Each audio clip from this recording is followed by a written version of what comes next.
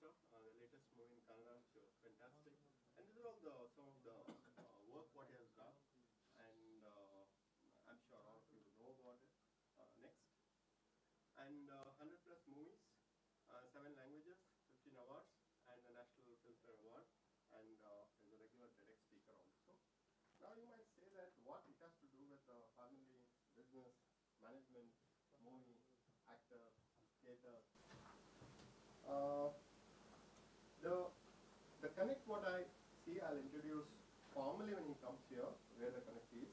But the connect for you people to understand is, we talk about business plan, we talk about 5-year business plan, we talk about ROCE, we talk about ROI, we talk about IRR, and in 1 month if the sale is 97%, we lose sleep and we take everybody's sleep also. A movie director goes to a producer, goes with a story. 1 year, 2 years, they keep changing the story.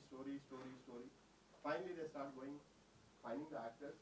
They put the entire team together, and the movie director will say that budget will be about 30-40 crore, but I'll try to reduce as much as possible. They end up making the producer to put 120 crore. This location not okay, that location not okay, this actor has to be brought in by a charter flight, this actor has to be brought in with his family, and cost will go like haywire. And finally, success rate in Indian film industry is 6%. 100 movies are taken, 6 will make money. 94 are losing money. When they lose money, they lose their house, they lose their cars, they lose their reputation. Everybody said that we told you, don't go with that, don't go with that, and you put all the money. They borrow the money at 3% per month. I've seen the producers borrowing the money at 5% a month, thinking that my 30 crore will become 300 crore, I can pay everyone, right? And they pay. Startup, 8% success rate, we feel that it is very, very bad.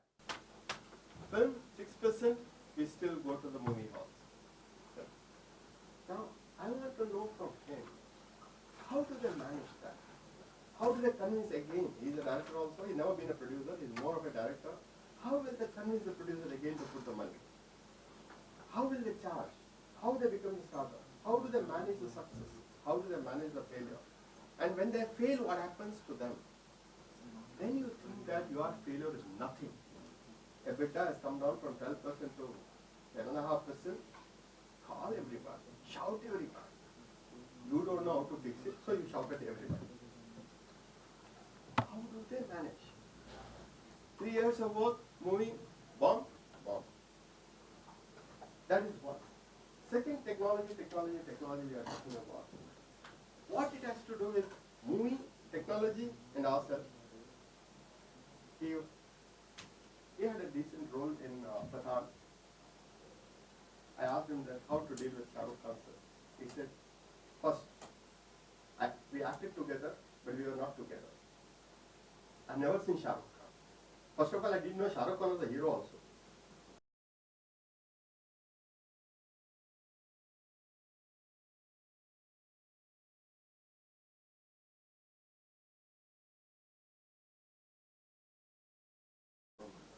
I got my money, I acted. When movie came, they told me that you should come for this. He said that then I had committed to one other.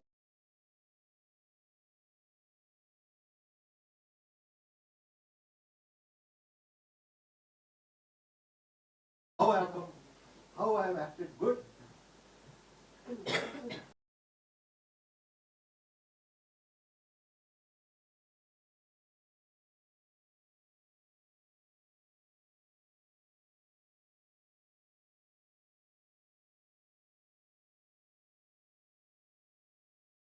And what technology now played is Shah Rukh Khan is acting in Mauritius, somebody is acting in Afghanistan, somebody is acting in Australia.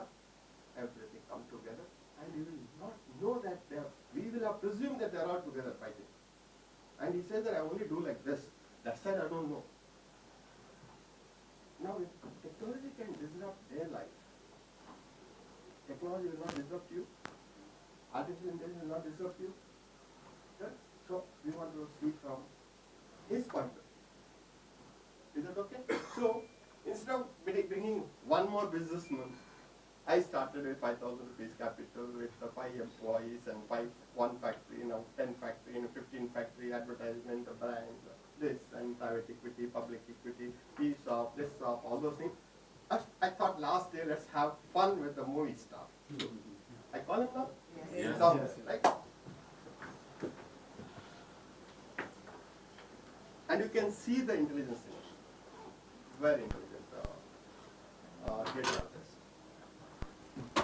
Very Shaju. Tell Shaju. What I told is tell you know. He's a big fan. Only for this program, to attend this, I told him that 3 days before he should come. If you want Prakash Dalwadi to be with him, you have to attend 3 days before. Because that's why we kept this as a desert. When he comes, yes. Not because he's late, because he really means it. Because they really mean it.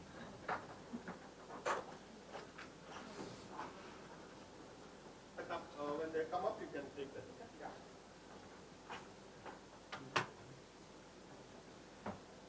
And he asked me, Ulas, what do you want me to wear? I said, why? No, because we have been used to that. Because everybody tells us what we should wear. All the directors will tell us what we should wear. So that is fine in his mind. Sir, Bani sir. Sir, either I'm center row, either I'm class row. Bani sir.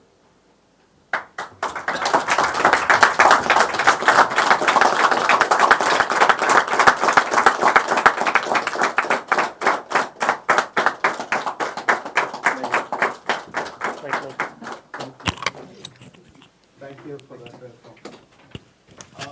I've already explained about what Prakash sir is all about, and I also told them that why you are here, and I also told them that we'll be talking about transforming lives, transforming technology, success, failure in the movie industry, life of stars, and life of would-be stars, past stars, all those things. And also trying to correlate your passion in the movie industry, how we can translate that passion into entrepreneurship, and the commitment what you have for your industry, how can we instill that kind of a commitment that will not give up, that kind of a commitment in their business what they're doing. And here we have about 20 people, and some of them are from 4th generation, 3rd generation, 2nd generation, few of them are 1st generation. And they have come here to learn from the experts from different lenses. So we have got best of the performers in business. We have got successful businessmen. We have got failed business people also, to say that why they have failed and what made them to fail and how they come up again. And in the first batch, I had a representative from Cafe Coffee Day also to say that what went wrong, how it went wrong, and what they could have fixed, and what drove him to take that extreme step. All those things we discuss so that they know that somewhere, some of the things we just talk to them every day about 4 hours, or always they are free all the time. We talk 2 hours in the morning, and 2 hours in the afternoon. The rest of the time they're all free. They can do what they want. They go for the walk, and sometimes they go to Mangalore in the evening, and they come back in the morning. So they understand all those things. But today the topic is, whatever you want to tell them, you tell them so.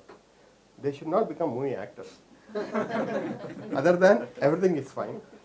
So all for you, sir. And for me, working with him, one project, on that day itself I decided that in my mind that in my next program, I had to bring into my program. When he started talking about science, he started talking about artificial intelligence, he started talking to me about what life can make the difference. And when he set up a beautiful program called Soul in JW Marriott, and which was a sold out program, and everybody are extremely happy to have that program. And that is the one day after Israel attack, and our partner country was Israel, and he managed beautifully. And Israeli speakers came despite the war there. They came, they attended our program, they discussed, including Israel problem they discussed, So that's where I felt that the go-getter attitude, what he has is, it's something which every businessman should understand. And at home, my wife and my daughter are movie buffs. For them, Friday matters. For me, Monday matters. For me, Monday is a review meeting. For them, Friday is a movie release. And they are one set of people. They want to see the movie before somebody writes the review about it. So first day, that day evening only, they'll go, both of them. And I generally don't go, but this time when my daughter came, she got me one pink shirt, and I sat in the Barbie movie. I don't know what that movie, even today also. I sat there also, because I couldn't say no to my daughter. And she bought that pink shirt. And in the hall, everybody has pink. Finally, I said, what is this movie? When the movie will start? Movie is over. The movie when it will start. That's it. Yeah. Sir, Thank you, sir. thanks for coming. And over to you, sir. See, it's now 10:44, and I'll speak 9:44, and I'll speak till 10:14, and then we'll open it for questions if you have any. If I can sustain your interest beyond that time itself, it's a great thing. See, I'll start by. I've made a decision to not have structured speech, because there was a thing called absurd theatre in Europe after Second World War. What really upset them was that they were the acme of civilization at the time. If you look at the end of First World War, in those 5 years or 6 years, 12 million Europeans died fighting each other. Actually, with not very sophisticated weapons, they could see each other's eyes and kill. Strangers could kill each other for practically no reason. If you go back and see why that war happened, it's just like, it was just crazy, that's all it was. So in 1919 that finished. 1939 they went to war again. By then they had the best civilizations, they had conquered the world. They had so much money, they had looted from everywhere in the world, from South America, from the Incas, from the Mayans, from India, from China. But they went to war again. They had music, they had Bach and Beethoven, they had Nietzsche, they had everybody. And then they went to war. And 60 million people, 48 million people died, in that war. And another 20 to 30 million more later died because of the war. So they created a theatre called, a style of play called absurd theatre, Waiting for Godot and all those things. Like, talk doesn't make any sense. You can talk as much as you want, it doesn't make any sense. So I feel like with so much explosion of media, I saw a television set, not TV, television set for the first time when I was 21 years old in Bangalore, in the capital city of Karnataka. Till then, we used to watch 5 hours of moving images in a year, once during summer holidays and once during Dasara holidays. You probably see 12 hours of it before lunchtime, moving images. You live in a different world. And I feel talk, because you get so much of it all the time from everywhere, there's nothing to carry home. So I will say what occurs to me now is the most important thing. After that conversation with you. See, time is running out. This is the greatest anxiety. It's not failure of business, it's the greatest anxiety. It's that time is running out. If you could live for 10,000 years, and if your business failed, you could spend the next 20 years, like building the business again. You wouldn't get depressed. So it's okay, it didn't happen, There's another day.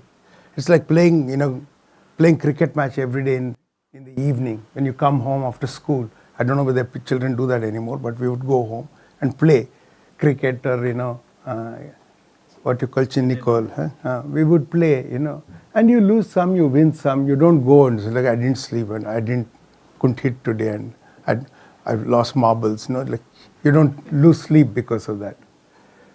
Because there's time to play. Another day is there, the day after is there.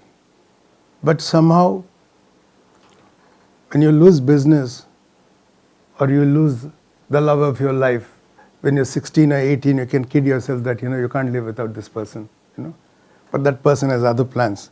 Or parents have other plans for that person, whatever it takes. And you feel hurt and you feel destroyed because you feel this moment won't come again. In a few years, I'll be a few years older. I'm young now, I'll be a little less young. I worked for 5 years, I should have got a promotion by now. I worked for 12 years, I should have built a home by now. I should have bought a flat by now. I worked for 3 years, I should have had a car by now. Because time is always running out on you. One of the reasons why we build so much tension in narrative work, not like a novel, you can pick it up. I'll read 30 pages, stop, read 30 pages again. I've got exams now, I won't read. Or I've got season, I can't work now. You take time. After 3 months, you pick it up and read. Now, the work that we do on stage or in film is not like that. On stage, even worse. All the people come into the hall to watch, the prekshakas, and we'll come into the hall to perform. Same time, same place. It's a sacred thing. We act or we perform, and the experience is created with you. We don't have the experience because we've done it, we've rehearsed and on, we know what this is, okay? But you get the experience. And then at the end of the show, we dissolve the show. If I'm playing, Abraham Lincoln, at the end I'll come and say, hi, I'm not Abraham Lincoln. You know it also, but you suspend disbelief for the time of the performance. That's what we do. And we create that story and that tension because time is running out for the principal character. Why will the heroic character jump across buildings? There is great risk. Swim across a river, infested with crocodiles. Why will that person do it? You do it because you got purpose. And you want to achieve that purpose. And that purpose can be achieved only in this limited time. If there is time forever, there would be no love. In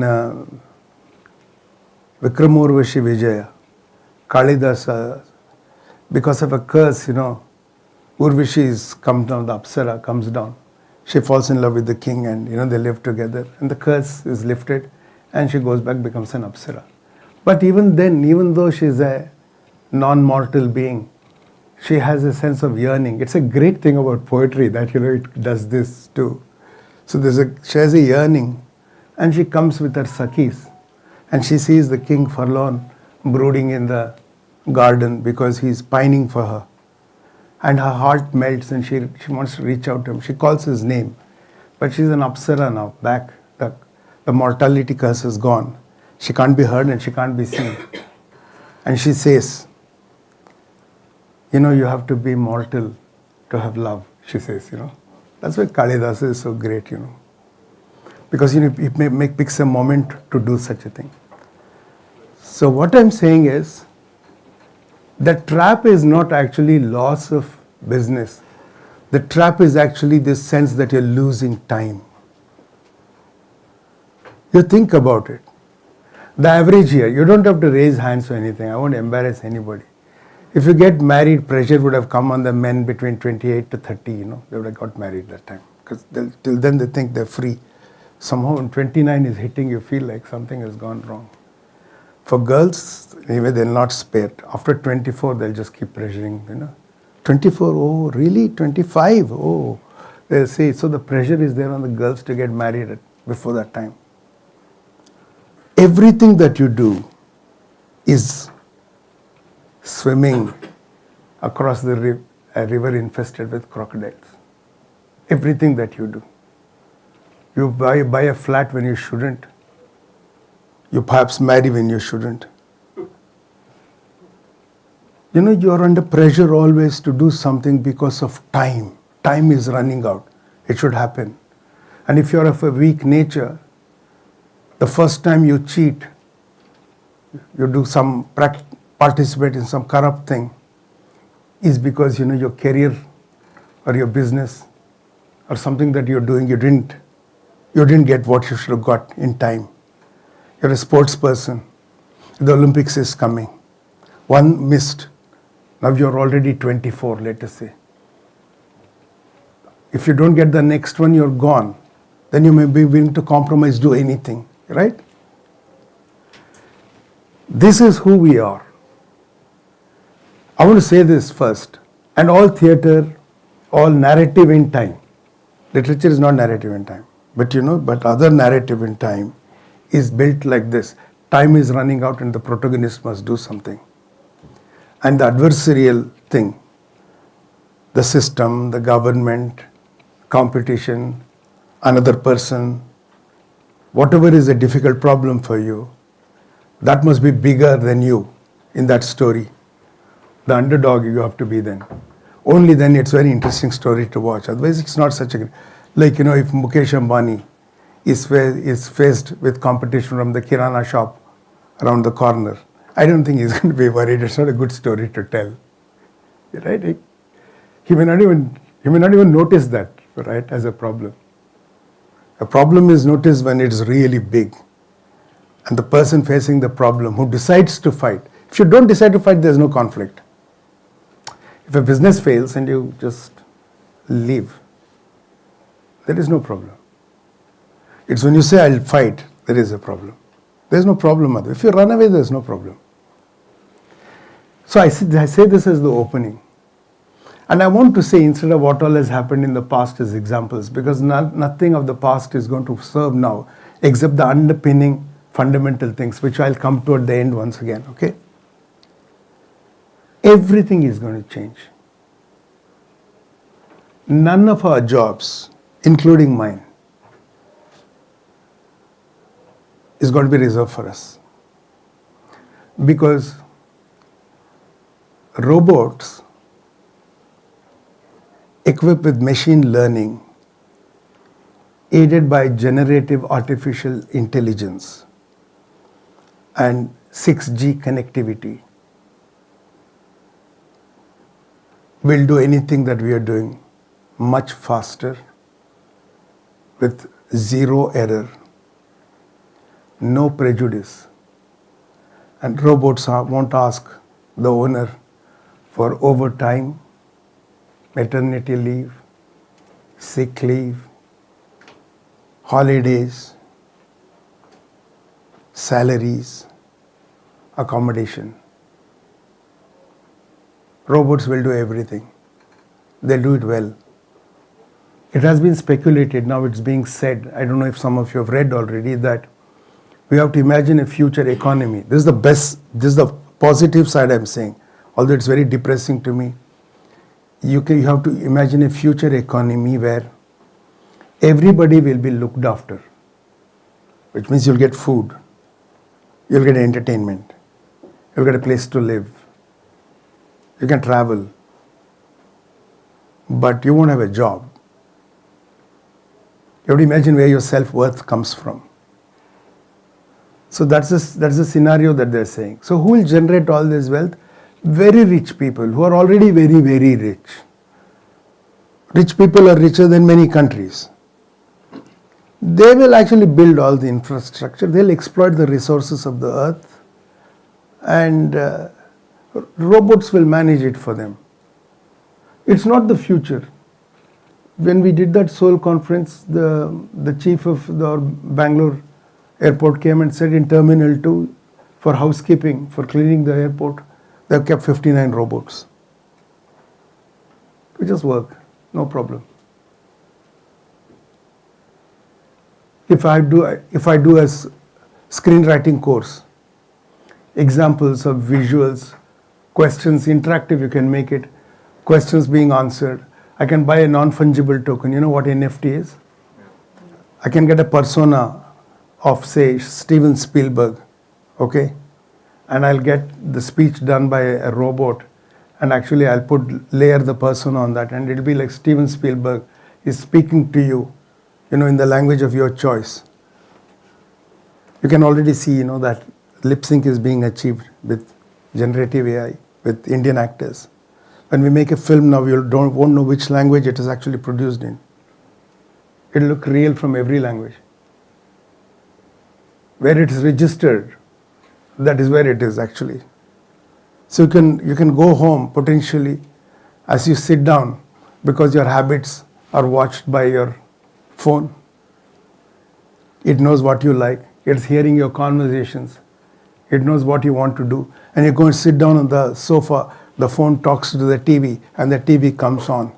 And over many iterations, it realizes who your favorite actors. So you can watch a movie of your choice with the actors of your choice. It need not be what actors it's been shot with, because those actors won't be there. So when you subscribe to the movie, you subscribe to an NFT of that person. I want to watch with Jayaprada and Clint Eastwood. You can specify Clint Eastwood of this age as he looked in this movie, and it'll do. It's just a real-time rendering. That's all it requires. So losing business or losing, not doing so well with a film or a play will no longer be a future concern. The only thing that you have that can beat the robot is feelings. You can feel depressed. You can have aspiration and ambition. You want to do other things. You want to read a book. You will cry if something happens to me. That's all that informs you differently from that. And we have to be proud to be humans now. In the meantime, like I'm past 60, maybe I have to worry less. You're all young people. Maybe you have to worry a little bit more than you're worrying now. For 10 months they've been agitating writers in Hollywood. They've been striking because they don't want the title to be written to AI. They're saying, we will use AI, you have to give it to me. I'm the writer. Nobody cares. Robots have no human rights. They have no gender. You can't insult them. You can insult them, nothing will happen. They're built to tolerate. So the thing is, the paradigm shift is this. We worried about slaves, now worry about owners. It dehumanizes us if we keep robots. We can behave as we like. You're allowed to be cruel. The more you exploit from a machine, the greater your business is. See? Oh, I don't have downtime at all, that busy I am. You're doing well. The machine can suffer. It's a machine. So what do we do? See, I have this idea of how we can live in the future. I won't dwell on technology too much, because just trust me, change comes very quickly. Personal 3 examples I'll give on change. I've been a journalist for many years. Ramvilas Paswan was a telecom minister during the Vajpayee government. 1998, I think. 100 years of telegraphy in India. Because we still work under that old act. We don't change laws easily. Actually, technology has made nonsense of every law in the book, But he said India has got, I think he said 28 lakh telephone connections. Celebrating India's telephony, 28 lakh connections. I think in August 2004, every month we were adding that many numbers, every month. In just 6 years, that change was that big. What we had accumulated over 100 years was being added every month after that. See, we got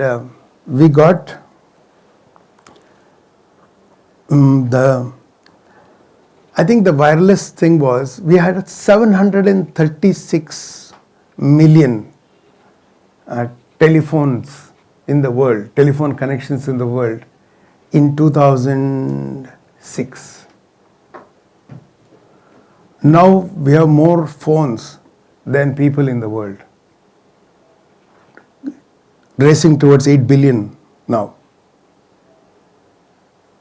One more one I'll tell you. I was the deputy artistic director. I don't know whether artistic they put or not. Deputy director for the International Film Festival in Bangalore in 2011. We had to struggle to find screens to show 4 films which were done with digital video. We couldn't get screens. We had to find a hall, rent it, put screens, install projectors and show the films in the film festival.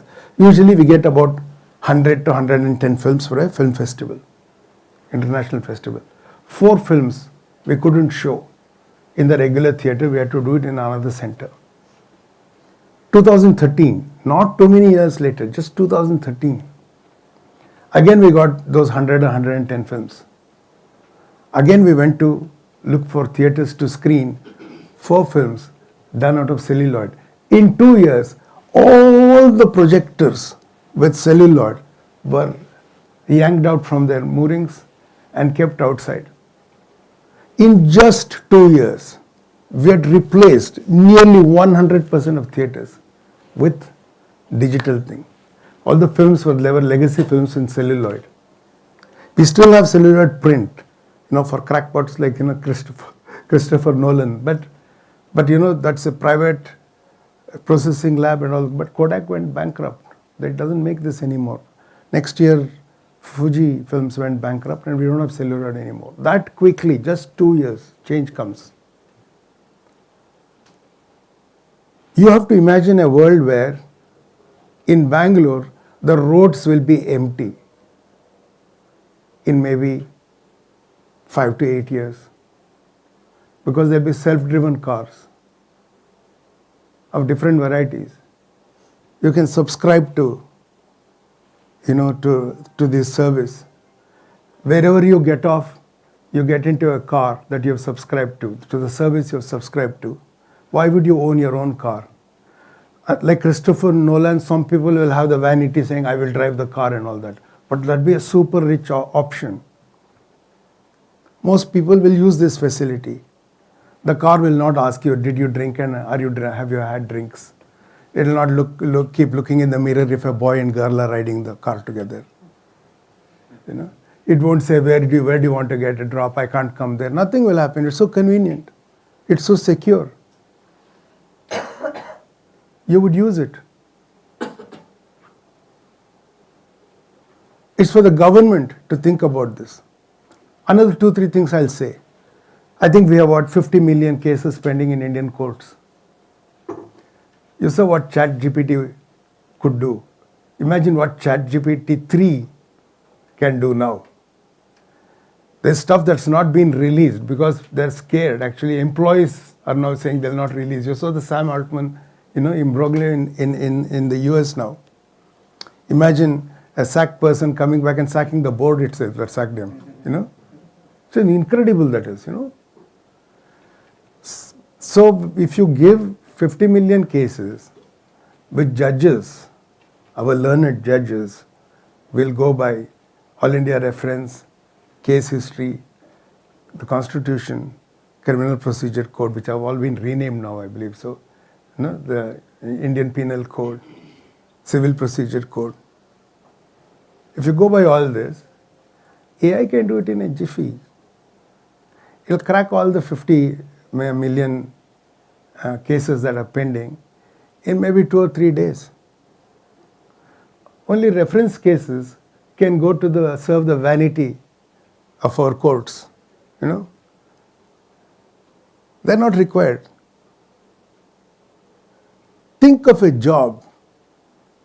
I know doctors kept saying, that human touch you cannot remove. But I'm asking, where was the human touch? It seemed to have disappeared for some time, right?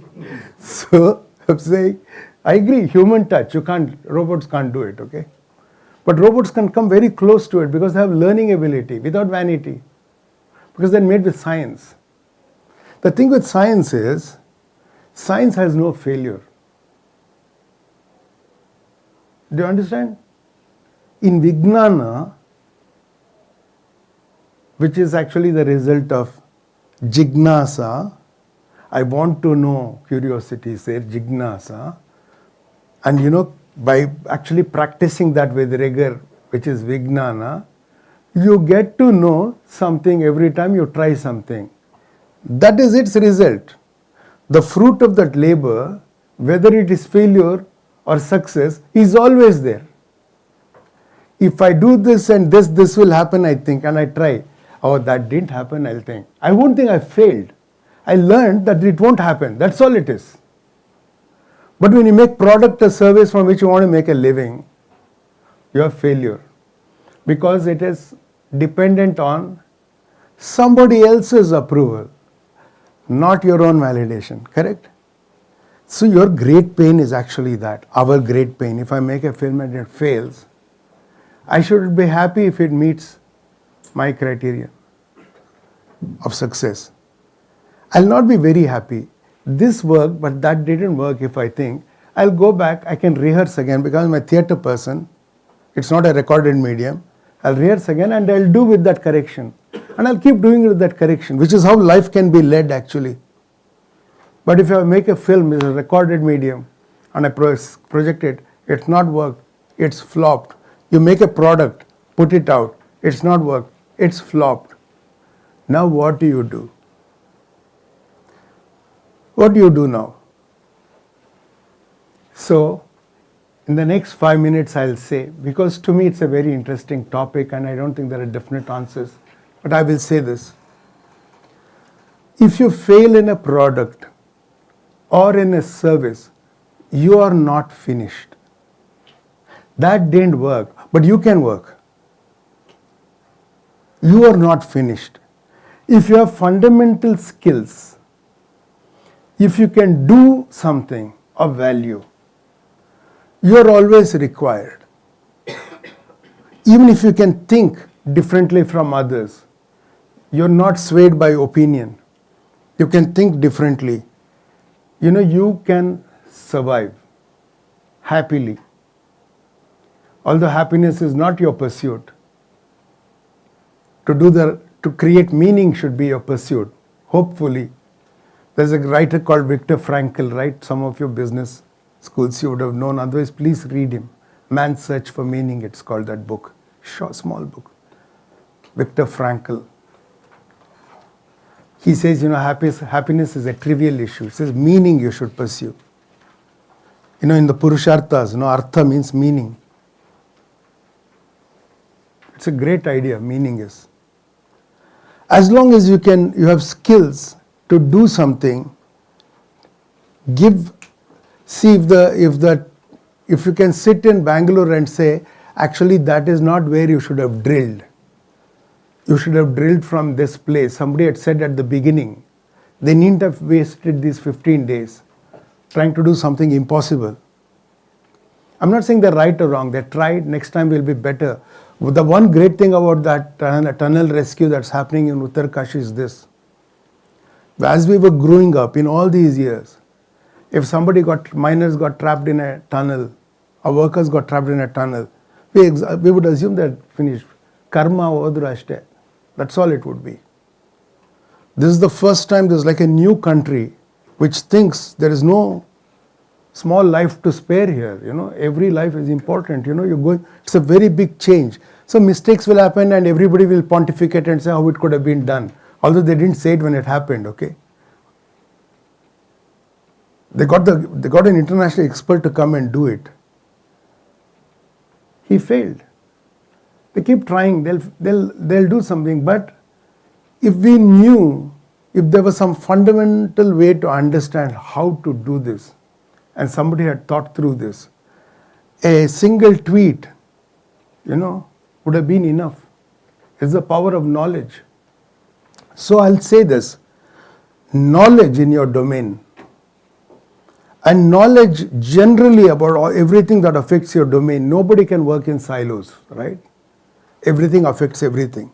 Knowledge in your domain and everything around you is really important. I don't think any one of you has gone to a post office in the last 10 years. Has anybody gone? So what did you replace it with? See, that is the problem, you know. When you don't replace it with something that could do what it was doing, you've just given up on that and taken the new thing. But did it serve a fundamental interest? See, you have to write a letter to somebody. Why do you write a letter to somebody? To ask how are you, maybe, even. Okay? So when you stop doing that and you rely on social media to do, that letter has become so short, saying, you know, hi and smiley in return is communication. Actually, the post office has become a loss. The new tech has become a problem. It has diminished you, which is what robots, AI and all is going to do. It's going to diminish you. How will you have self-esteem? How will we have self-esteem? We'll be worthless. The machine is better. You know, 2 weeks ago some big company appointed a robot as CEO. You saw? Yeah. It's going to be the trend. If I have a grandchild, why would I send that child, you know, through 2 hours of traffic somewhere to school? I'll make an entire wall of one room, I know, a two-way screen.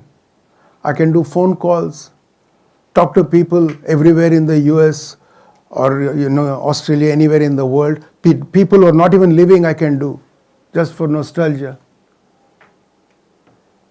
I can, you know, use, you know, images of people close to me who are not with me on earth now. I can create, you know, persona and talk to them. It may be therapeutic. You can have children. I was telling Shaju's sir, you know, with his, when the women's wing of FICCI, they said, you know, how is technology relevant to us? Somebody asked me. I said, in your house, instead of the maid, if there is a robot which looks after your child, you know, does homework, will be better than you in arithmetic, in physics, in botany, in international, what you call general knowledge. Much better than you.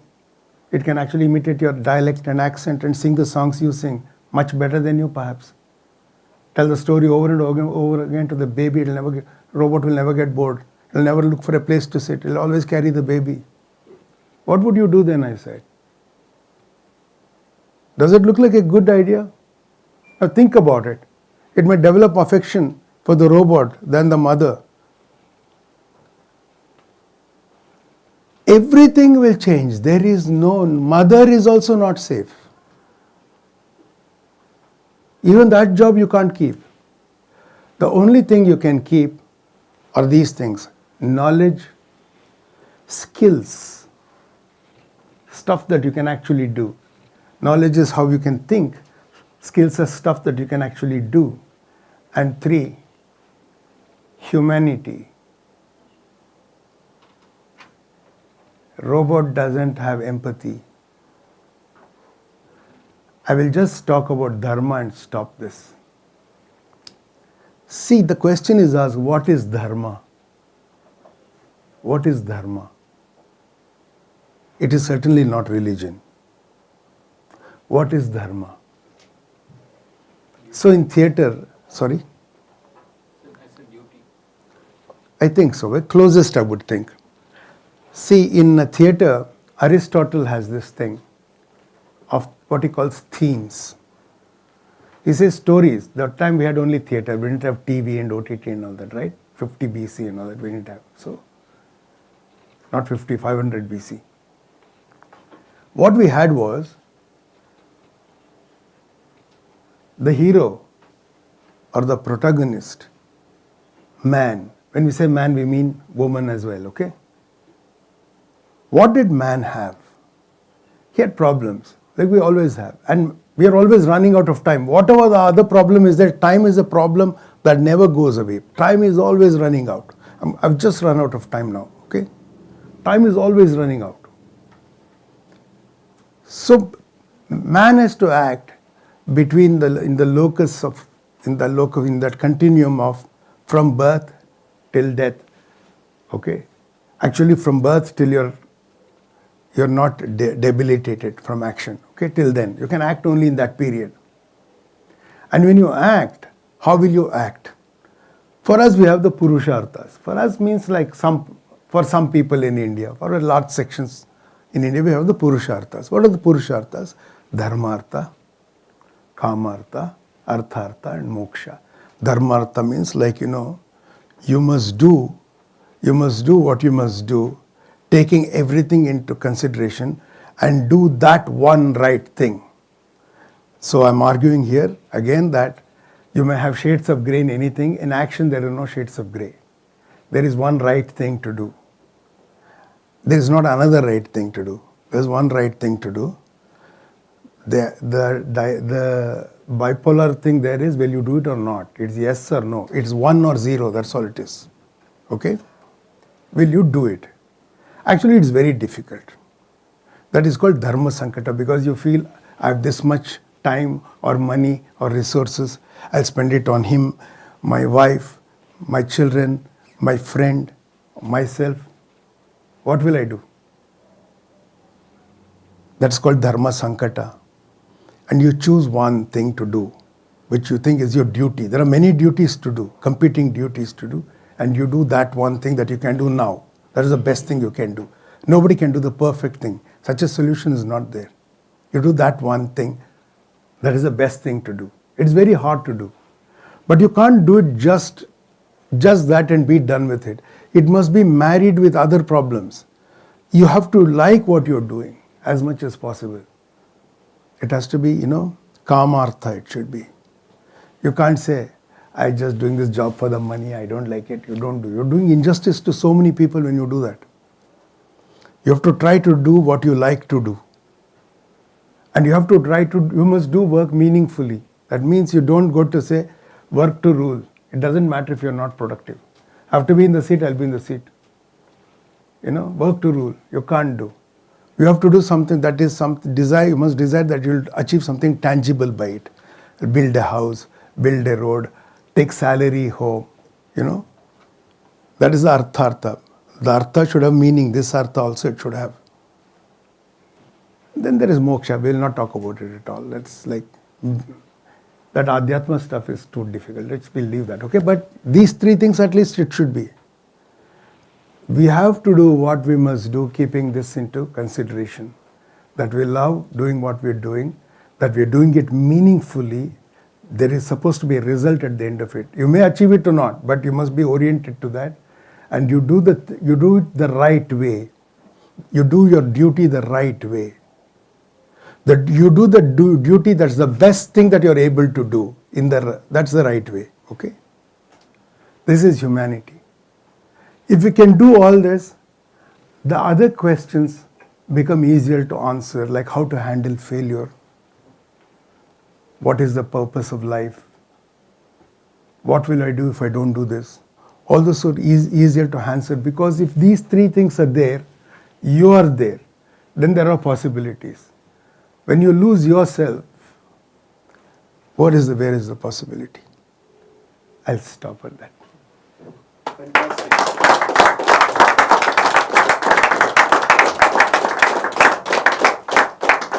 We can go on and on and on. I think he has touched absolutely what is required for a businessman. And if you can see what can happen to theatre, what can happen to movie, what can happen to movie stars and stardoms and things like that. And we can't be isolated from that when it comes to the technology. So do not ignore technology saying that nothing will happen to my business. Something is happening which you may not be aware, so you should be very careful about it. Second, the passion, what he brings in, and the knowledge what he brings in. It has nothing to do with his acting caliber. It's the sheer knowledge of reading and understanding. He can go on, but you can see the depth in which he goes, and he generally sleeps not more than 4-5 hours, but reads. And he did one experiment recently in Bangalore, which I need to tell you. The Parva is the play, 8 hours, 4 intervals. 8 hours, 4 intervals, and in Chaudhaya Hall for 4 days. And it's on a weekday. You can imagine the courage what he must be having. And he was the Bhishma there in the Parva, and it starts from, entire Mahabharata was covered in 8.5 hours. And my wife was very particular to go because she had read that S.L. Bhairappa's novel, most claimed very good novel, but it was in Kannada, but the acting was in English. So Krishna speaks in English, Bhishma speaks in English. And she just wanted to see the experiment that how will you feel that when Bhishma comes and talks, and he was the Bhishma in English, or people start talking, Arjuna talks in English. And he said that, can you sit for 8 hours? For you to sit in 2 hours in a theater, we find difficult, but I want to go. I said, no, I'll go because I want to see. We sat there for 8 hours, 8.5 hours, 4 breaks. Hall was full. But one thing I could see in that hall, sir, the people are sitting there absolutely accepting me. The rest of the people are real intellectuals. You can see who is of Bangalore on that day there. They were all best of the best. I would say cream, they were there. And tickets were some 2,500 rupees packed. And the most importantly, S.L. Bhairappa, who was 84, 85, sir? 94. 94, he was in the first row, entire 8.5 hours. So person who has written, who has got that Academy Award, he is watching his play and in English. And that is, it is produced and it's directed and acted by R. Prakash Belwadi sir. And that day I realized that this is a different world. And if that kind of a commitment is there, 5% of that for us in our business, what unicorn? We can do anything you want in life. Imagine that I can only talk about the 8.5 hours. Okay, it's already over. There's nothing is there now. Chaudhaya Hall is something else is running now. Actors are doing something else. Actors are all must be working in IT companies. They came together. They played together for 8 hours and all over. In our case, land, building, machinery, people, products, surveys, billing, GST, invoice, input credit, everything is there still. We can still continue. We can do the audit also. Right? In this case, we can only talk about it. But how much time they must have spent in doing the rehearsal? Can you imagine? And in one show, in that, if something goes wrong, it's all over, right? And that experiment to do 8 hours and 8.5 hours in Bangalore with 4 intervals, you should be really courageous. And he did that.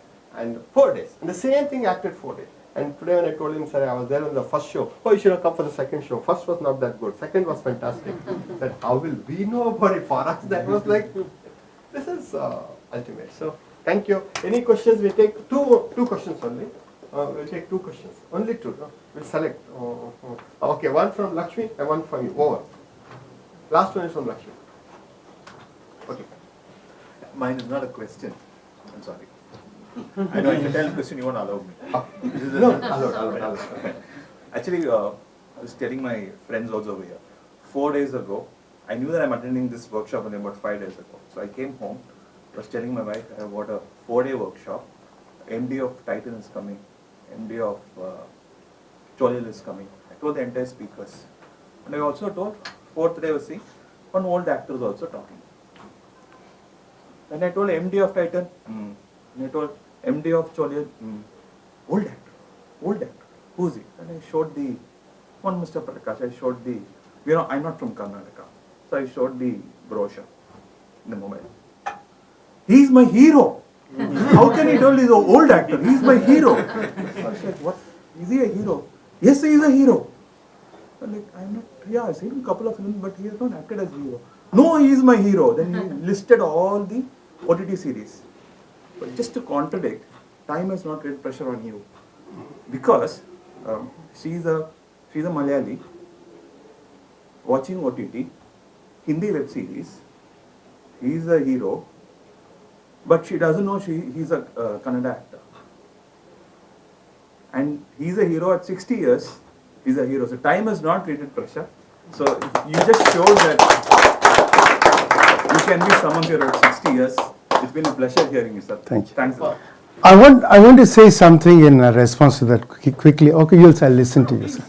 No, the thing is, I was talking to, Lakshmi sir before we came here. ISKCON has this thing called Krishna consciousness. I've had a discussion with Shaju also on this, I don't know what they mean by that. But I'll tell you, Krishna is the most fascinating, fictional or non-fictional, whatever your imagination character in the narratives of the world. I don't think there's a parallel of such complexity. Everything he does is by self-validation. He never becomes the king. He does the Rajasuya for them. He gets the biggest portion of the kingdom for the Kuru dynasty. But he doesn't take any share of it. He's actually no interest. See, there is no way of giving him any validation. He's not going to be certified with praise or with money or anything. He doesn't care at all. He just does what he thinks is right. And he doesn't do it all the time. He steps in only when he has to. To serve others, if you want to serve others, give them what they want. But if you want to change the world, you must have Krishna consciousness. I'll make it very brief, sir. Again, absolutely fascinating. Wish we could have you for a much longer time. All the speakers have been telling us about forming a team and surrounding yourself with capable people who will challenge us, etc., etc. Yours is a profession where every project or every creation that you do has a different team. So, how do you work in an environment where it's so fluid? In our business, everybody says carry the same people with you, loyalties, capability, etc. In your case, every creation has a new set of collaborators. And secondly, that whole thing of 8.5 hours must have before it got expressed. How do you get them to share that? See, when we did it in Kannada, I did 57 shows we did of that, okay. So by the time we came for this, I already had it. But the question still remains, how did you do that first time? See, there are two things I'll tell you that actually bother me about the word team. You have this notion of people on the bench. It worries me a bit, because you think that, like you can create redundancy and all that.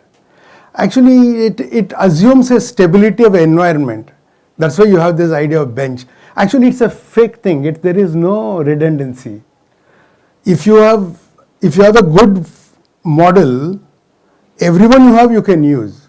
It's just that everyone cannot be used because everyone will not have the same quality or level of skills. If you are running a successful dosa camp and there's a queue of 500 people, you should have more dosa counters, but there are not many people who can make those dosas of that quality. That's the problem. Why I say this is, if you have a team, you start by not forming the team, you start by having what you want to do. Okay, there should first be a darshana, there should be a object to achieve. If that is there, you had this old thing of management by objectives kind of thing. You must have that clear in your head. If that is clear, you say who all are required to do that thing. And the team should be such. In a play, there's a boy who opens the curtain. Okay, that's all his job is. Most times you don't even use the curtain. Otherwise, he'll draw the curtain. If he doesn't draw it at the right time, the play flops. There should be no redundant job there. Everybody there must do what they must do. So everybody is important. I think Peter O'Toole said, there are no small roles, there are only small actors, he said, Every job should be important and vital for that to happen. If that is the team, then the product may fail, the team doesn't fail, they can create another product. But if you feel like that guy didn't do anything, or he didn't do what he should have done, then the team cannot stay, it breaks up. It's difficult to achieve this, like music bands, when they become extremely successful, they lose the reason to be together. because they become so validated, they don't need to be together, they feel. Actually, it's a mistake. That's the same thing will happen with AI, sir, now. Because what will happen is you feel like you'll be the first person to be removed by the machine, will create एक आपस में लड़ने के लिए एक मौका है. That's how it will become. I feel that is why the team should be formed with the objective in mind, and everybody in the team is equally important, you should feel. Whether they do more work or less work, each bit they do is necessary. Every bolt needs to be there for the machine to work. That's all it should be.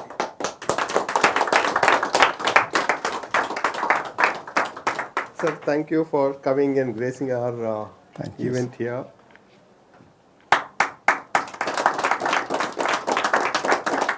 And one photo with the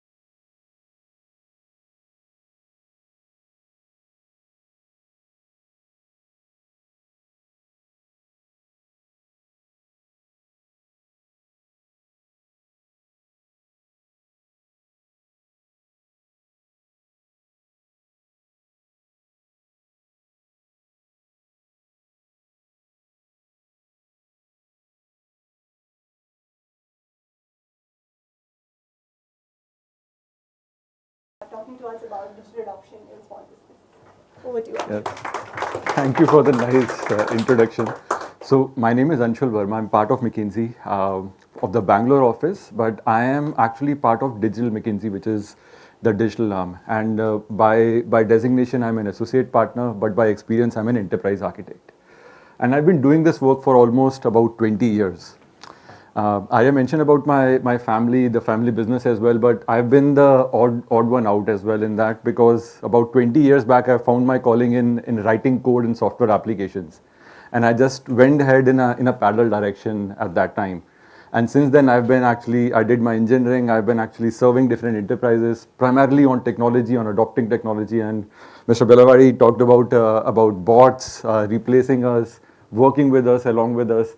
I'm someone who works on the ground with different enterprises to make sure that they are able to adopt technology, whether it is just to digitize a process, use WhatsApp for communication, or to do an end-to-end automation. I actually do it for my clients, and I've been fortunate enough to actually also do it for my family. The business that Arya was talking about is more in the hospitality sector. My father and my brother actually operates a restaurant, a couple of restaurants, couple of hotels as well. My maternal uncle actually is a trader for gemstones, and I've been privy to some of the issues that they've had. I've been able to help them to a certain extent as well. And over the next 30 minutes, I believe the time I've been allocated, I believe I'll be able to share some experience, some expertise as well. And if by the end of 30 minutes, if I'm able to leave with some bit of inspiration, some ideas as well on digital adoption, I think my 30 minutes would be fruitful then. I'll just quickly dive in, and with a more robotic approach than what Mr. Belawadi took, I'll have a presentation. This is to anchor, but primarily let's make it a conversation as well. Please stop me in between if I actually talk about some jargons, if I actually don't make sense.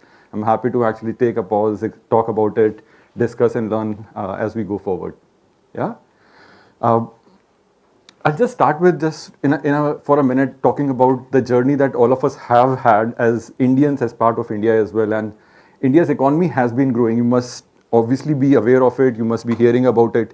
But within our economy itself, while the economy has been increasing rapidly, and the definition of rapidly is 50%, but the digital adoption from 2016 to 2018 has been 2.5x, at least in that direction. And this is in terms of adoption of adoption of mobile phones, usage of internet, number of transactions that we have been doing digitally, and all of that has been because of either some disruptions like demonetization, GST came in, COVID came in, or because of different interventions that the government has been bringing in. And I'll talk about some of those interventions as well. The idea is that while there is growth from an India story perspective, digital adoption has been growing at a very, very strong pace. Within that story itself, when we talk about our MSME sector, there are so many MSMEs as of today. They are the backbone. All of us know that from exporting to actually contributing to GDP, they are the majority stakeholders. In terms of the adoption story itself, this is where the MSMEs and especially the micro segments that we have in our India actually lags behind. They actually lag behind. My intention to actually talk about this story is that with India, we also need to grow. And until unless this sector of MSMEs actually grow along with India and the digital adoption that we've looked at, which is 2.5% right now, if the MSMEs actually adopt digital, they would be able to adopt much faster. And this 2.5% or 2.5x pace that I'm talking about could have been 5, could have been 7. But it's not too late. We are doing it right now. There have been initiatives. And I'll be talking about those initiatives as well for us to be inspired to talk about and to learn from. When we talk about digital itself, there are several advantages for us to be, there are several advantages for us to adopt digital. And the definition of digital is different for almost everyone. We just heard about one perspective as well. And if you talk to any CEO, that CEO will talk about that it is a cultural shift. It is a shift in people's mindset. It is a shift in values as well. If you talk to a technologist, a technologist would say that digital is application of big data, of advanced analytics, of digital marketing.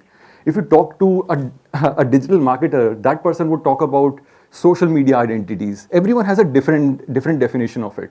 But as a whole together, it is a combination of people, process, and technology. It cannot be done individually. It's not just picking up tools and using in our business. It is about being able to use that tool for the right purpose responsibly. And that is what all the different technologies I'll be talking about actually is focused upon as well. What you see on the screen are some of these different opportunities. It's not exhaustive, but then again, adopting digital, adopting technologies, adopting practices, as well as making sure that our people are digitally literate, they are masters of digital technologies that are enabling their businesses, allows them to actually scale very, very rapidly, allows them to penetrate new markets as well. All of us want to scale, all of us want to increase our turnover, all of us want to ensure that the customer experience is as good as possible, is much more than my competitor as well. And to make sure that we are able to do it, digital actually allows you to do it. The way it happens, or the way it allows for us to do, is that there are several avenues for us. There are platforms available that either the government or the private players have actually made available to us. The government, as an example, has opened up an ecosystem for us. ONDC is one example. I'll talk about it, which is part of the digital public infrastructure. But then again, there are private players as well, whether it is IndiaMart, Flipkart, Amazon. Those are available as platforms for us to actually get onboarded and quickly go online. Being online is again another definition of being digital as well, moving from physical world to the online or the digital world itself. Automating processes, having everything in a khata book, which is a register, copy and pen, to actually moving everything in an Excel sheet is also an example of a simple digital process. But all of those are different digital processes. Talking about just more benefits as well to pick up digital or digitization or adopting digital as a strategic advantage would be to ensure that whatever my cash flows are, those are streamlined. All of us actually would be in this position that whether if we've taken a loan, even from friends and family as well, there is a repayment cycle. Usually it's 30 days.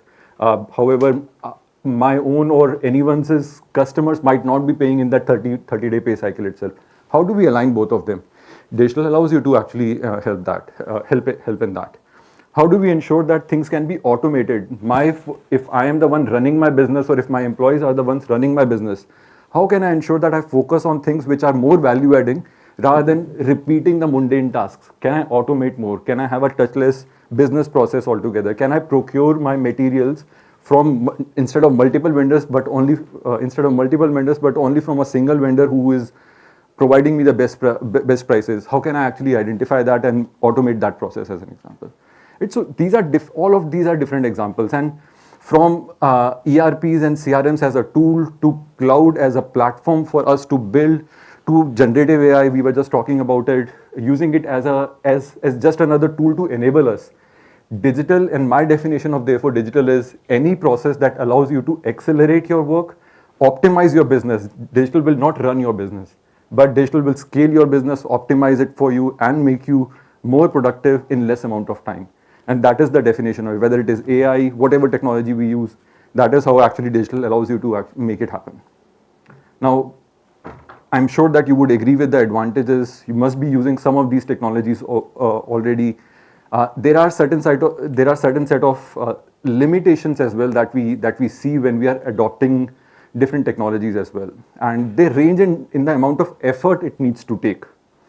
I'll start from the topmost, which usually is more about being aware of what technologies are available, being aware of that there is some that I even need to digitize my processes, because a lot of times either I don't have the knowledge or the skill, or I don't have the conviction that anything new that I'm bringing in will actually help me, which is where the awareness of different solutions come up, and it is more prevalent for our micro segments, less for the small and the medium segments, but it is a common trait altogether, and it is both because there are a number of solutions available. There are more business priorities instead of focusing on digital education or literacy itself, or the solution itself or the solution space itself is too complicated for us to make a right choice.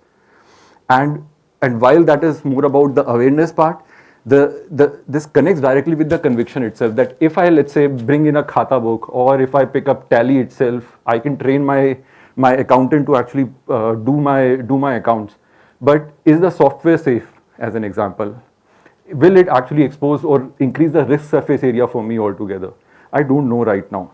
And therefore, there needs to be this conviction that needs to come out, that if I'm bringing in a solution, that digital solution or the process that I'm digitizing right now will actually enable me more, and therefore there are protocols to be put in. And all of that needs to come from the fact that I want to optimize and scale up my business, and therefore when I'm scaling my business, are there certain practices that I can follow to responsibly improve my business using digital solutions? And that part on responsibility has two components.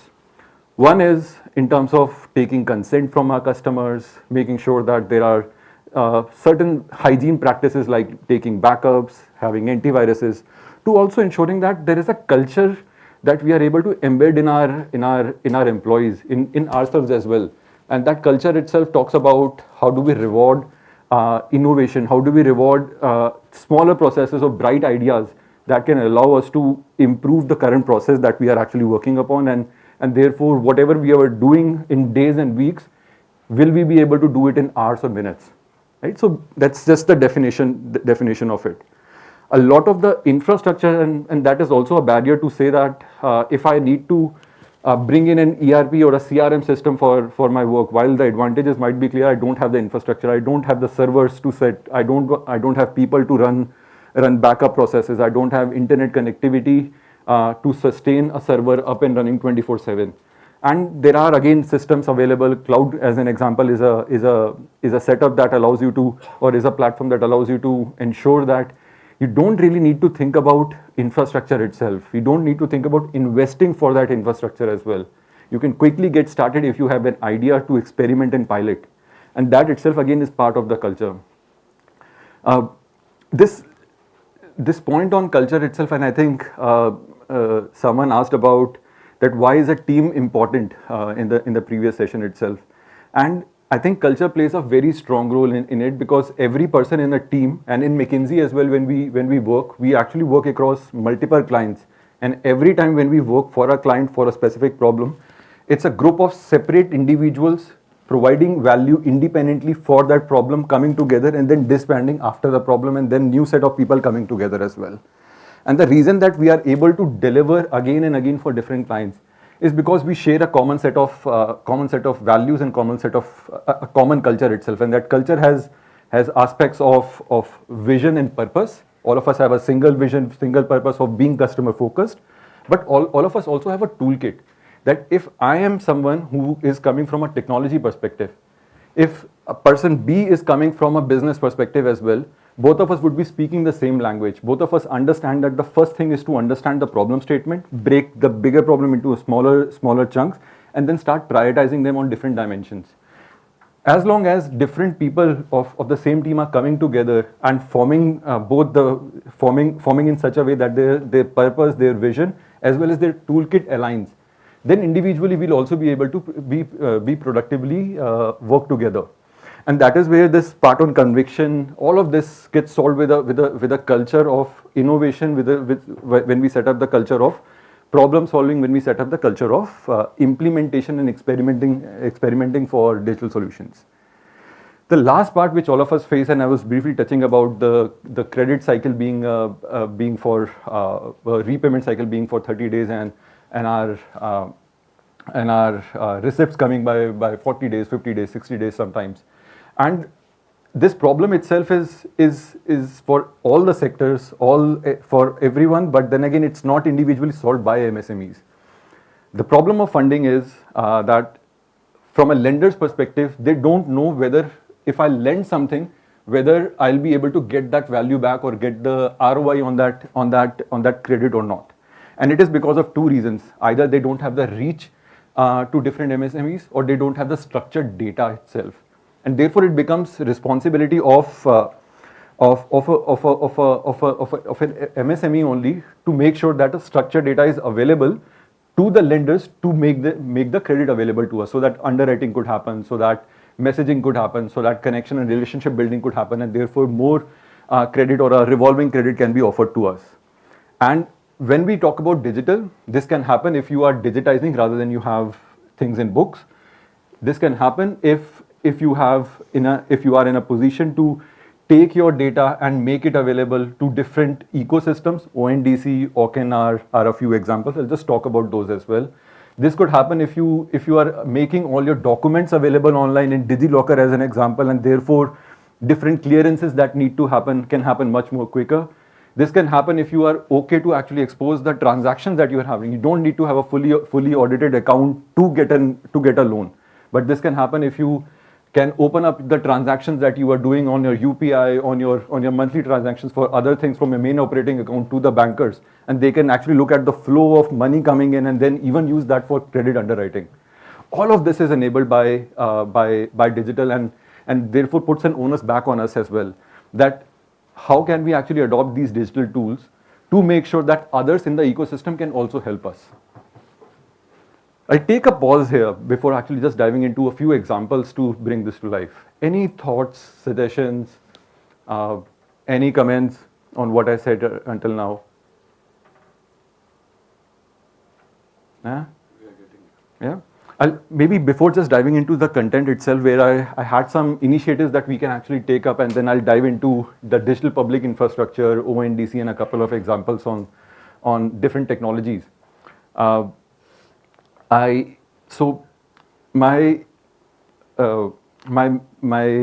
maternal uncle, who is in Kota, Rajasthan, about 20 years back, they had a chakki, aate ki chakki. And it was a single chakki only that they used to run, they used to actually manage. Over time, they had 5 chakkis then as well, and therefore, a single individual was not able to manage.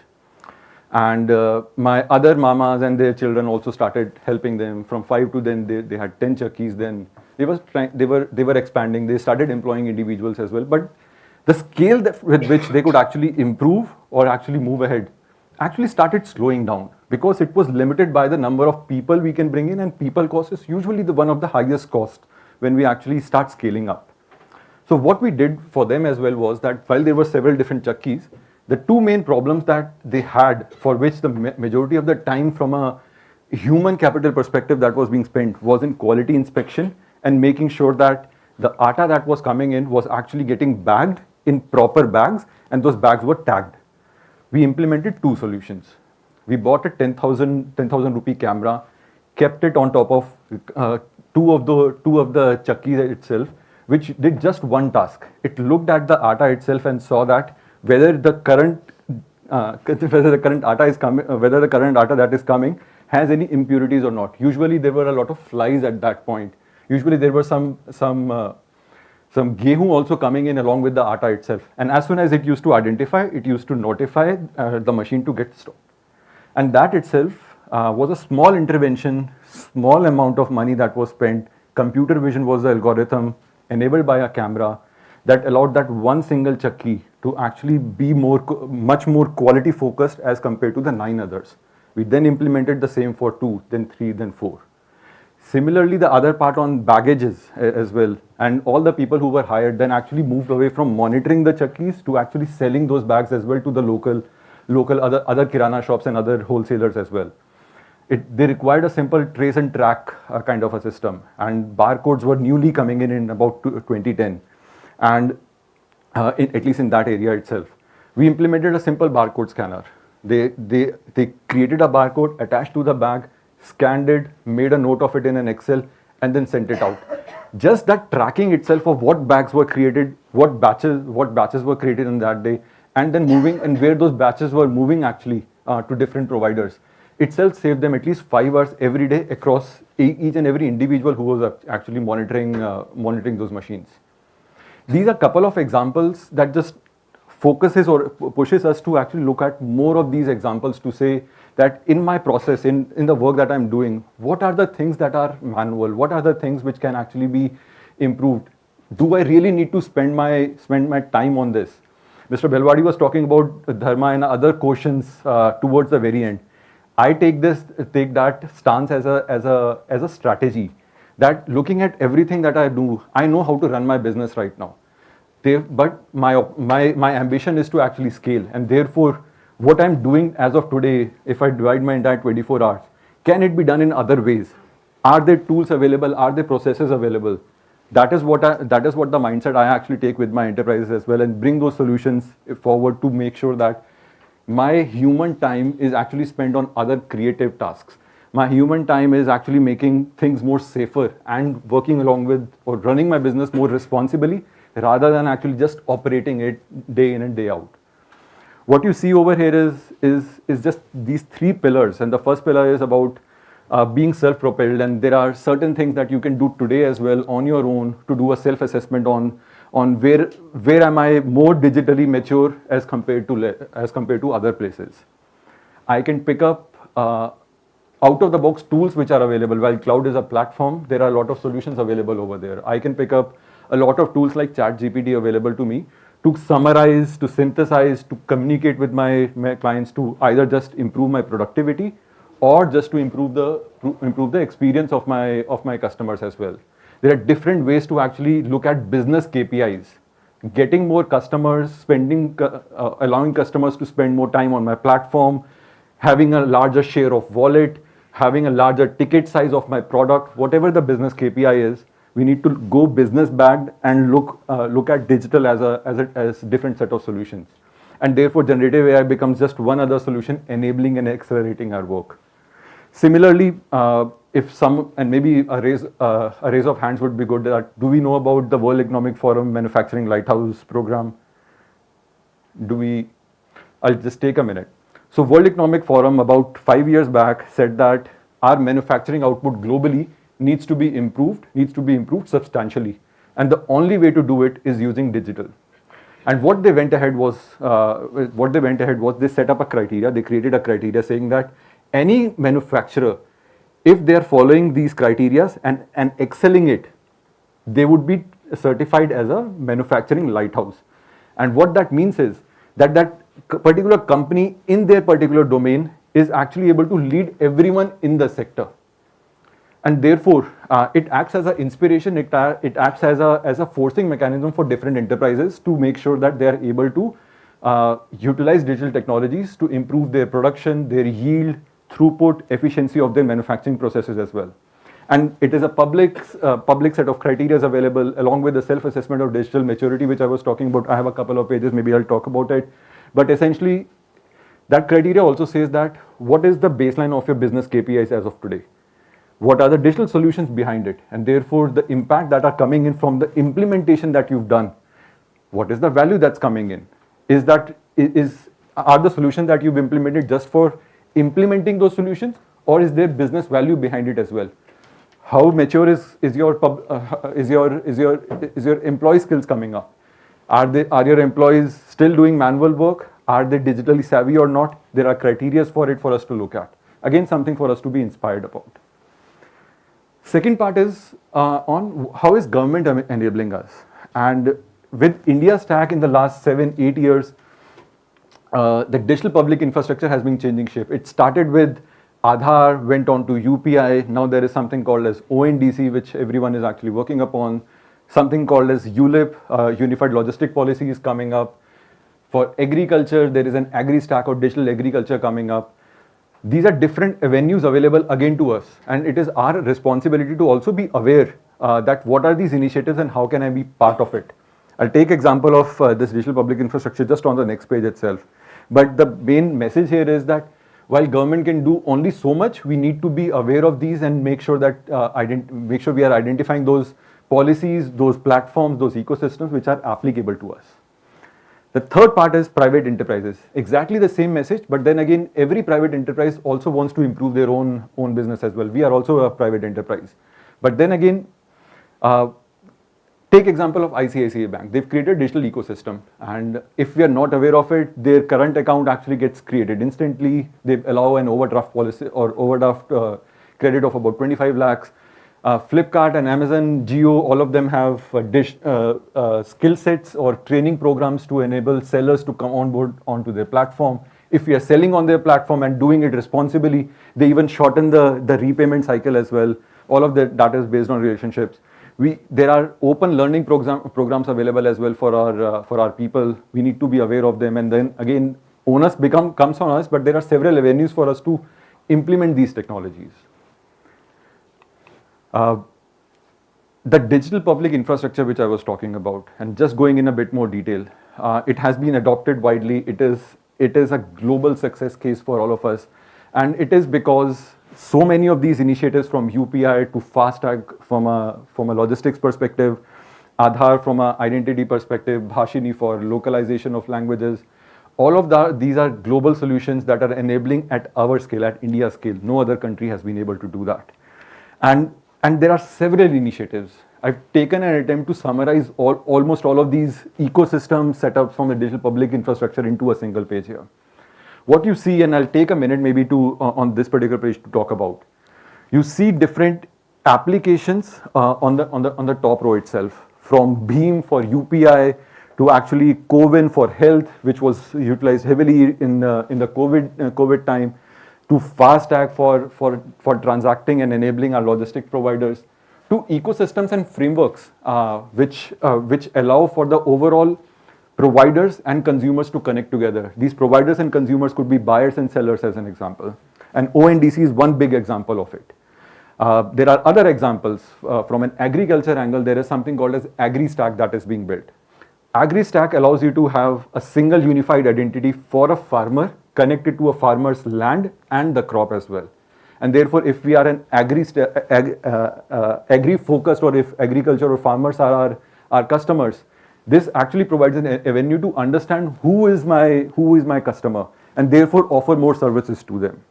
Similarly, whether it is ULIP from a logistics perspective, we get a single pane of glass to understand what are the different approvals required, what are the different data points required. If I'm going cross country from Kashmir to Kanyakumari, earlier, before this ULIP policy itself, there were over 30 systems from 7 ministries that had to actually coordinate together, and for logistic providers, for truck drivers, or for fleet owners, it used to be a problem that how do I actually just make sure all the documents are ready and make sure that from point A to point B I can actually go in the cheapest manner possible.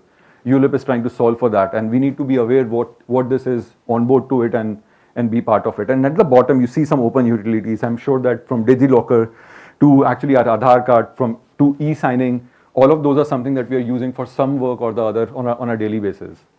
The idea is that from our overall strategy, digital strategy perspective, what do we need, and how are we actually bringing these together in a phase-by-phase manner, step-by-step manner for the next 3 months, for the next 12 months? How are we actually thinking about it? That is something that we need to put together. Avenues are available. More avenues will come. but we need to actually be aware of them. I'll take example here, and this, I can see I have just maybe 3 minutes left. I'll take one example. This example is of an imaginary friend, Ganesh. He is a fleet owner. He has about 5 trucks already, and he wants to expand. And his definition of expansion is buying more trucks, hiring more drivers as well. And while he needs financing for getting more trucks, he also needs financing for working capital for maintenance of those trucks, as an example. He needs to improve the way his fleets are also going to know which trucks are coming when, and therefore do a better supply planning as well. And for that, he will need telematics, he will need some onboard diagnostic toolkit as well. And for all of that, he needs financing. But the biggest problem that he faces at the moment is that he doesn't have a formal credit history of lending and then repaying. But because he has a fleet of truck, because he is a digital consumer, he has a history of UPI transactions. His trucks have a history of FASTag transactions. He doesn't have a large collateral, he has a few trucks only. But then again, those trucks are something that he can actually bring forward, but then again, if he needs a larger loan, he can't actually share any other collateral. Even at this moment, from a commercial bank perspective, there are several documents, several clearances, several details that are required. That again become a lengthy process for application of a loan and also taking it up as well. And then the point on mismatched repayment cycle that I talked about earlier, it's a common thing, but then again, this needs to be matched again. And these are certain set of problems that Ganesh is facing. Now, if we reimagine the journey of, and if we had gone through the older journey, all of these problems would have taken probably months for Ganesh to actually take up these trucks and put them to use and add it to his daily business. But if I reimagine this entire cycle using the ecosystem of services which I was talking about, because Ganesh wants a new truck, he will actually go on to web to search for it. He will actually go on to ONDC as using buyer apps to search for it. He will actually go from with word of mouth to actually to different individuals, to different dealerships as well. And number one touch point itself comes is that when you actually are searching, there is social media targeting, there is digital marketing that allows you to actually identify who are my potential customers. And in this particular case, with all of those that are coming in and different searches that Ganesh is doing, you get a lead itself. And that lead itself is, and I've taken an example of Mahindra Supro, but this could be very well true for Tata as well, for any other company. But step number one, Ganesh searches, he becomes a lead for a company who already has digital marketing enabled. With that itself, Ganesh is asked that, are you okay to share your details? The e-Sahmati framework actually comes up where you give consent as an individual, and Ganesh gives his consent to actually pick up the digital documents from Digital Locker and FASTag transactions, and all of that, with all of that detail itself, Mahindra is able to actually offer him a personalized loan, and that loan could be for whatever be the value. This is only a representative one, but step number one, digital marketing. Step number two, digital documents, credit history from FASTag itself, and all of that aligns to or pushes Ganesh to actually go to a local dealership. Once he goes to the local dealership itself, and that is the time when we can actually use Bhashini or other vernacular tools available for us to have local language conversations and make sure that he has all the information even before he lands into the dealership. Once he lands into the dealership, there are two journeys as well, or two customer journeys, like I like to call. One is for the new product itself, or the new truck that he needs to buy, or an old or a used consumer or commercial vehicle itself. And depending upon that, it could be other services who actually can be picked up, or if everything is fine, I need a new product itself. There are different other services that enable this entire journey, which is via UPI. You get the money from a loan perspective. You use that loan to buy your products, and then have the entire relationship with Mahindra available, all of that digitally in a single place. I've just hurriedly actually moved towards this example, but I hope how all of these services come together makes sense and also gives you a more live example of how digital tools come together. This is one instance and one example of a digital strategy I was talking about. There could be several examples for each and every of your business itself. I'm 2 minutes above, but I'll take just 1 more minute on this. I kept this another example for my friend Satish, who is a farmer, and if farmers are our target customers, again, there are different different data points, different tools available for us to offer new financing options, offer advisory, seed advisory, fertilizer advisory, offer actual seeds and fertilizer itself, those products itself. And then also contextualize content and be in a position to know that if there is a farmer, then who are the connected points or who are the family members, and if there are more offers that I can also offer, whether it is from a credit perspective or tool perspective.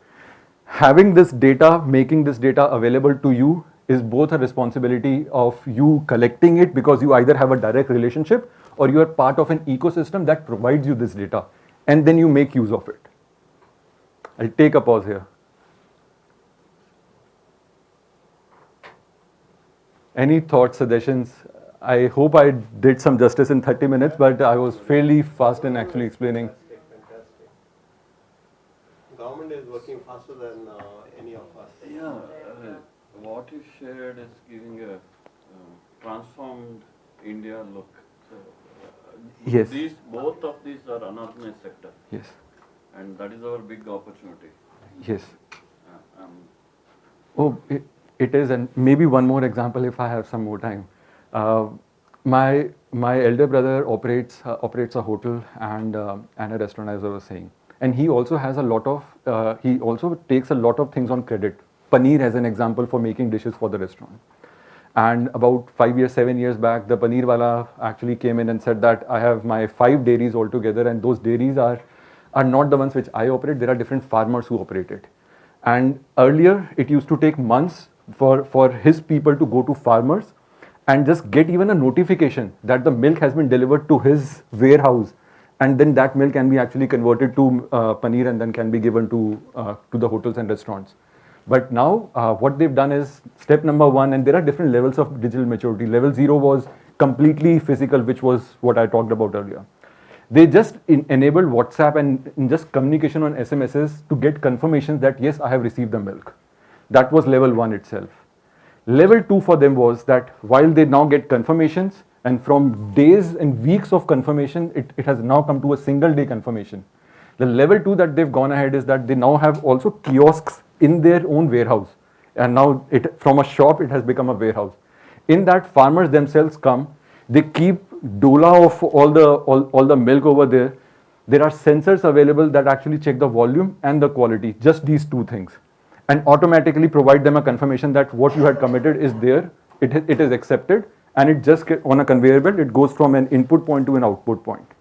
And the confirmations to the farmers actually move from weeks to days earlier, and from days to a single minute itself. And that's how actually the things are changing. And therefore, the paneer wala who has been providing paneer to my family business is now focusing on expanding his business on other dairy products, not just on paneer.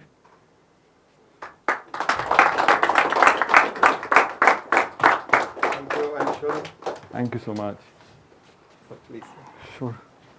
This is a small token of our love and affection from UK company. Thank you. Thank and you. One picture with the group. Yeah, and I'm so thankful for giving me this opportunity. Yeah, the whole idea, I'll tell you, whole idea is that all these people are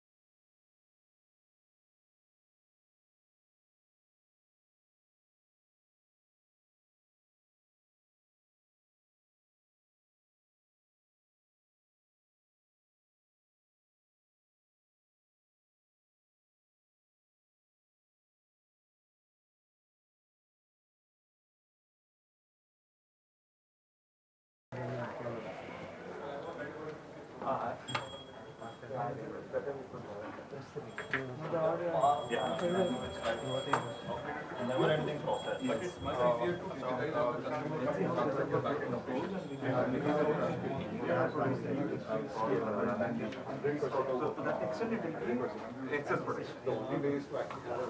I'm not telling you to change the production because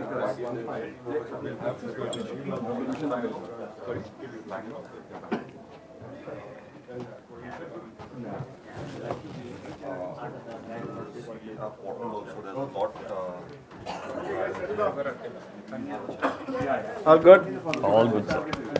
Thank you for having me here. I come to your office, remember? Long Long time back. You have come to my new office now. You have shifted. Next time when I come to Bangalore. Yeah. new office.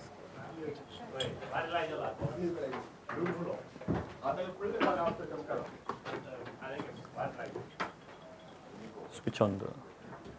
Okay, so the next speaker is Prashant Shenoy, and he was introduced to me by Mr. Kamath when he went on a small trip, and he runs a very interesting company called Unicode. Okay. Unicode is a legal data as a service company that transforms large documents, hearings, information in the US. Actually, they don't even do it for India. But the implications of what he's doing has probably, it's unbelievable. I think Prakash Balwadi, when he spoke about 50 million cases that can be resolved in a few days, the first foundational stone for that is understanding all the precedences, all the case results, other things. And he's kind of setting up the base for that in the United States. Okay, he runs a beautiful office, 10,000 square feet office, hiring about 250 engineers here in Mangaluru. So it's unbelievable what he has accomplished in a very short time, running a data service company for the US from a tier 2 city in Mangaluru.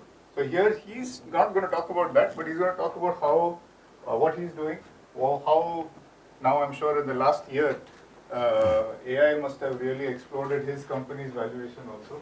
So thank you for coming, sir. The audience, like you mentioned, is a combination of entrepreneurs, first gen, second gen, as well as some chartered accountants. So over to you. Thank you, sir.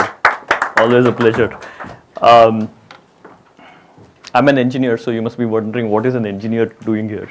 Okay, so probably in an engineer's world. So probably putting things from an engineer's perspective might change your mind, and hopefully I can convince you to allocate some budget for an independent IT department within the organization.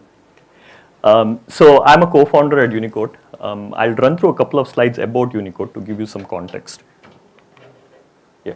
So we are a legal tech SaaS company. So we aggregate litigation data that's filed in the US, which is all public information. We also collect a lot of business registrations, attorney information and all of that. And so we are primarily a data company, and we make this available to both B2C and B2B clients. Okay? So somebody searching for someone's name on Google ends up finding a litigation against them, so they land on our site. So it might be somebody searching for their neighbor's name, their relative's name, their employee's name, their employer's name, and they want to know more about it. So that's our B2C consumer traffic. And we generate a lot of traffic. About 2.5 million visits, new visits a month we get on our site. We also have some of the largest law firms of the world that use us for litigation data. And they use it using our API service, primarily to do process automation. Basically any business where litigation is part of their business process, they are our prospective clients. Okay. This is what our product looks like. You can search for court cases. We maintain real-time connections with the court, which means you can order for court documents directly from court, and court sometimes charges, this does not charge. And you can track ongoing litigation. Okay. This is my other co-founder, Josh. He sits out of the US and manages the business side of things. We're about, I think I have a slide that mentions our team structure, but so I manage the technology side from Mangalore. Okay. So we are about 25 people in the US. So sales, marketing, all of that happens there. And we are about 140 here in Mangalore. Primarily engineers and finance and HR here. That's our ops. Okay. 2 years back, we won the American Legal Technology Awards for the technology category. Okay, and this was where 180 odd. Thank you. 180 odd technology, legal tech companies that participated, all the way from the startups in the Silicon Valley to us, and 100% of our engineering happens from Bangalore. So that's one of the reasons I put this here, why it's relevant. Okay. This year, last month, we won the award for the enterprise category, which means a startup that services to enterprises to be watched out for, and we won that category. Okay. And the best part of what these awards are, they are no fee entry awards. Okay. So it's a little more prestigious. Shows a little bit about our journey, and I'll tell you why this might be relevant to what I'm going to speak about. In 2011, I started this as a project. Okay. In 2014, we incorporated Unicode Inc. in the US. In 2016, we started what is called as normalization of entities across state and federal cases. And normalization of entities is an AI process. It's a proprietary AI engine that we built to identify different variations of businesses, individuals, to put them together. So this is around the time when OpenAI started their generative AI research. Okay, this is on a whole different topic, but this is when we started. In 2018, we started doing a lot of SEO, digital marketing, to drive traffic, and that has, like, we never thought this was going to be, this product would be used by consumers, but we saw that was a huge market for consumers, and that is still one of our primary revenue drivers, more than 50% of our revenue. We are trying to pivot to B2B, but this is still a huge chunk of our revenue.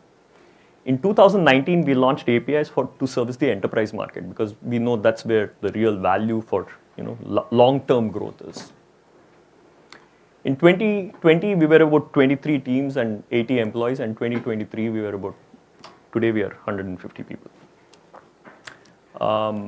Okay, so when Sid asked me to come and speak here to entrepreneurs and business people, I said, what am I going to speak about? Okay. He said, couple of key questions that you should answer, right? What does it take to compete with Silicon Valley startups sitting in Bangalore, especially on the tech side? Okay.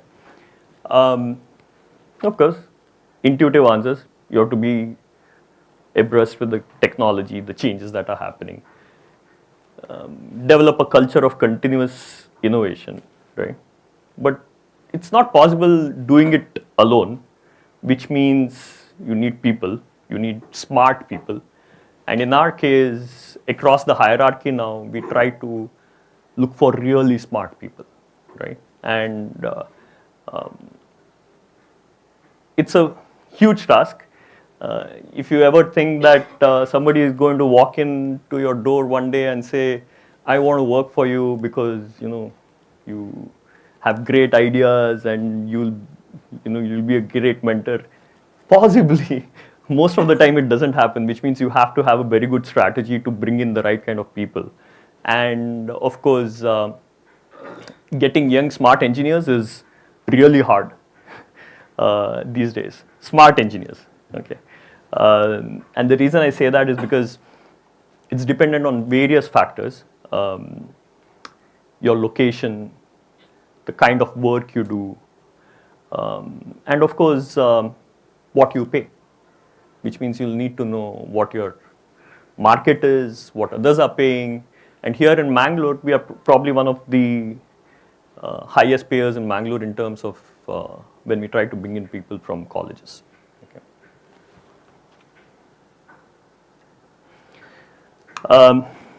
So, what do we offer? I mean, besides the pitch and trying to convince people and all that, it has to be money. I mean, you have to figure out, if you want smart people, you have to pay. Otherwise, you don't get them. Okay. That's for the first part of the presentation. Okay. So let me see, the network went off.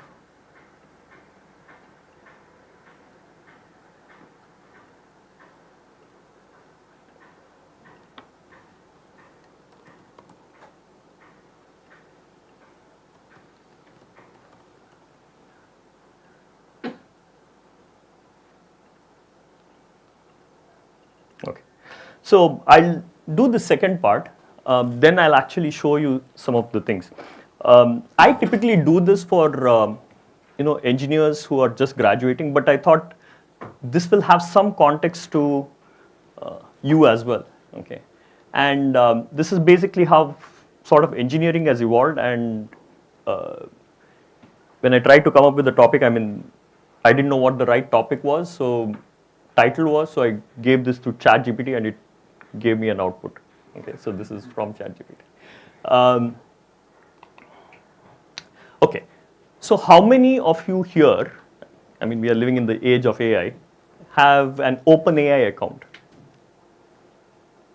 Wonderful. Okay. So let's understand a little bit of history. Okay. So throughout history, engineers have always played an important role in shaping human civilization, solve some of the most complex problems, right? And some of the oldest recorded things were 4,500 years ago, the pyramids. Late 18th century was the Industrial Revolution, then came electricity, which changed how people live. The late 20th century was your digital revolution, right? Semiconductors, integrated chips, computers, and the birth of internet changed how people work. So let's look at things a little more slowly as we come closer to where we are. In the 1990s, everybody is used to seeing this, which you don't see this anymore, cassettes, and everybody had a VCR at home. That was replaced by CDs, about 400 MB of data.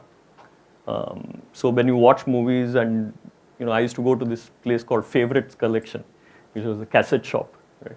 And whenever the new movies released, you would say, like, it would come in like a box, so it would have, like, the whole movie would not fit in one CD, so you would have 2 CDs. Right? You say if it's on a Friday, you have to return it tomorrow because it's in demand, and I have only 2 copies of this. So from CDs, it was the DVDs, right? The entire movie fit in one, 4 to 8 GB of data. Okay. This happened in the 90s and early 2000s. Okay. So in 2000s, let's look at the phone era. Okay. Do you know which model of phone is this? So this is the Nokia, but do you know the model? The special model was 8110. Next model was This is 1011. This is their first model, which actually was launched in 92, 93. It never hit the market as much. The one that everybody is familiar was probably the 1100. Right? 8110 and Ericsson 318 was the same time it was launched. Yes. So Ericsson was most popular then. So after the Nokia came the BlackBerry days. I remember my first job was, I used to work for another company before I started this, and RIM was one of the prestigious clients. So like in the conference, if we wanted to catch hold of RIM just to talk, it was like a huge thing. And this was in 2006, 2007. And at one point in time, BlackBerry had 78 million subscribers around the world. Okay. And this was 2005, 6 kind of a thing. And 2007, when iPhone came, BlackBerry said, who's going to use a phone without a keypad? Right. And today, BlackBerry literally doesn't exist. So why is this understanding the history of engineering important? Because the pace of change is something we need to understand. Okay? That is the most important thing here. So if you think about how long it took from a creating a steam engine to an internal combustion engine, it took about 150 years. Okay. For data to go from analog to digital, it took less than 20 years. Okay. And if you look at the data going from your modem to 2G to 3G to 4G to 5G, it took less than 15 years. Right? And if you look at the smartphone adoption, I mean, that's probably the craziest thing that we have ever seen. I mean, everybody had a phone in less than 7 years from the time smartphones kind of came up. The cost went down. Okay. Now, how does this relate to what's happening in the world of AI? Okay. Again, this is just from the internet. Anybody, you can see it, but to put some context, OpenAI was created in 2015. Okay. OpenAI published a research on generative models in 2016. Okay. Internally, GPT-1 was launched and GPT-2 in 2019. And when they said, like, to create a much better AI system, we need a lot more compute. And for a lot more compute, we need a lot more money. So Microsoft pitched in with OpenAI, and they created the OpenAI, the commercial side of it, the not-profit, and they raised money. 2020, GPT-3 was released, and 2022, ChatGPT was born. And in less than 3 months, it had 100 million users.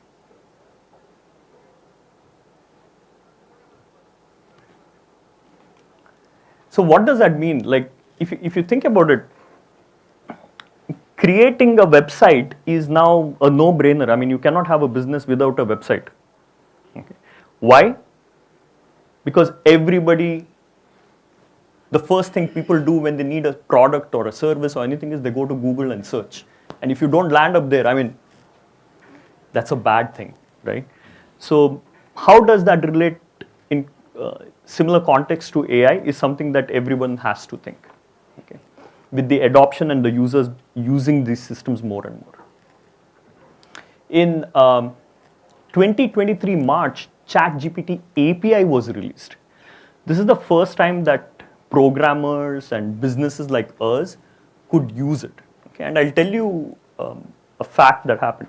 So internally, I mean, we deal with a lot of data, a lot of litigation data. So we do a lot of work on how did this judge rule, how does this attorney compare to another attorney who fights cases against this judge on this topic, right? So internally, we had started a project in 2022, beginning of 2022, to solve that using a machine learning system. Okay, so we started annotating data and all of that, and we spent close to $250,000 on it. In March, when this released, 2 weeks later, we tried out the API, okay, and in 1 month, we could do what we could not do in last 18 months. Okay. So I just think if we had not tried that out, what would have happened? We would be trying to solve a problem in such a different way that we would have spent so much money and we would have not reached anywhere. Okay. 2023, GPT-4 was released. And again, 2023, Google launches Bard. Now the competition starts on LLMs. 2023 May is when the Senate starts hearing about this, right? Which means now, if you think about the advancement of these systems, it's no longer the compute or the money, okay? Because now everybody wants to throw money at it. It's the fear of the unknown. What can this do? So we need to regulate this. That's why it's like, put it on halt. Like whatever you guys are doing, like do it slowly. Okay? And by July, Llama 2, this is by Facebook. So everybody is now getting into this. Okay? And now, of course, OpenAI integrates with DALI 3, so you can do a lot of imaging and all that. Okay. So I'll do a quick demo. How much time do I have? 10 more? 12, 15? Oh, I have a lot more time. Okay. So I'll do a quick demo, but before that, I'll just show this picture. I mean, if you've not seen this meme, this is Sarah Connor, mother of John Connor, right? So, I mean, if you know the Terminator story. But a smart human says, when he sees this CAPTCHA, you can't fool me, AI, to find the leader of the resistance, right? Which means, is this what we are worried about? Is the thought out there? Okay. But let's jump to now actual uses of AI. Okay. So if you have used OpenAI, a lot of people here have an OpenAI account. What do you typically use it for? So I'll make sure I don't focus on that. Email drafting or content drafting, summarization. Basically, to get that writer's block off, start you off. Perfect. Okay. Yesterday we used it for, Prajwal used it for our presentation on launching a new airline. So he put the content and then the PPT was ready. That's what, right, Prajwal? Very simple. Perfect. To come up, so lot of content related stuff, right? Okay, good. For a presentation we used. Presentation. We had given. Yeah, yeah. So you build the context and it kind of gave you the images or things like that. PPT hit and made Yeah, it. perfect. Okay. Presentation power. So as business folks, I'm pretty sure you need charts, reports, and you always have that one person who will say, get me the sales numbers for last month, last quarter, right? I want to know the top selling SKUs or whatever that is, right? Okay, so I'll just do a demo on from that standpoint, okay? Then, so I have this test data. So this is a simple spreadsheet. I have 2 months of data here, October and September. I have a bunch of SKUs, unit sales, and I totally made up number, not mine. So what I'll do is, I'll just start this off. Nothing. This is Google Sheets, which I'm pretty sure everybody uses. Again, network is off.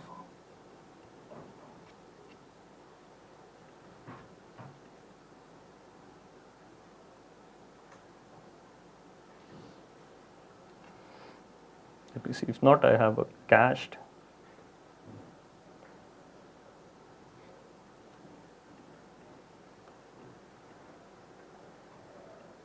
Okay, so I have it here. So let me try to go through that.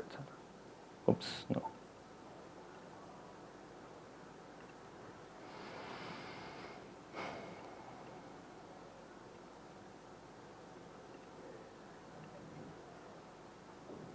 Connect to my phone there.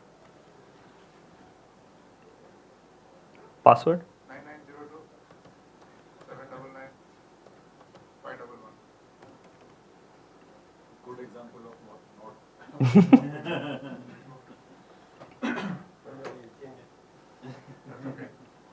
Okay, perfect, thank you. Okay, so I just copied it from the spreadsheet directly and put it in here, okay? No context, nothing, okay? Seems like you shared a table of sales data of different SKUs across 2 months, showing both unit sales and total sales value INR, Indian rupees, okay? How can I assist you with this data? Are you looking for analysis, a visualization, or something else? I always like to be polite. So.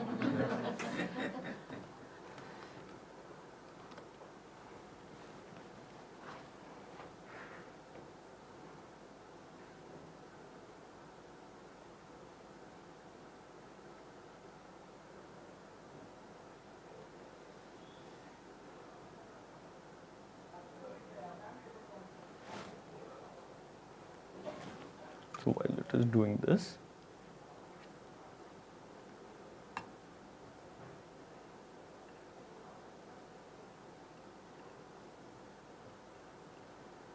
Okay, so it can do a bunch of things for you. Okay, so let's say top performing SKUs. Okay, now when it says analyzing here, okay, what it is doing is actually it's generating code internally to read that CSV data. And if I were to sit and write that code, I would basically write it the same. So it's generating that code to do all that to give you a report, right? Which means you don't have to just use it as to get high level information. You can go and look at how it is doing that. So if you know a little bit of coding, or if you have an IT department, later you can say, you don't have to ask the IT department, give me this or that. Now you can get stuff done and say, this is the output I want.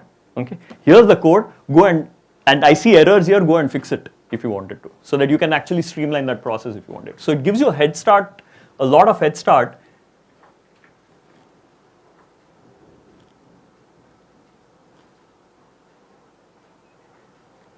Okay, it can do this. So here it said it made an error, okay, because it's not all integers. So it's rewriting the code to identify what problems it had, so they can remove that INR from the digital value and get the data again. Okay. So let me try to just go through what I had done. So I cached it here. It doesn't seem to load the images.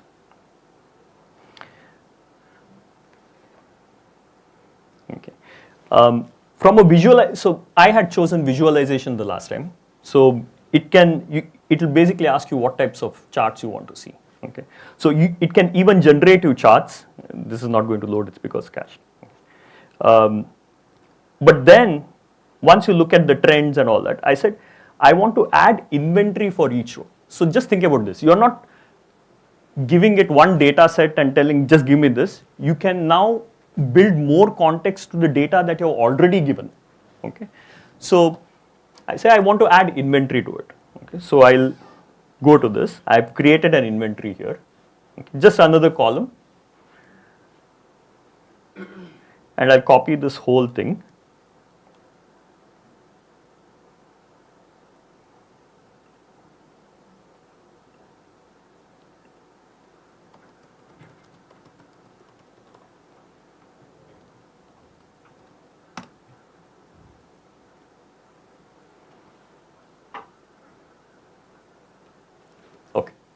Now this is the interesting part. As soon as you add an additional data point, now it will tell you what additional things you can do with it, right?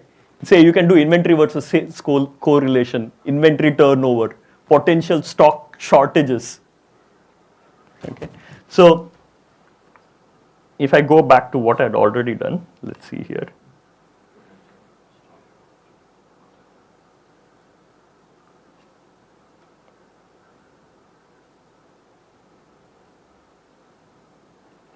Okay, so I asked it a question, do you think I have way too many SKUs and reducing this might increase my margins? Okay, and so it said determining whether reducing the number of SKUs could increase your margins involves several considerations. Here are some key points to think about. Okay, so what I gave it is the next. After inventory, I gave it an additional data point. I said, here's an SKU manufacturing cost per unit. Okay. With additional data on manufacturing cost per unit, you can perform more in-depth analysis. Okay. So it can now tell you gross profit margin, whether it's positive, negative, a bunch of things. And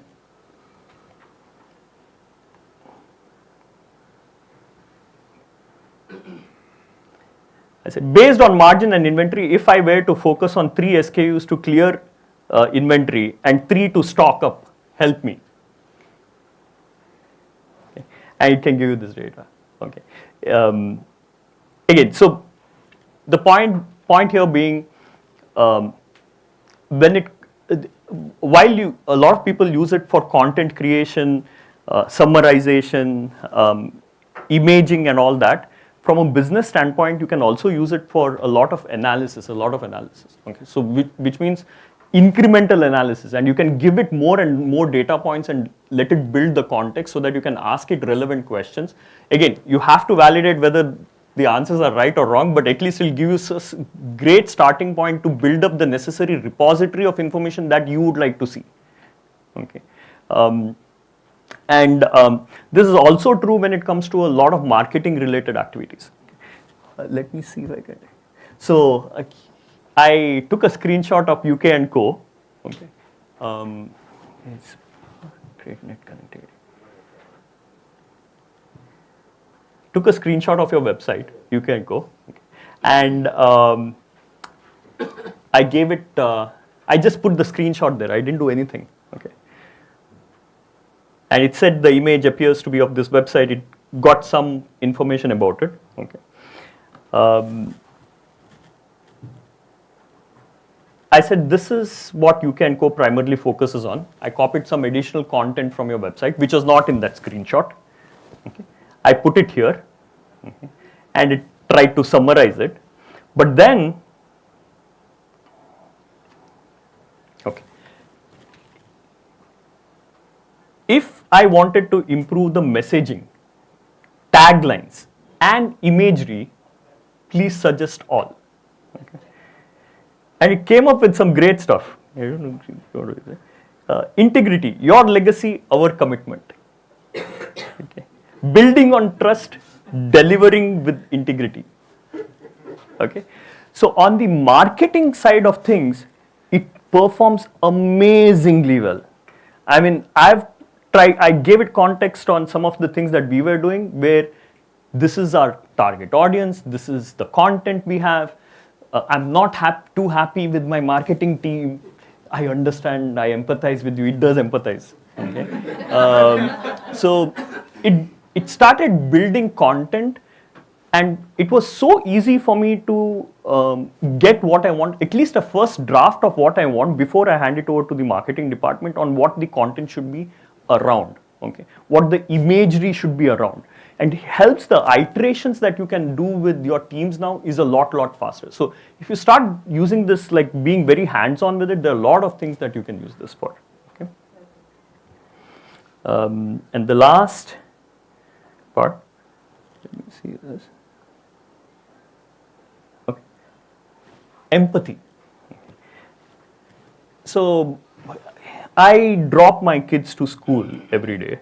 And we used to park in this parking lot next to the school, which was not the school's parking lot. They shared it with some other, it was their property, but it was not their parking lot, which they shared with the church next door. So I gave it some context. I said, I want to write a letter to the management of the school to allow us to park there briefly, as it is a matter of safety, and not more than 10 to 15 minutes. Cars are parked there at any point in given time, just to pick up kids and drop off. Okay. And it came up with such a beautiful letter. I said, this is, I'll let you read it if you want to.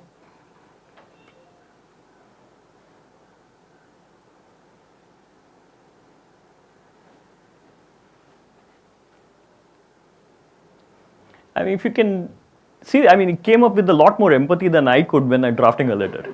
Okay.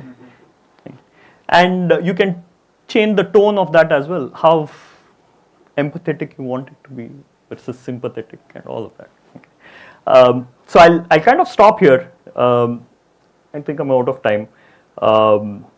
But I tried to put into perspective, from an engineer's perspective, how things are evolving. Okay. What you can use it for, and rather than every time depending on some person to get the job done, you can do a lot of preliminary work using these systems now, okay, and hand it off before you even start a conversation. Okay. That's where I'll kind of end it. So how much reliable is the data when we ask for some primary kind of secondary data? For example, recently when I tried to look at the number of entry-level recruitments that have happened across sectors, top 3 companies when I asked, I was not sure whether Yeah. the data was kind of reliable. Should we use it for something like that So, in India across sectors? Entry-level so the question is, what is generative AI? Okay, the name says it. It is meant to generate. Okay, most of the time it's language in, language out. It's changing with text and image.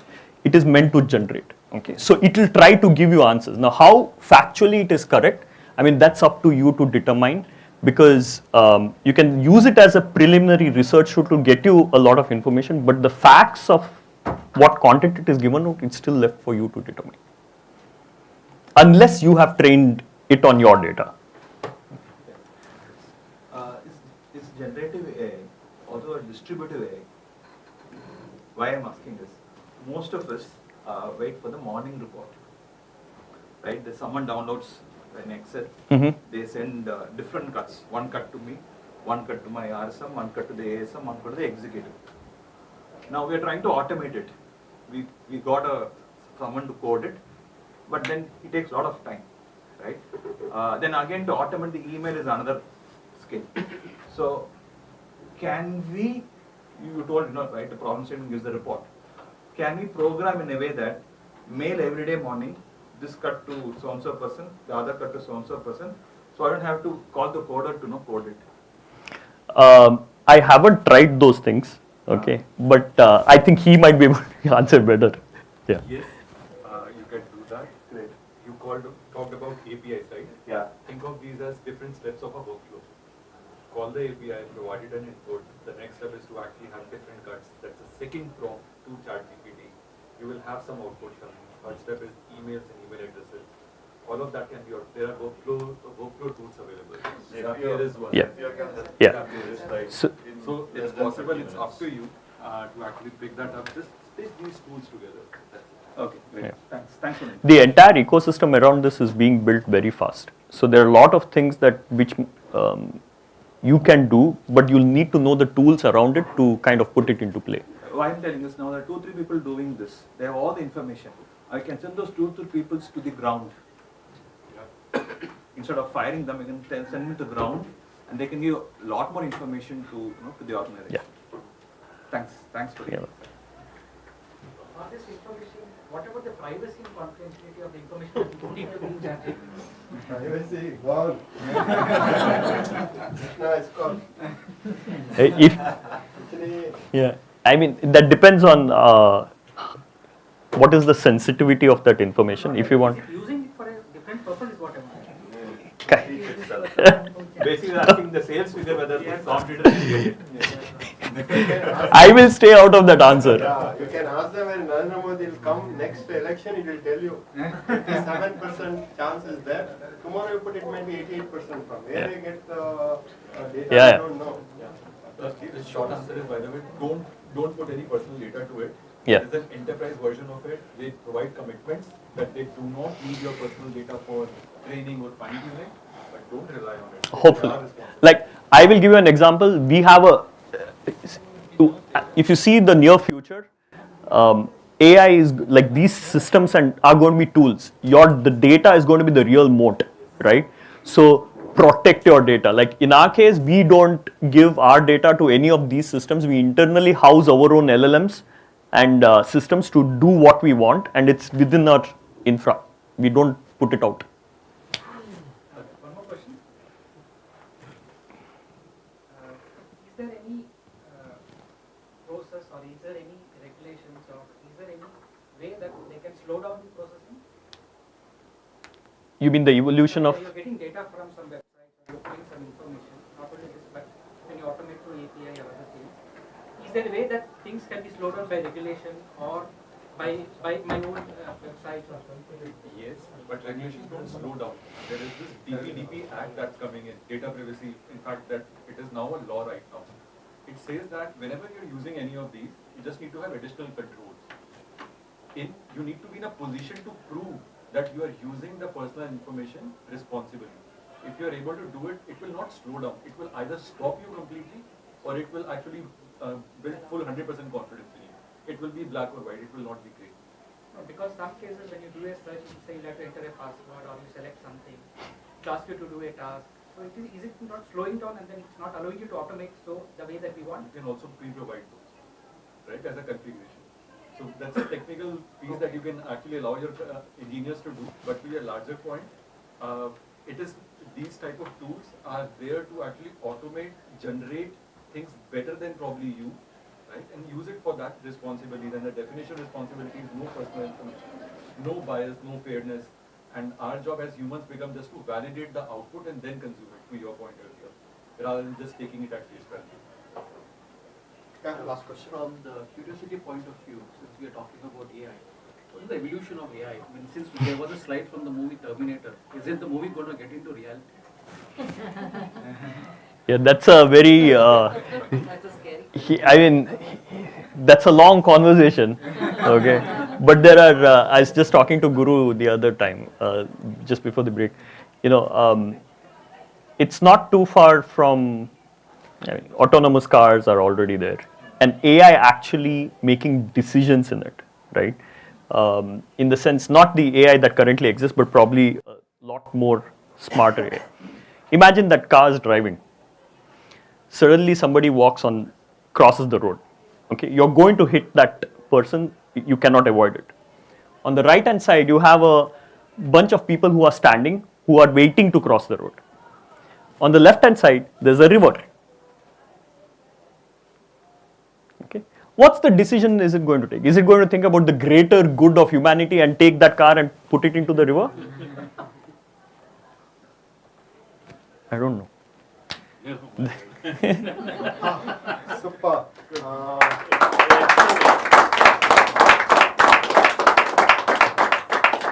It's a great pride for all of us.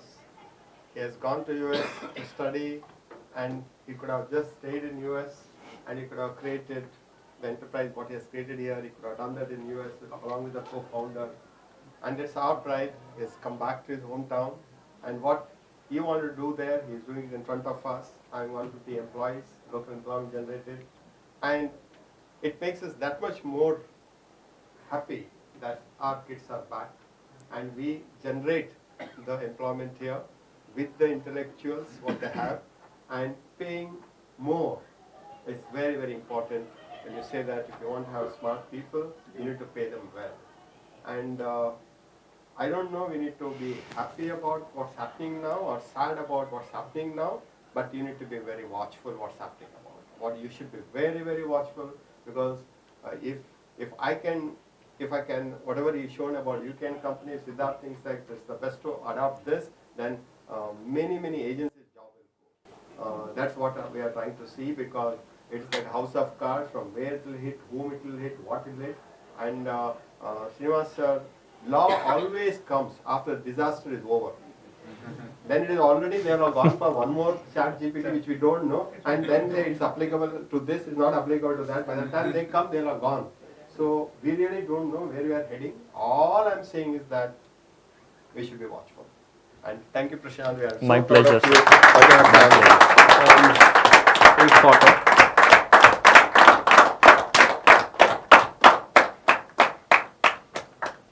Thank you. Thank you very much.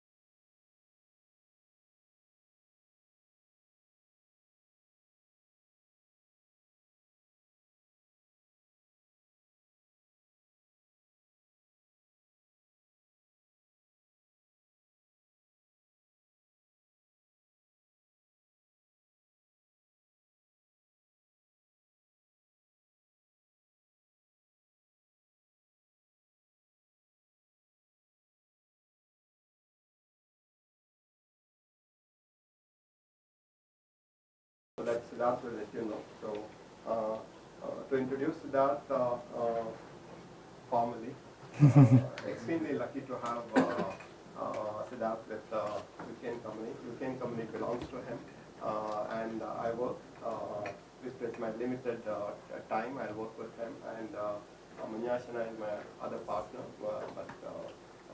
The entire Ukraine company concept has come to give and share the knowledge with entrepreneurs like you, and put our bit of our effort in making few companies prosperous. Then that will have a rub-off effect on other companies, and over a period of time, we can help the small and medium enterprises. The small and medium enterprises, they have heart, they don't have money.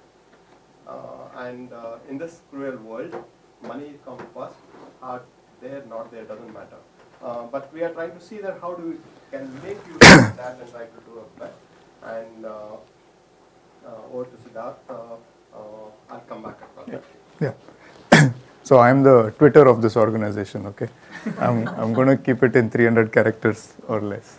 And what better way to end this AI session than the guy who's got AI built into his name, right? So,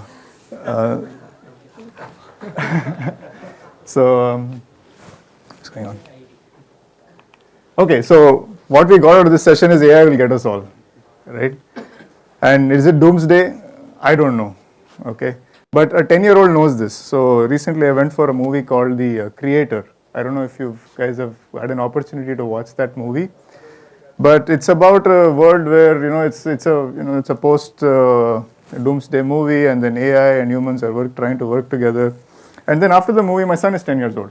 So we were driving in the car, and then I asked him, so what do you think about this AI? He said they'll kill us. So for us, we are arguing so much about, are they going to be, I said, why do you think they're going to kill us? He said, they're smarter than us. So for a 10-year-old, it's so simple. It's very clear. There's no thinking about what are the rules, regulations, nothing. It's very clear. For him, after seeing the movie, although the movie was sympathetic towards AI, right? In his mind, it's very clear that they are stronger than us, they're better than us, they're going to kill us. Okay? So AI will get us all. So what do we do? All this, we thought, what do we do? One, we know from this morning that time is short, right? Things are going to happen at a rapid pace, and none of us know what that thing is. So time is short. Maybe the next 5 years are going to be extremely critical for you to do whatever you want to do in the traditional sense. Because after that, or maybe 2 years, I don't even know, this talk might not even age very well. It could be that in the next 2 years, you need to do something that you should have done in the next 5.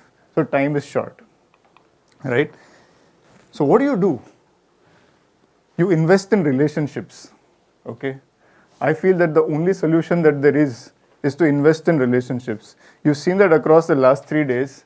Invest in your family, invest in your friends, invest in your suppliers, invest in your vendors, invest in everybody who you think can help you grow fast, okay? And that means people who are real and people who will be on the digital space. And that's the topic of my talk, okay? It is really attracting talent, because that's where you need to invest. You need to get the right people to come and work for you. And these people are not just going to be in your shop, in your place, but they'll also be your customers who are going to deal with your product. So I have 2 topics. One is attracting talent, and the other one is the new age customer, right? So the first one, right, this is a typical organizational hierarchy that you will see in any organization, right? You have seniors and you have a whole bunch of juniors. There's mid-managers and there's ground force, okay? What ticks for one doesn't tick for the other, okay? Let's look at the seniors, okay? What are the seniors looking at? You want to hire the best, okay? You want to go to the best schools and colleges and hire the best guy, because you want the best guy to work for you, okay? But what does it take to do that? What is the playground in these colleges? Okay, you will see that 80% of them are, everybody's brilliant there, okay? So they are opportunistic, for sure they're opportunistic. I know, I graduated from ISB, I know how they are, okay? They are money driven, no doubts about it, okay? Their ambitions have no limit, and emotions do not have a place in their growth. I know that, I've been there, I've been that guy, okay? And I'm sure as you have interacted with your colleagues, as you have gone to bigger schools, you will know this is true. Okay, they will not want to, very rarely will they want to trade places to come and work in family businesses. They will want to work with an MNC where, or a McKinsey and company where, you know, it's high flying, it's, you know, better, you meet bigger people, you grow faster. Okay, but there are people who are brilliant but unsure. In the sense they want to contribute, their larger idea is that they want to be a part of something bigger than themselves. Now your job as promoters, as entrepreneurs, is to find that one person. It's hard. You can ask Mr. Kamath how many colleges he goes to talk. You can ask Prashant how many colleges he goes to talk. I don't think he's trying to sell Unicode there. He's trying to find people who come to him and say, I want to be a part of your journey. Because that's where he can impress, a leader becomes important at that point in time. Okay, so my request to you guys is go to your regular schools and colleges, start talking. There will be people who will be impressed with your vision, impressed with what you are doing, want to be a part of something that is larger than themselves. Okay, and there's always that one guy who's extraordinary, you can't catch him anyway, he's unstoppable, he's unbelievable, right? But once you get him in, right, what is it that you need to do? Okay, step one, you have to give him a large canvas and allow him to explore. He's not going to listen to you. Okay, I mean, yes, in some way he admires your vision and he admires the way you have built this company, but for it to go to the next level, right, you need to give him that space. And there is not one way of doing things. Okay, as long as your goal is very clear that I need to grow by 25%, 30%, 40% for the next year, help me do that. Whether he goes the way you want to go or whether he go the way he wants to go, what is your problem? Your problem is 30%, 40% growth. Are you getting that in a more sustainable manner with the 3 Ps, which is profit, people, planet? Perfectly fine, right? So that's what ticks for those guys. Okay, and for the most part, you will have to probably shell out some part of your company because they have to have skin in the game. Otherwise, it won't work. Okay. For the next piece of it, the managers and below, you need to have a strong emotional quotient. We spoke of, I mean, these words, I had printed on this even before this, before what happened this last 3 days, is you have empathy, security, family-driven values. These are big words that you guys can deliver to your people below the seniors. Okay. That's the culture. I mean, one of the things that we said in our bags today is culture eats strategy for breakfast, right? It's the culture that you set into the firm. And that's why they get attracted to the firm, the ones below. There's family-driven values, there's empathy. There's a feeling that, you know what, we've got your back no matter what. That's what makes them stick to your firms. You can just look at the people in your firm, why are they there? Because you've done something for them, you've helped them, you're there when they need you, right? And what happens with that? And this slide will age very poorly very fast because yes, we want them to be more productive, efficiency increases, speed becomes better. But you have to realize now in the age of AI, this productivity metric is going to go little haywire. Okay, because you are going to already have some information prior to them giving you something. It's going to go from a pull system to a push system. Okay, so it will be slightly different, but the idea is very simple here. So if you have 1,000 employees, if they can do 1 shop more a day, or I'm talking in sales terms because Manjunath will be talking about sales next. If you are doing 35 shops a day, if they can go to the 36th shop every day, 1 day more, one shop more, 1 sale more, that's enough productivity increase that your sales is dramatically, we have heard about compounding effect, it's a compounding effect on your sales, right? And how can you do that? You can do that through AI. You can give them that information prior hand. Today they go aimlessly. There's something called as a beat. That beat doesn't change. You go 30, 40 shops. You think about 5 years later, do you need to go, you will go to the 30, 40 shops that the system is recommending. Or even better, you probably go with the product itself. Why? You don't order, right? You think this is where the direction this is heading. In fact, I always have an argument with Manju that's saying I won't need salesmen in 5 years. Because we think about it, I want to think about it from a rice point of view. We talk about Asian Paints as a case study yesterday, where it's a tech company that is selling paint, happens to sell paint. As rice manufacturers, why can't you be a tech, because the commodity, Everybody eats rice. You know which rice is sold where. If you invest in that kind of data today, it will take 2 years, 3 years, 4 years to figure out. But by the 5th year, you should know which shop sells Sona Masuri rice, how much, and how many times you need to replenish that quantity. Just think of that as a possibility. If you think of that as a possibility, you will get to it. Instead of thinking the traditional sense. The traditional thinking is, I will hire salesmen, I will make sure that my product is available, I'll go shop to shop. Yes, you start there. But what you do with that data is very, very critical. You spoke about your own data sets. You have to build, and all of this will be available. The chat GPT algorithms, the LLM algorithms will make it much more easier to have enterprise versions where you can run it yourself. I think from a curtains point of view, there's so many you can do. Why you have to sell a stop after one sale, right? Curtains need to be washed, and Manjunath and I are testament to how bad the market is for washing curtains. Half the time they end up being here. If they're on the floor, they're here. And every time we have paid millions in compensation as part of Fabric Spa to solve them. It's a 3-year contract minimum. And then you have to, once you're facing the sun on one side, you've lost, it's faded on the other side, right? So it's a lifetime consumer actually. It's not just a one-time sale. How do we do that? I don't know. I'm just throwing some ideas at you. So productivity, efficiency, speed increases. I want to give a small examples of what they did at Jyoti Labs. This is again the traditional thing where, they used to have truckers and they always used to come and stay at a facility, at our facility.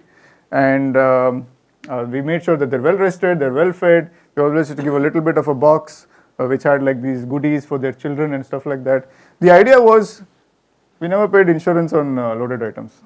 Why? Because they're well rested. We told them that if you go a day early, you will not get paid. If it takes 3 days to go on 3 days. Right? So this is one of the case studies there. Little things take you a long way. Okay. We spoke a lot about Indigo yesterday. You know how the girl power is being used. So there is all these small things. Culture helps set up the direction for your firm. Okay.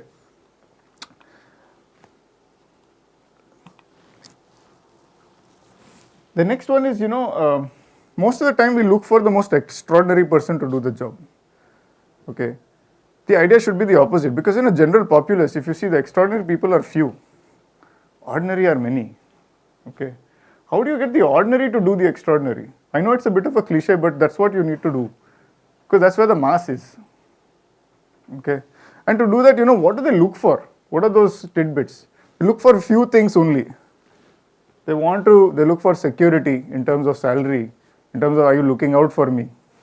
Okay. They're rooted in their family. Half their issues are in family related only, right? And the purpose of working only is that they have a dream in their life. So think about what it is that they need to be done, or that you need to do to take care of them, and they will deliver for you, instead of chasing the extraordinary all the time. In some places you do need them. Okay. So if I were to simplify this, right? I remember when I was at a little bit of that, somewhere in the middle of this triangle here. Insecurity increases our productivity. The fear of losing the job makes you more productive. But it's the opposite for the other guys. They're more productive when they're secure. So there's a mind change. So as a promoter, as a thinker, you think opposite. Okay. And the last one, with the best family value of all, is all for one and one for all, which is what you practice with your own family. If somebody is down, you vouch for him, and they will vouch for you as an organization. Right? All for one, one for all is something that we use as a mantra. So 3 things to look out for. Always be on the lookout for talent. It's not like I have a requirement and therefore I'm going to look for people. Always be on the lookout for jobs. And there's something that we follow at UK & Co is we always offer people to come and just join us. We don't actually give job roles until we figure out what they're good at. If you're a good person, come join us. We'll figure out what it is that you want to do. Okay. And as much as possible, try to build an organization of entrepreneurs within your firm. because they will build the next arm, next you want to diversify into something, they will build it for you. All you need to do is give targets at that point in time. Okay, so yeah, so that's what I had for that, and then I want to switch, because I have 10 minutes, I'll switch to the new age customer. I think we've spoken about this. Do you know what this signifies today? 5 hours? Yeah, he's spot on, right? That's the average time that you're spending on the phone today. It will go to 6, it'll probably go to 7. In my house, all 4 of us have 4 different screens, and I proudly claim I have 1 TV. But actually we are on 4 different screens, it doesn't matter, right? But, and why I'm trying to tell you this is all your customers are sitting on a digital device today. Whether they like it or not, there's a whole bunch of noise there. But there is a science to how you can sort of build product forming habits, service forming habits, okay? And, habit forming products, habit forming services, okay? And this is what AI is going to use unbelievably well. So I thought I'll give you a small cheat sheet.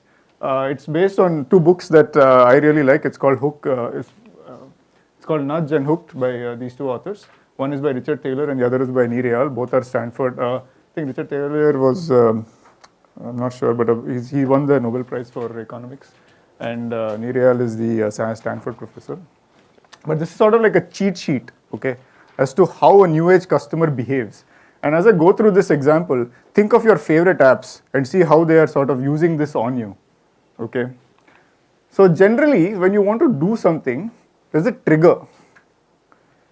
As you scroll through your phones, you will see it in these 4 formats.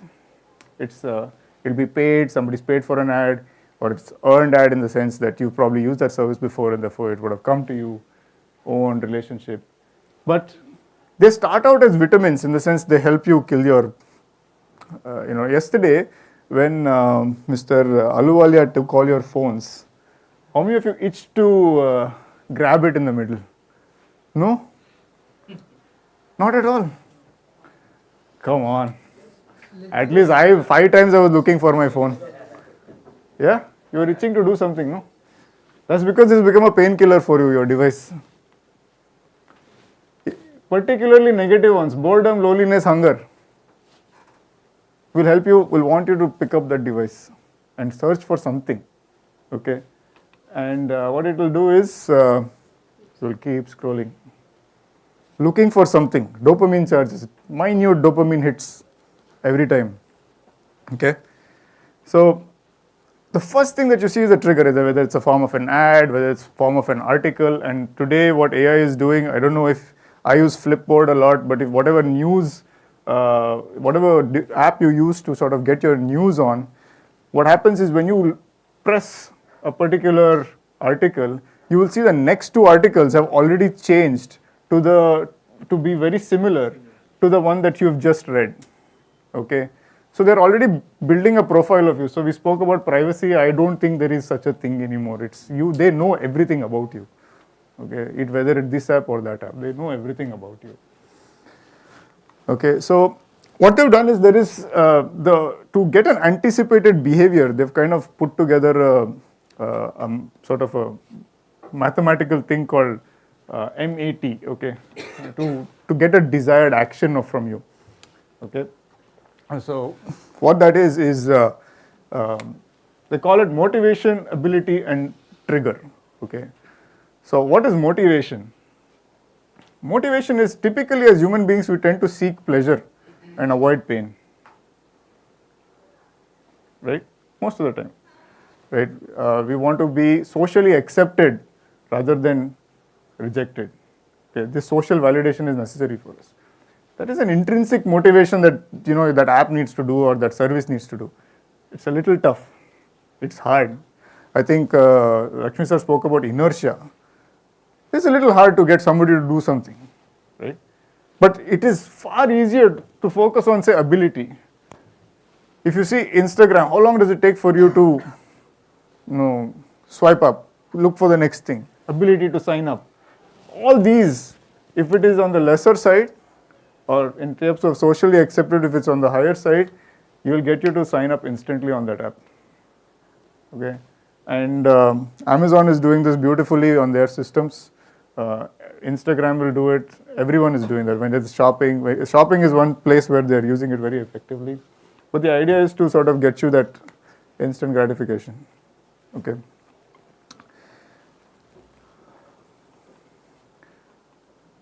So what do they do after that? So once they've sort of triggered and then they have made this action, what do they do after that? They'll give you some reward.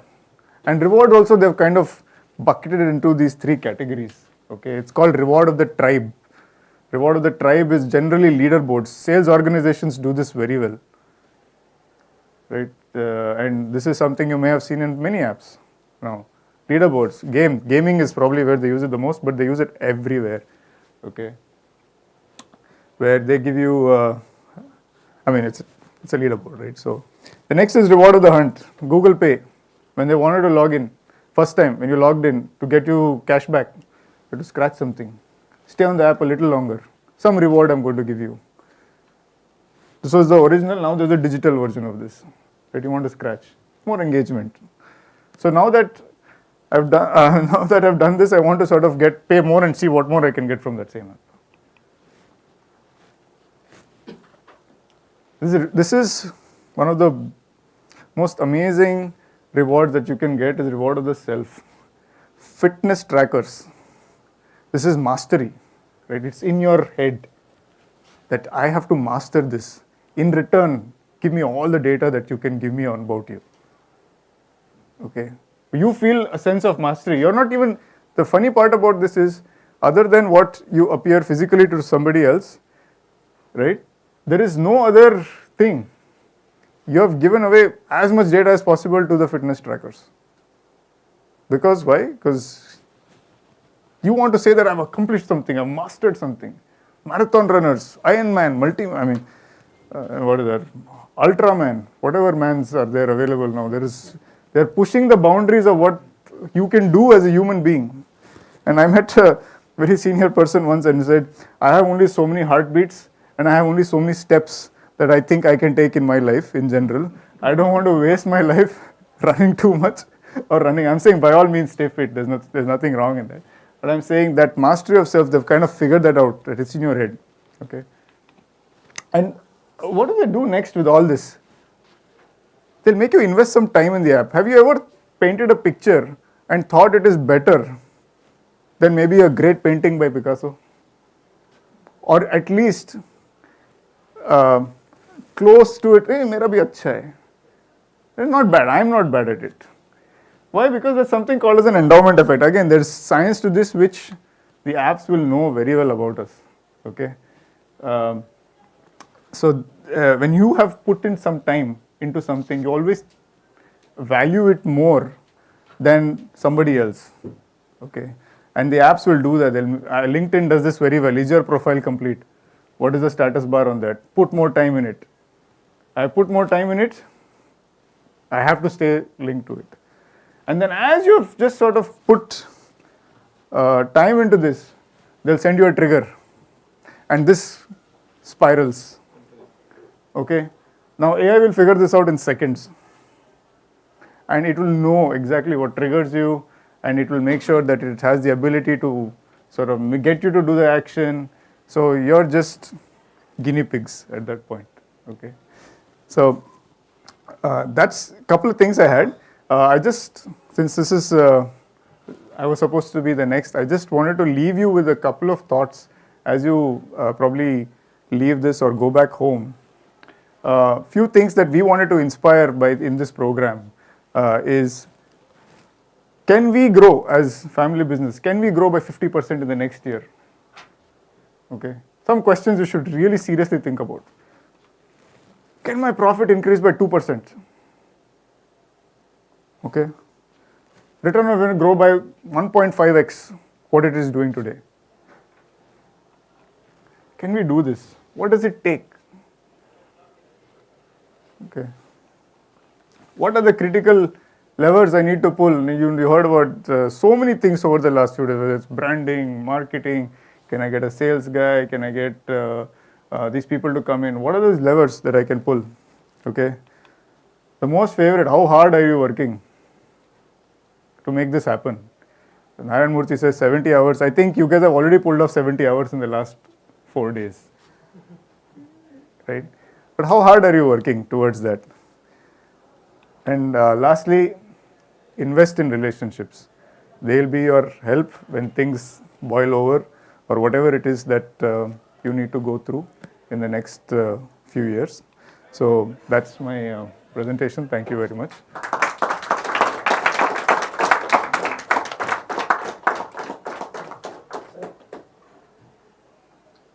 Was that you?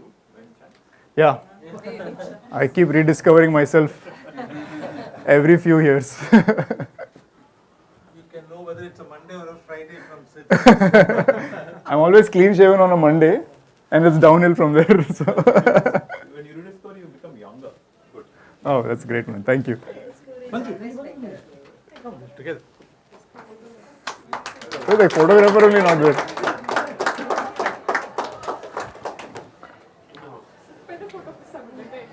ನಿನ್ನೆ ನಂದೇ photo miss ಮಾಡ್ತಿದ್ರಿ salary review ಮಾಡ್ಬೇಕನ್ಸುತ್ತೆ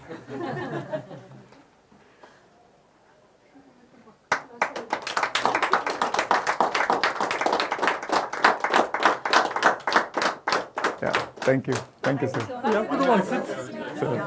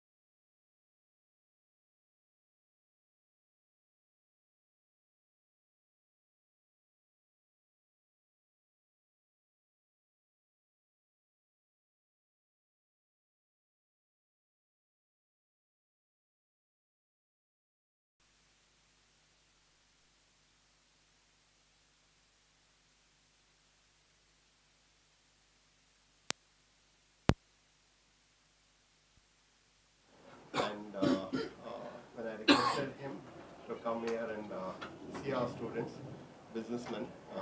He has gracefully agreed to come, and he has come here. Thank you very much. And this is the fourth batch, and we have about 20 people here.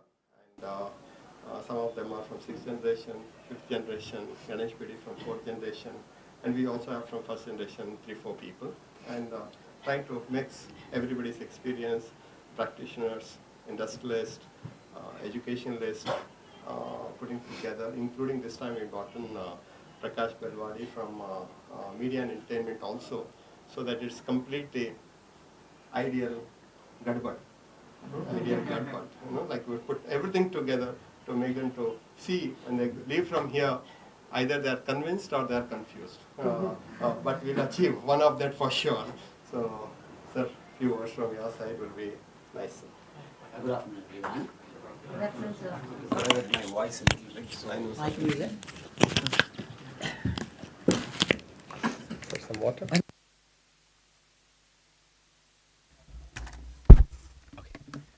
Good afternoon, everyone. Thank you, Ullas, for having me here. So when I first met Ullas about 2 or 3 years back, he had this idea of bringing entrepreneurs onto the campus.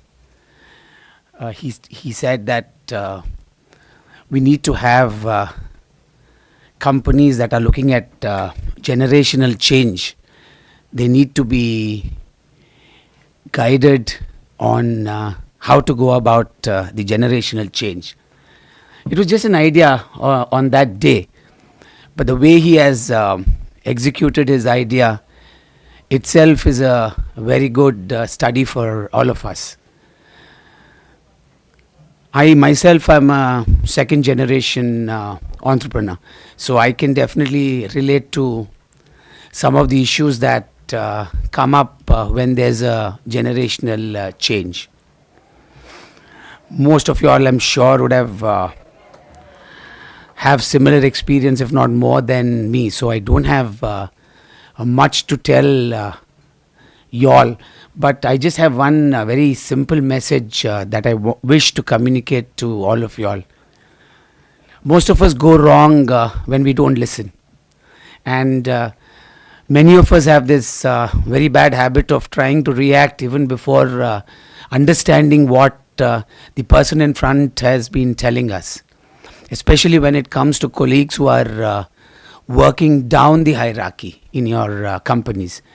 But all of us should remember one thing, that each man or woman has his own sense of what he or she is doing, and they have the experience. So just don't brush aside any point of view until you have fully understood what that person is saying. Once you listen, you needn't decide immediately. You can take a day or two. Okay, faster the decision, better it is what everyone says. But then sometimes I personally feel, instead of taking a very fast decision, it's better that we understand what someone has been telling us. Yes, when generational change happens, there's going to be a lot of disruption, because if the older generation continues to work, they may not be willing to listen to some of your ideas. This is where your tact and skill comes in. Instead of taking them head on, okay, take a path where you can step back for once but achieve the longer goal. Thanks for coming to the NITE campus. I'm hoping that the experience has been good. If it's not been good, my colleagues are here. You can just share your thoughts with them. And I'm sure for the next batches of students who are going to come, we're going to have a better experience. Thanks for having me here, and thanks, Ullas, once again for bringing everyone onto the campus. Thank you. Anybody want to share their experience for him to get for the pro chancellor to get the first-hand experience? What was their experience last 4 days in the campus? Any of you want Sir, to? it has been beyond our expectation. One single center, extraordinary, superb. Thank you. Thank you. The vibrations are so good and great. And peaceful it is. Totally, we've been like walking around scrolling whenever we have the time in the mornings, evenings, and it's amazing to see this entire area from smaller sort of villages coming to the colleges, whether it's the first grade college, whether it's the business school, whether it's the other schools. I saw the gents hostel, and the ecosystem is just amazing. It looks like a town which is thriving on these educational institutes, and it's just unbelievable. Even the campus which you built, where the guest house is, it's green, the maintenance, and that's small things which matter. We see this. We've had a couple of your faculty members speaking to us. The quality of education being imparted in this remote area is just unbelievable, sir. Thank you so much. It's been a pleasure. Just to add to Siddharth, the guest houses, we're all thinking guest houses will be just a hostel, but it is as good as a 3-star hotel. It's very clean. More importantly, the linen smell very good. We have not seen this smell of linen even in a 3-star hotel. So thanks a lot, sir. Thanks for keeping us coming. Thank you. Thank you. Fantastic. Sir, small token of our round of applause. Keep it in your cabinet.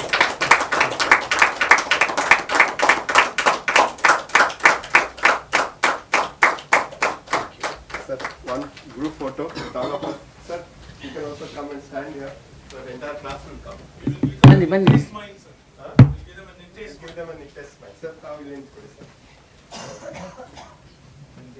Yeah. It's a standard or with all the speakers. Yes.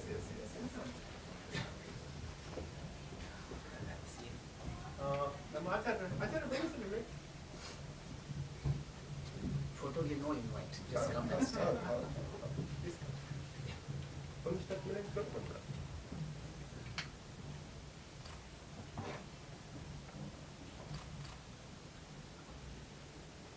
Yeah, thank you.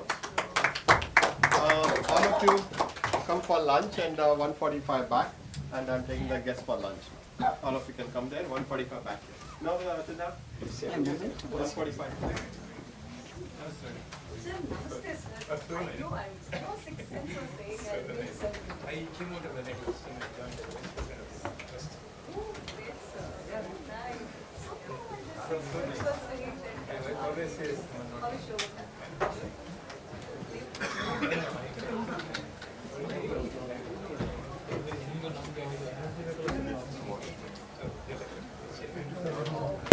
One day in Madras for everybody.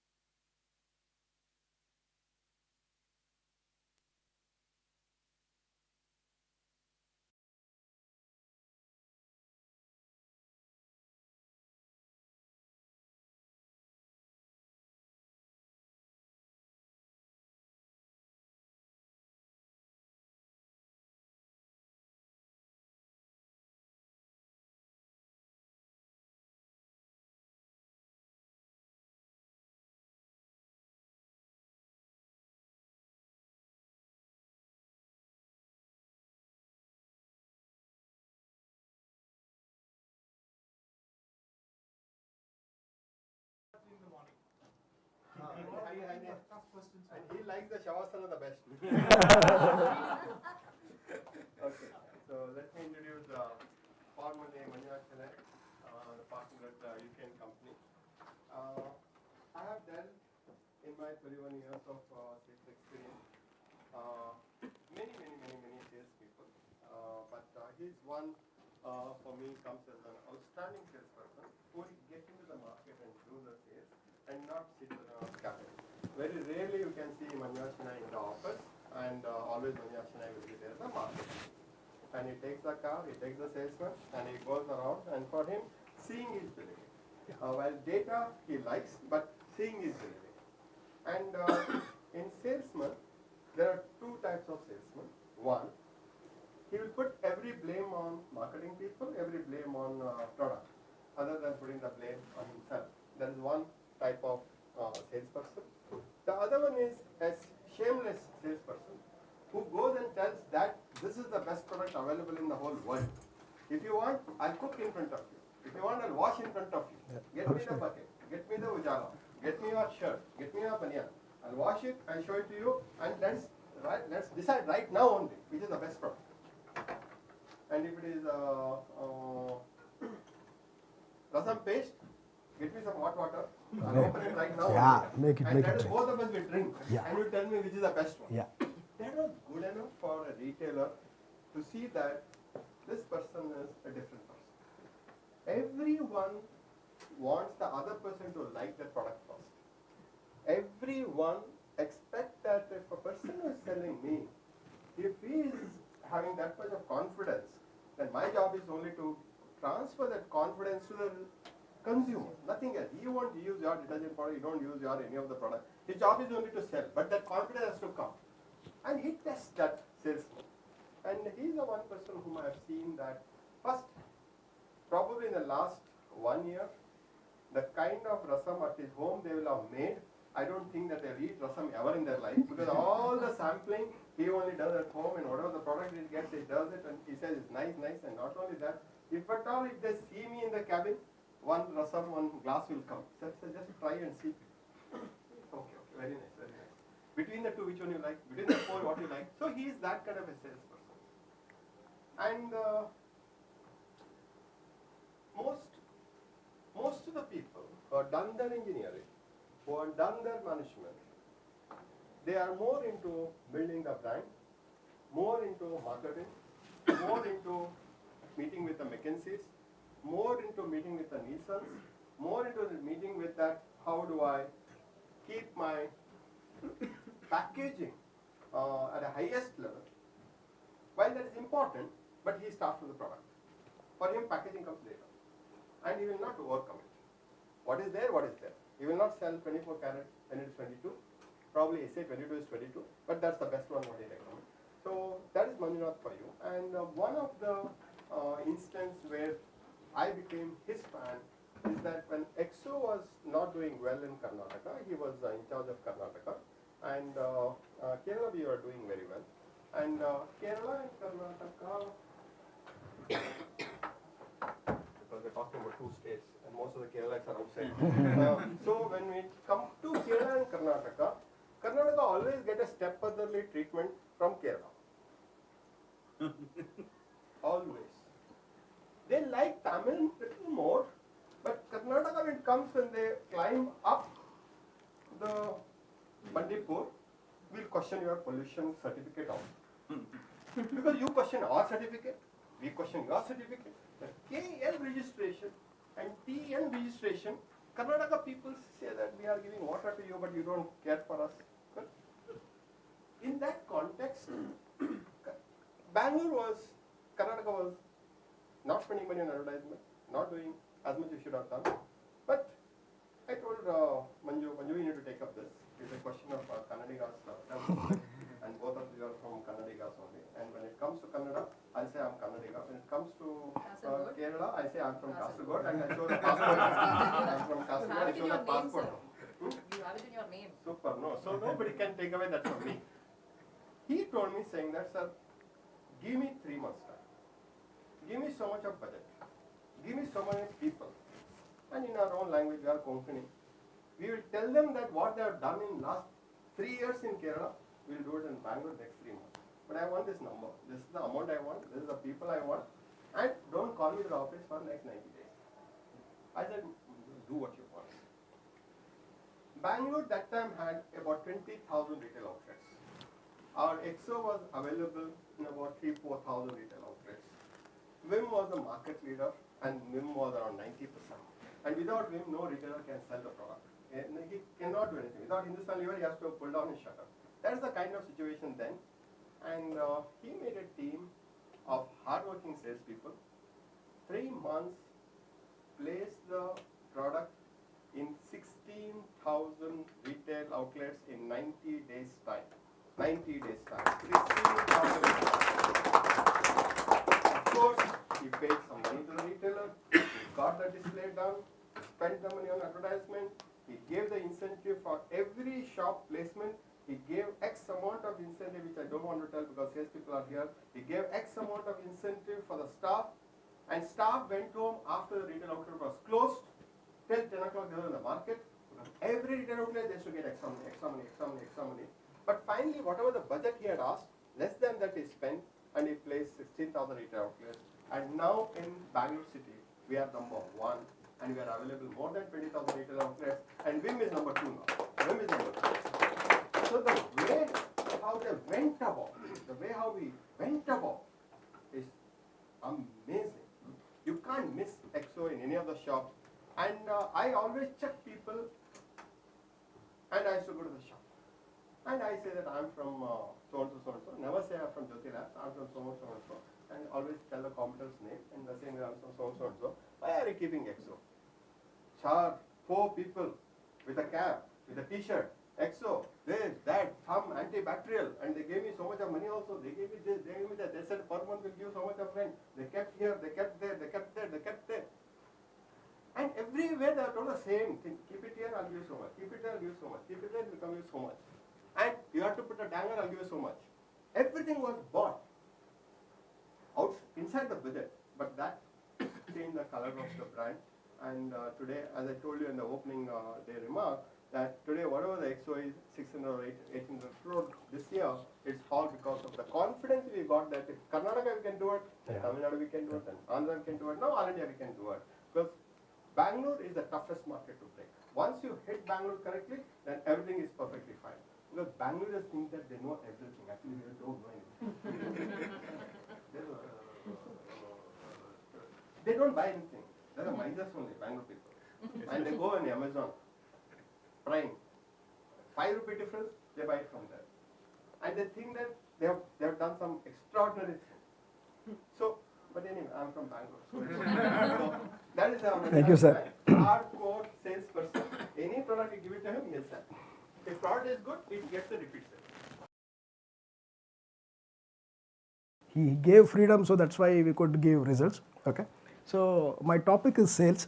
I'll be talking about only sales today. I'm a hardcore marketing profession. Sales comes along with that because when you work on a brand, no, you work on a logo, you work on a packaging, you work on a communication, and if it doesn't get executed at the marketplace, you don't get the volume. If you don't get the volume, you don't get the revenue. If you don't get the revenue, then you will not have the money to invest money on the brand. So that's where it is today. So from 2-3 days I was listening to all the speakers. I'm saying AI is coming, that is coming, this is coming. Luckily ChatGPT cannot replace the salesman for sure. So salesman has to go in the market, he has to work in the market. And why I'm putting this slide is only because I think we have to take learning from the past, okay, and then live in the present. Live in the present in the sense like do action plan for what is required for today and then plan for the future. I'm not saying that do not plan for the future, but do not live the present. Problem is that most of the times we think about only the future. What is AI, what is that, what is digital, what is e-commerce, everything. What about today?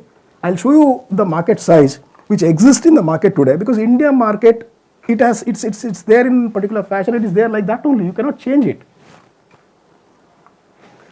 So 2 days back, Lakshmi sir, and then after that Vinod explained about branding, right? So product to brand, it's a, if you see, brand is a trust, brand is a thought, correct? No, it's there in your mind, correct? So to make it happen, it is not an easy task. From product to brand, it's a journey. It can take 3 years, 4 years, 5 years, 6 years, we don't know. It takes a journey.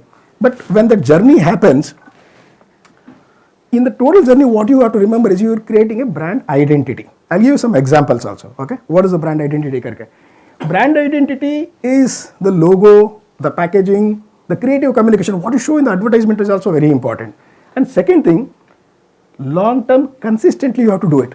You do it once and then you stop it, it doesn't work. You need to do it consistently. Why I'm saying is that for a businessman, this is required.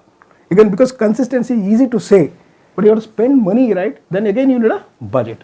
So adapt to changes. As and when the changes comes in the process of building a brand, whenever the changes are required, you need to adapt it and make the necessary changes.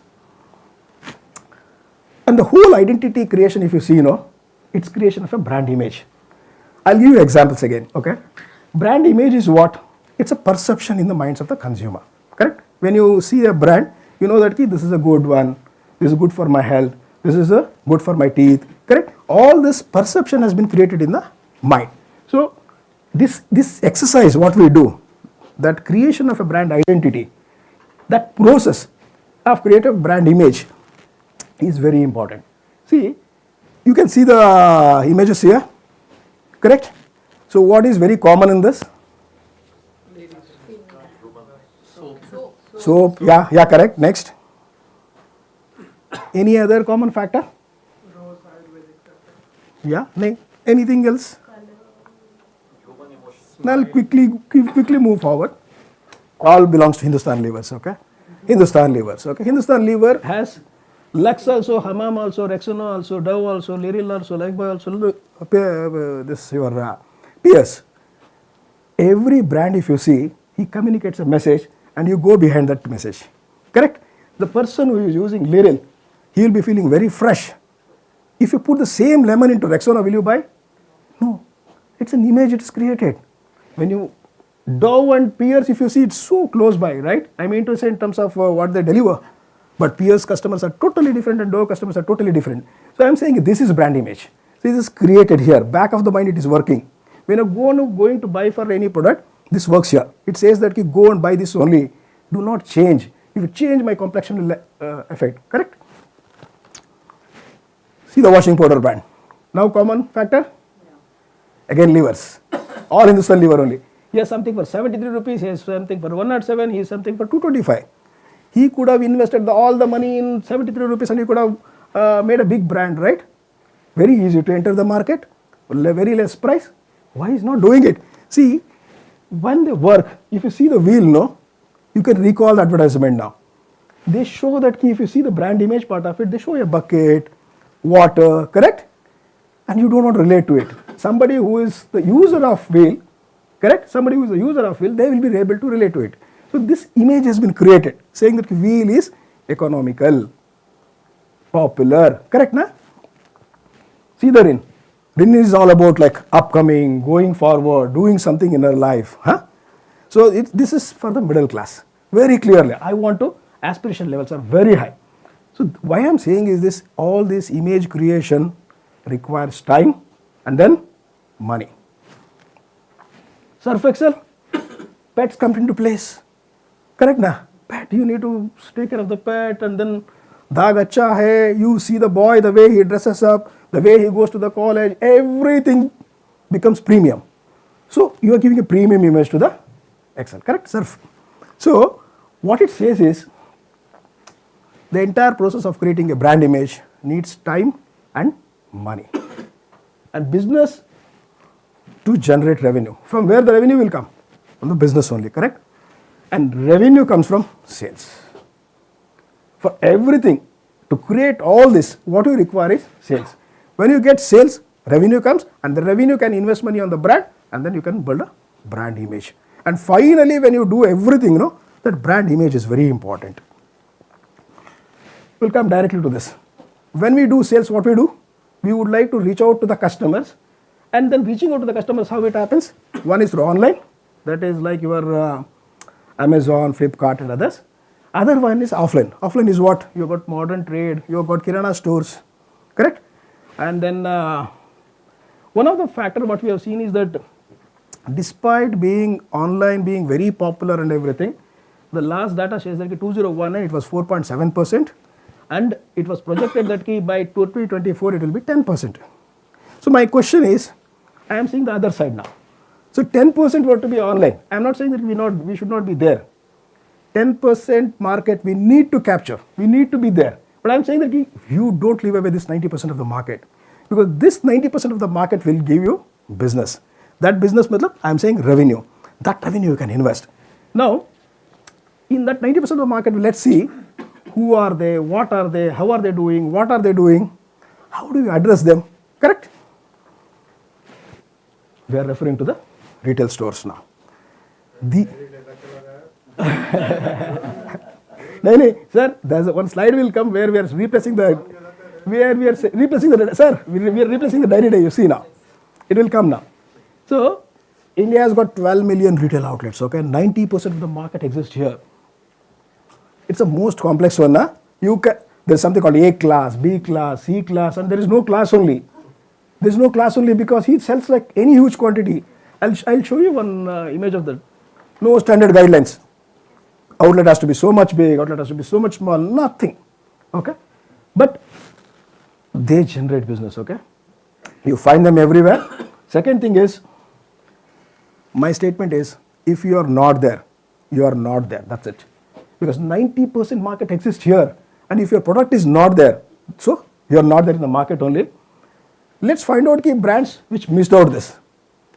Camco is from Puttur, very near to Mangalore. There's a place called Puttur, and Camco is almost, I should not be saying equivalent to Cadbury, better than Cadbury. Whenever you get a chance to eat Camco chocolate, you just eat and see. Fantastic chocolate, okay? 1986 started, okay? And then largest factory in South Asia, they supply to everybody, yeah? The most funny part is that they supply to Cadbury also, they supply to Nestle also, they supply to ITC also, everyone.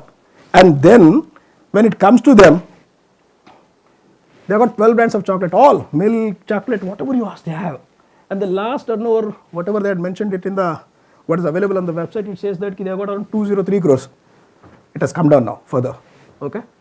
And Camco advertised, but they could not sustain. We'll come to this point now. I am saying what happened is, you advertised, but your product is not there in the market, and you are expecting revenue to go up. How it will happen? You need to reach out to those stores, whether you like it or not, and keep your product there, because the consumer of India goes there and buys it. One more example, very old brand, okay, 1947, okay, less than 30 crore turnover, that is what I could see. And you know MTR, yeah, 1000 crores.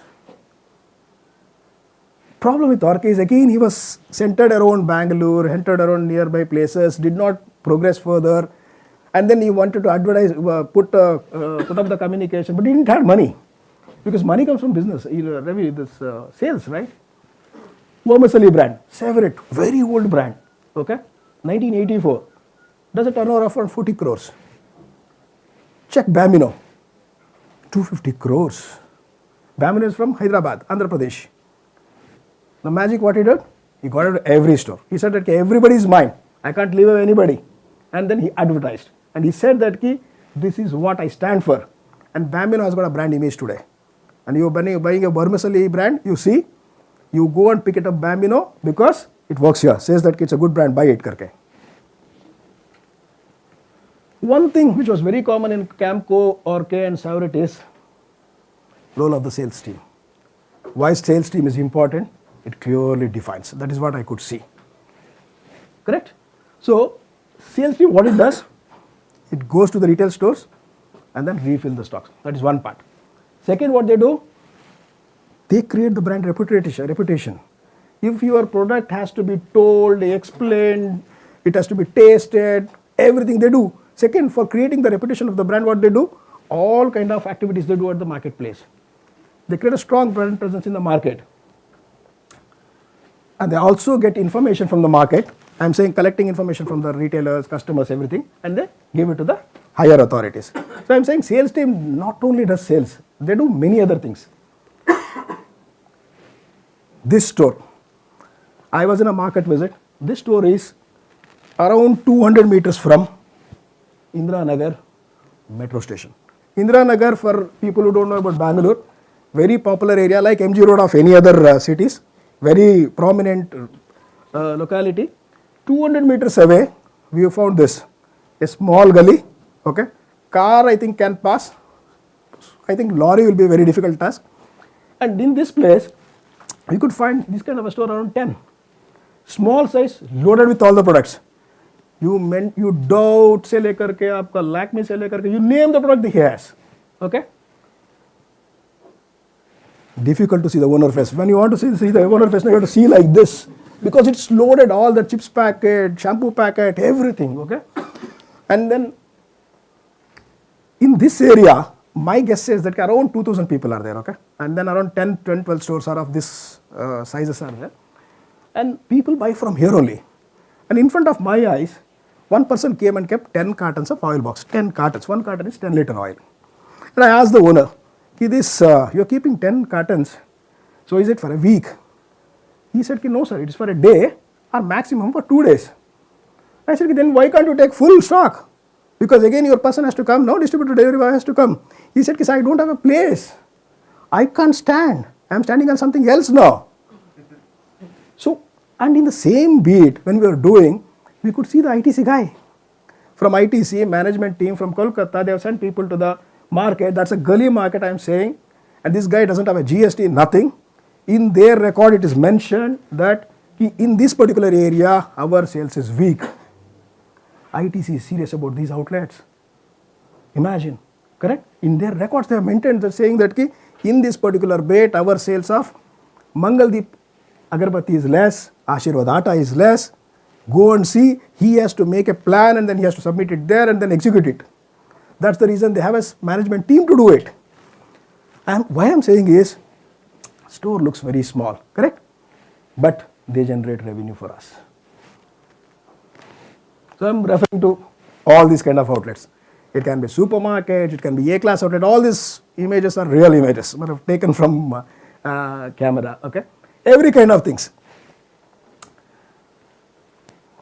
I'm saying to reach here, to sell here, to convince them, you know, a strong sales team. My topic is sales team today, so I'll not go away from that, yeah. So, one small on recruitment, I'll not get into HR. I'm saying when you're recruiting a salesperson, that hardcore sales guy who is on the market, experience again, we call it as below the shoulder. I'm saying this is hard working, this is like you need to walk on the street, right? And there's something called above the shoulder. Above the shoulder is like intelligent people, okay? So, below the shoulder when you're taking, you need to take a fresher, 0 to 1 year of experience is fine. Then hard working, need not to be from any reputed institution, not required. Only thing he should be having the confidence saying that I will be visiting 60 out stores.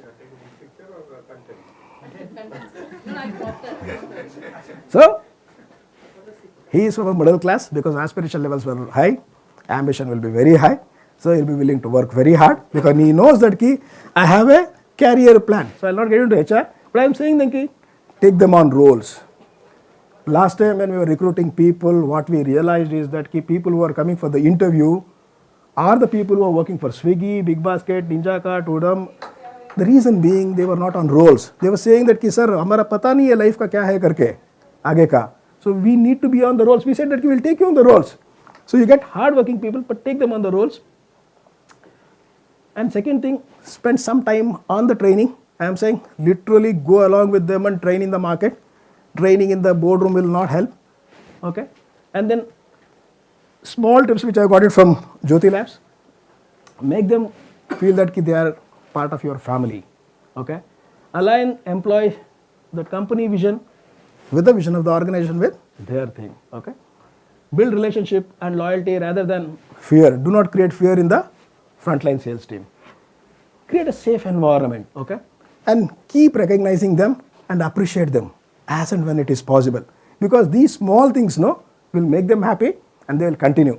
There was a question saying that how do we create a loyal sales team, okay? Loyalty is because nowadays what happens is you get to see somebody is offering slightly higher, can we move around karke, okay? In one of the company which we consult, what we did is we recruited boys in the month of around May kind of a thing, May, June. It was like about we will not be able to give the increments also. What we did is we told them that 6 months you perform. If you perform well, we will not wait for the March to come. We will give you a small increment in between the year. And we did it in front of everybody else. Okay? This gives a strong message to the entire sales team. We gave it to only 3 people. We said that he is hardworking, he is achieving the target, he is taking care of his market. So that's why we are giving it to 3 people. But that is in between the year. I would say, come to the sales team again, Frontline sales team is really backbone of any organization. Okay, and Jyoti Labs, it was always, we used to call them as our company karke. Okay, it's always like everybody you ask anybody, they'll say it's our company. And okay, and MD and Kamath sir, they were knowing each and every person. Okay, so anytime anybody were to call, and Kamath sir has told so many stories now, he was knowing that key, what, how is he, what is he, and what is required for him. Okay, that this thing, no, this helps you to build a strong distribution network. I'll tell you why this is required also. Okay, once you create a strong distribution network and you create a strong sales team, what are the benefits of it? Today, if you see Ujala growing, I'm saying Ujala as a Jyoti as a company, if it is growing, foundation is this: strong sales team and a strong distribution network. Hang Your Ice Cream, currently we are dealing with. Currently, we are working along with them. Their team has the item product is available in 7 states. They are cross some 100-150 crores now. Okay, and they're growing further. Again, if they are strong, if they are growing further, they are doing everything. Brand is playing a role. Plus, sales team is working on the market. Okay, Ullas Agarbatti, one more brand which we are handling now. Okay, Cycle brand, everybody's heard Cycle Agarbattis, correct? Number 1 in India, correct? But number 1 in Karnataka is Ullas Agarbatti. It's because, yeah.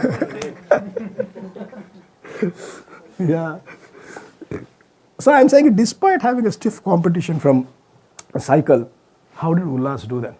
Correct, no? We'll take some learning from Exo Dishwash Bar. On this project, I worked from 2005, October 2005 till 2012. Okay, there's some good learnings from this. Vim was dominating, as sir said, 70% market share when we started. Exo bar sales was stagnant. Launched in the year 2000, 2001, and then till 2005-06, it was stagnant. And then management was not willing to invest money on the brand.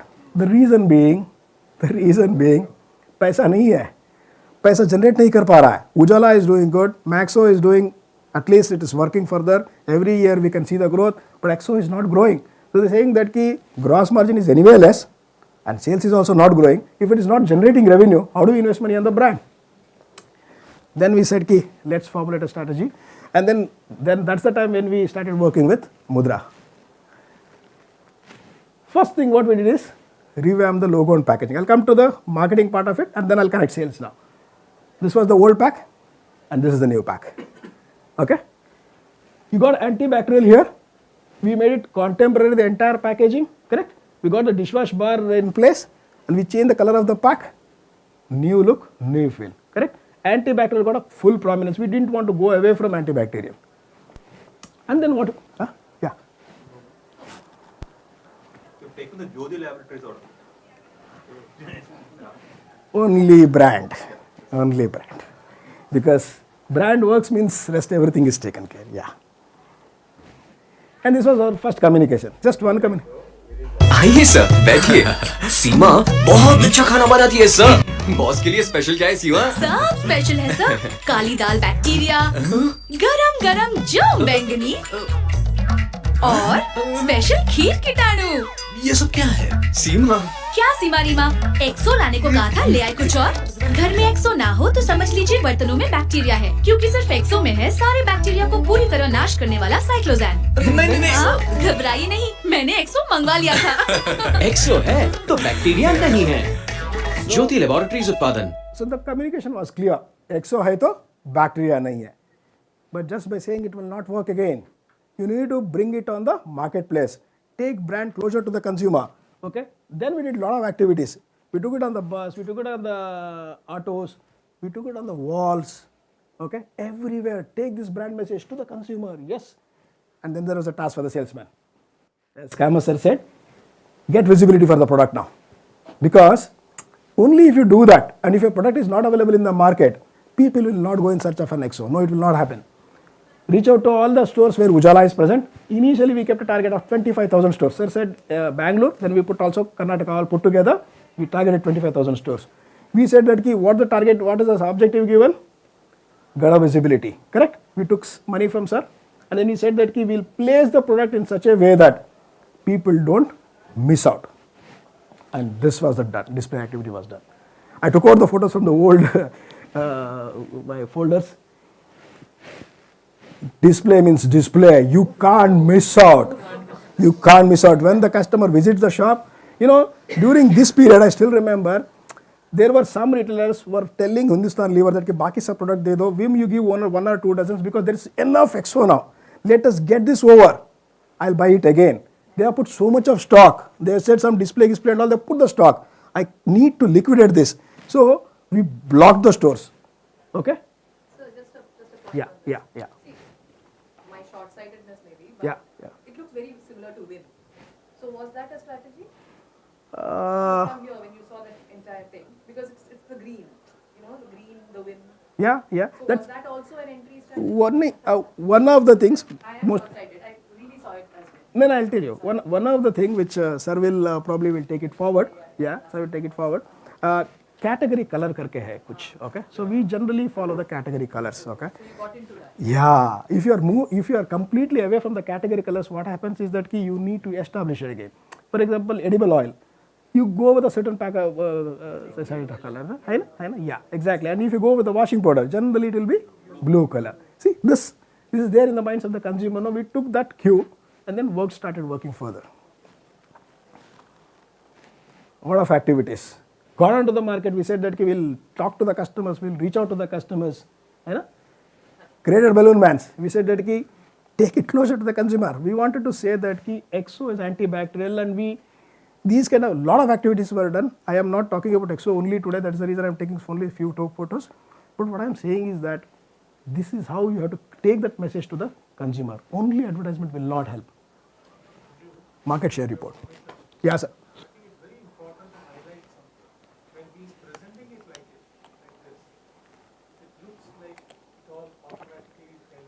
Yeah. No, it is not. Yeah. Is the most difficult, heartbreaking, sometimes humiliating. It takes enormous amount of energy, resilience, and somebody like Manju to constantly reinforce your energy. When I joined after IIT IIM levers, we were put in the field, and in those days it was called sample soap, which is a small tablet. Rexona and Liril were the most popular, and we never got stocks of those because of oil shortage. So I have been a gold medalist from standard 1 to my IIM. I walk into this small town. The small town is actually around a marketplace or around near the bus stop, etc. So I walk in, there are 4 or 5 women in this kirana shop, and an old man sitting at the counter, and he's saying in Tamil, chaste Tamil, he's saying, "Kya karne ko aaye ho hai?" I said, "Maal bechne ko aaye," in Tamil.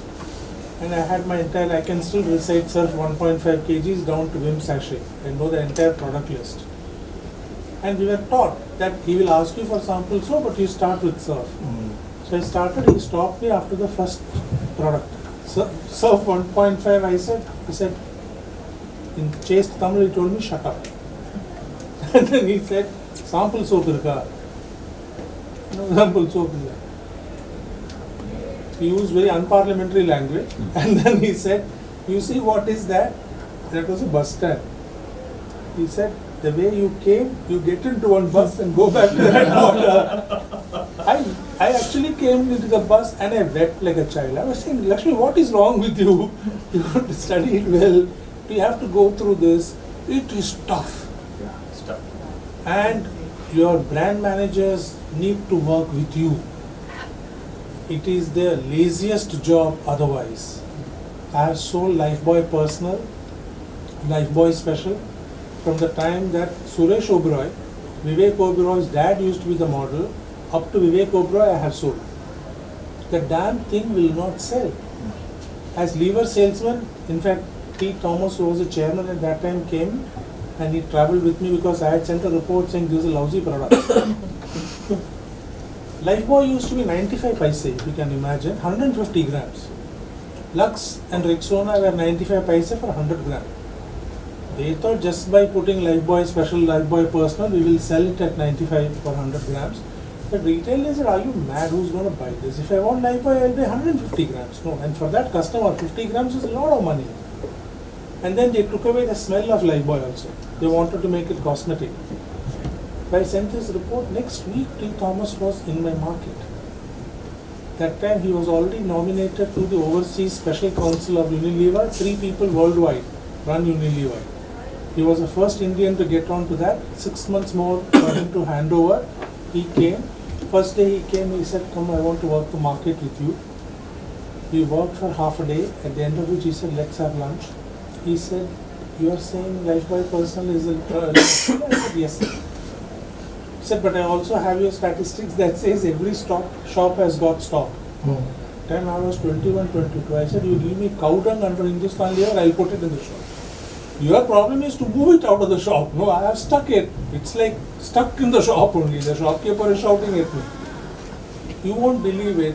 I admire that company for distribution, not for marketing or anything else. Within 3 days, J.C. Chopra, who was a marketing director, Ashok Ganguly, who was taking over from T. Thomas, were in my market. I was asked to stay back in Salem, and I worked next 3 days in those 3 markets. Within a week, Mandip Malik, I still remember those names, brand manager, Lifebuoy came. And the first thing in chaste Punjabi, he abused me, saying that I was having a comfortable time in Bombay. You wrote that sales report, now everybody is after my ass. Now everybody is saying, go visit the market. We worked 7 days in the market. They pulled the brand in 1 month's time. What I'm trying to say is, what he's describing is really tough. And today the shopkeeper has got, like he said, no space. More important, no money. So if you go to him, the biggest challenge is everybody will say consignment basis. You leave your product here, I will give you money when I sell it. And you can't run a company like that. So I just want us to understand that what he's describing to you, if I had 100 rupees, and I'm talking now with so many years of brand management experience, if I had 100 rupees, for the first 5 years, I would put 80 rupees on sales, 20 rupees on marketing, 80 rupees on sales and distribution. Would you agree, sir? Yeah. 20 rupees on marketing and brand building. Because if this is not there, it's like your foundation is weak and you are building a beautiful house over it. Just wanted to highlight that. Because the way Manjunath is saying it, because of his capability, it looks very easy. That display that he talked about, I can imagine how much of sweat, blood and tears would have gone into that. Really tough. Money also.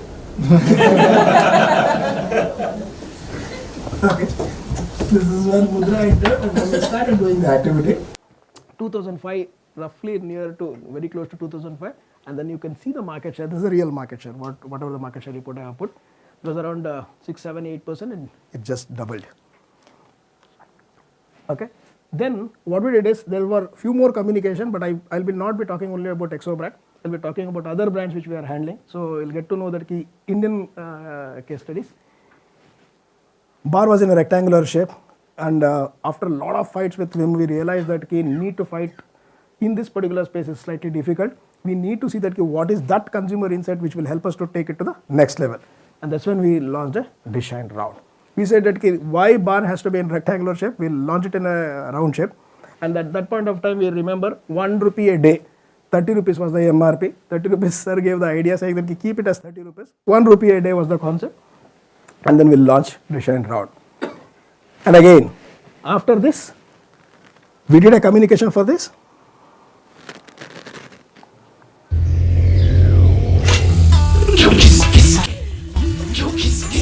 Shine है हाँ है अच्छा clean है clean ही तो है 10 साल से नौकरी कर रहे हैं हमको बता रहे हैं बैक्टीरिया से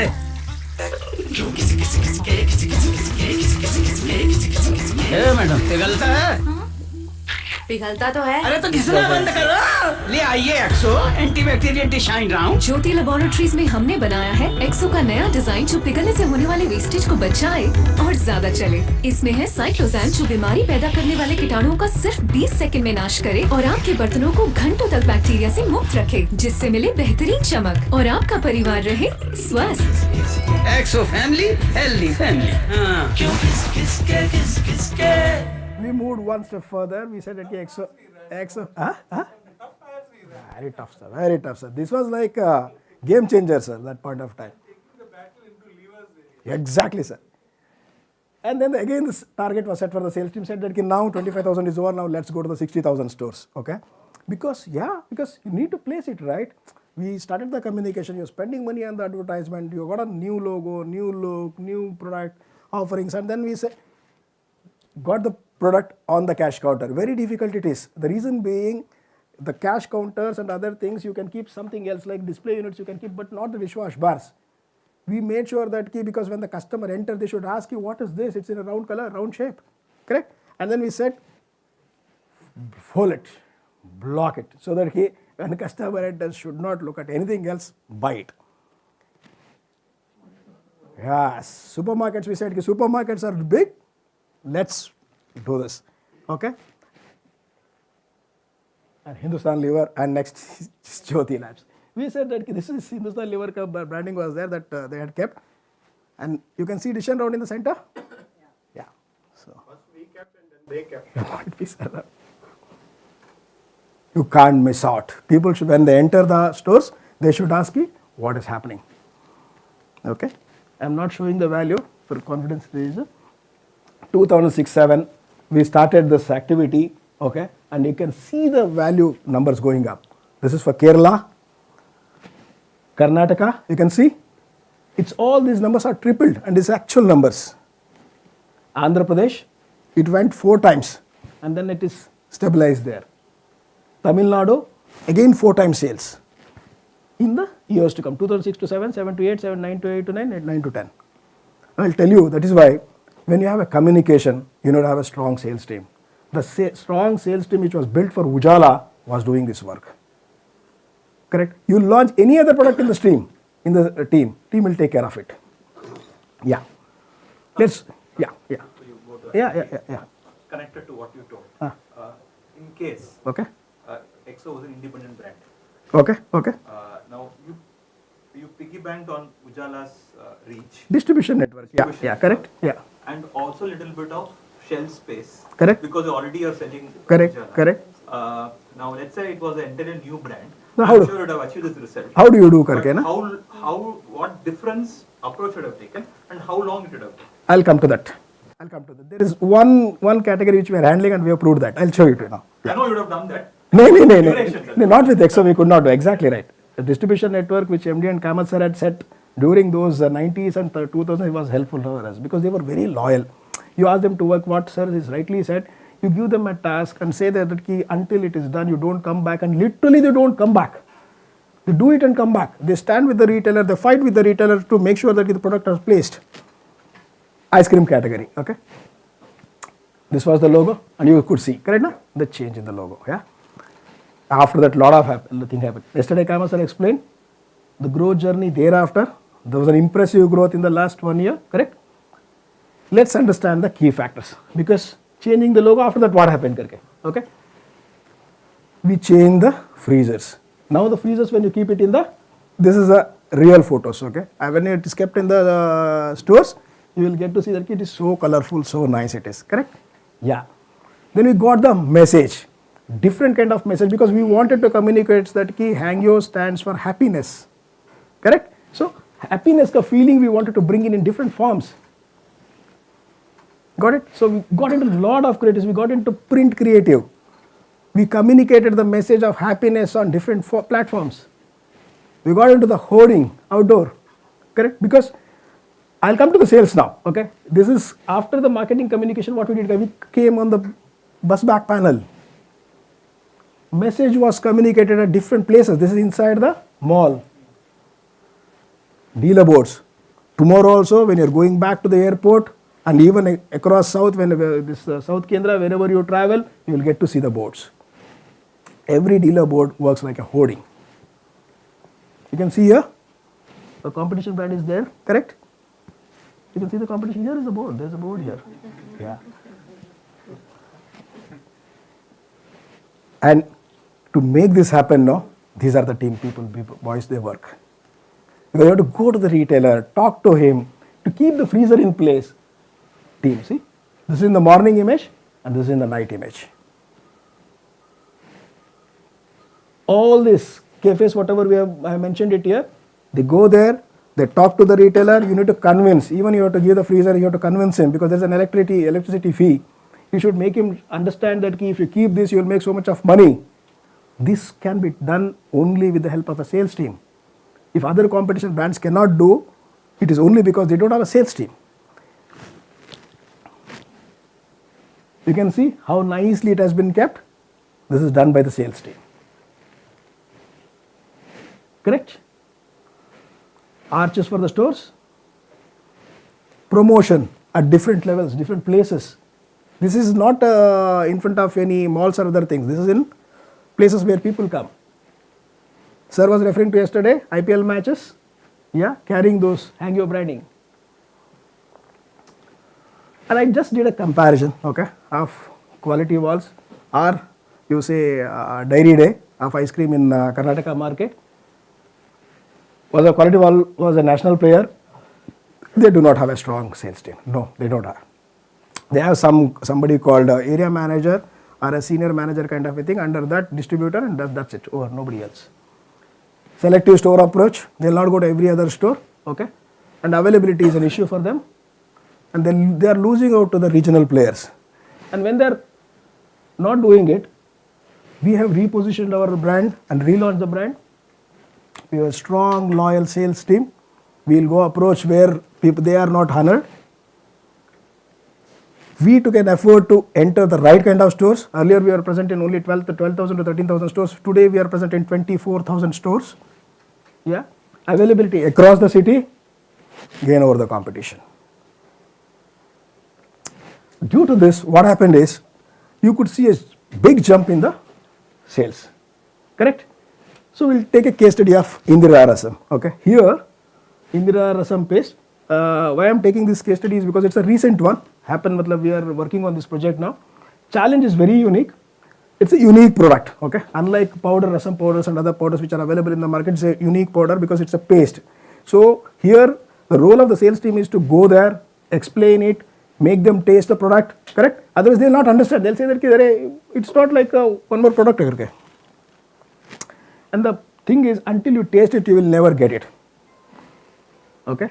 First task is to bring smile on the retailer face, because he is the guy who is going to give it to the retailer, okay? So what we did is that across here, rest of Karnataka, we created a distribution network now, because we were not present there. That is like Davangere, Hubli, Bagalkot, Bijapur. If you see this belt, entire belt, Mangalore, Mysore, Udupi, this belt, entire belt, we created a distribution network.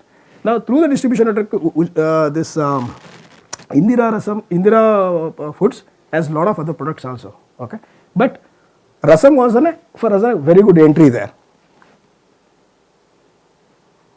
We made first retailers to drink the Rasam. You can see these images. These are real images. We cut open the pack, put it in the hot water, made retailer to drink the Rasam.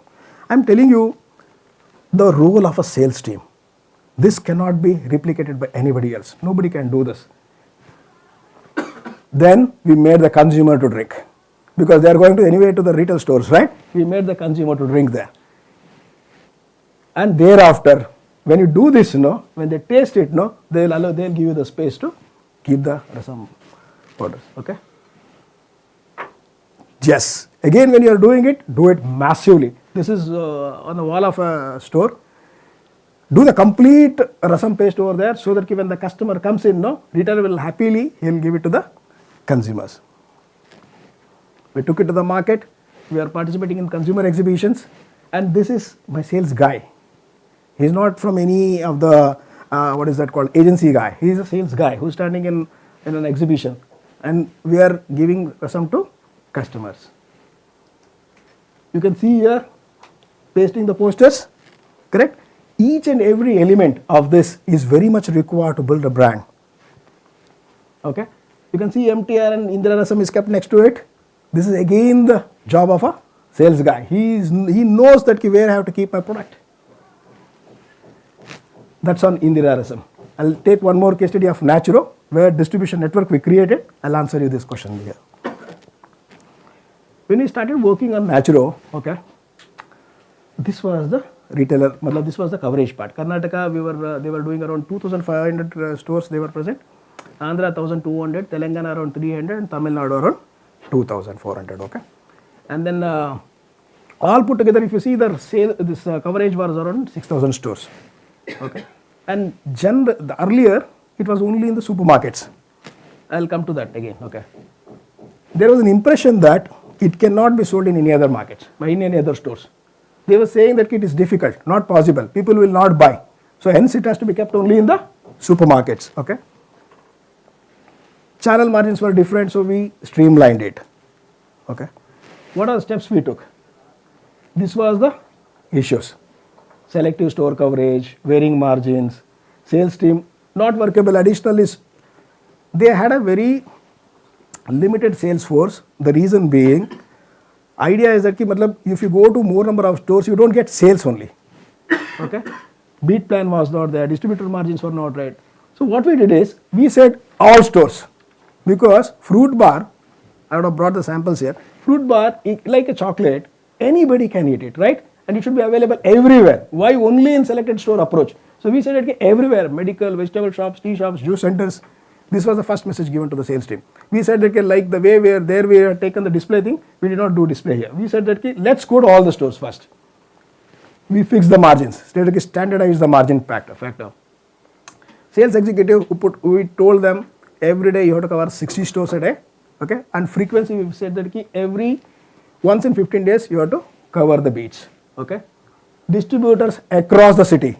Earlier when I went to this particular project, I remember first time when we went and met them, there was a Karnataka RSM was there, and then he had got around 4 or 5 boys under him. Okay, and I asked him northern parts of Bangalore, how many distributors we have and how many boys are working there. Okay, and he said that northern parts of entire North Bangalore, such a huge population, probably like 20-25 lakhs population. He said we have only one boy, and he is more than sufficient. We have only selected stores, need not have more stores at all. I said something is wrong, because for such a kind of a population, we put a calculation saying that for every 200 customers, you should have one store in Bangalore kind of a city. I said something is wrong. I think we have to cover all the stores. We gave them a message there, and then we came back. After 3 days, I got to know that RSM resigned. First the Karnataka person said that no sir, like this we cannot work. And then the Tamil Nadu person resigned. And after that Andhra person said that no sir, this is very hard working. You are asking us to go to all the 60 stores. It will not go. It will not sell. That was the condition. Okay. We built a strong sales team across Karnataka, across Tamil Nadu, across Andhra, across Telangana. These are the boys who goes to the market every day. Okay. What they did is, why I am talking about sales team here is, here the task was something different. It is not a chocolate. So they have to cut it open, make them to eat, make them taste the product, and talk the best part of the fruit bars. Somebody has to explain the retailer first, correct? No? Until he buys into our idea, he will not sell it to the customers. So what was the beat before 60? Earlier they were doing only 30. Selective approach. I will do here, and then I'll go to the next store there, because others will not buy. Their idea is that they will not buy karke. We said supermarkets, from there to all the type of stores. All the type of stores, okay?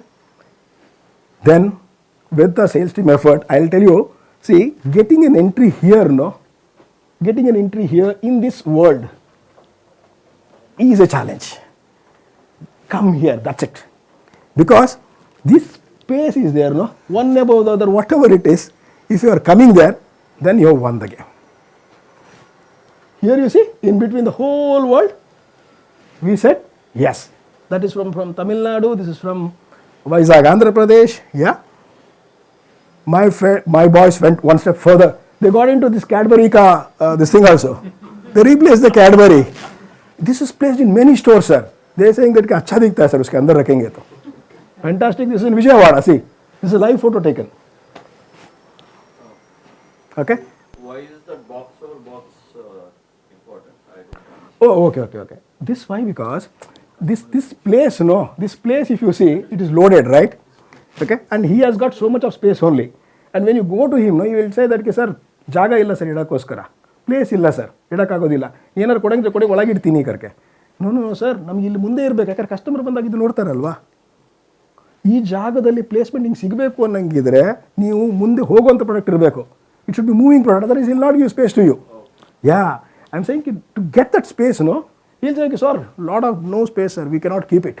We'll keep it inside, give it, no, if it gives also. If it is moving, no, only then he will keep it front. That is there. Yeah, and then we can see vegetable market. Why only retail stores? Why not vegetable market? Because ladies come there, no, for buying the vegetable.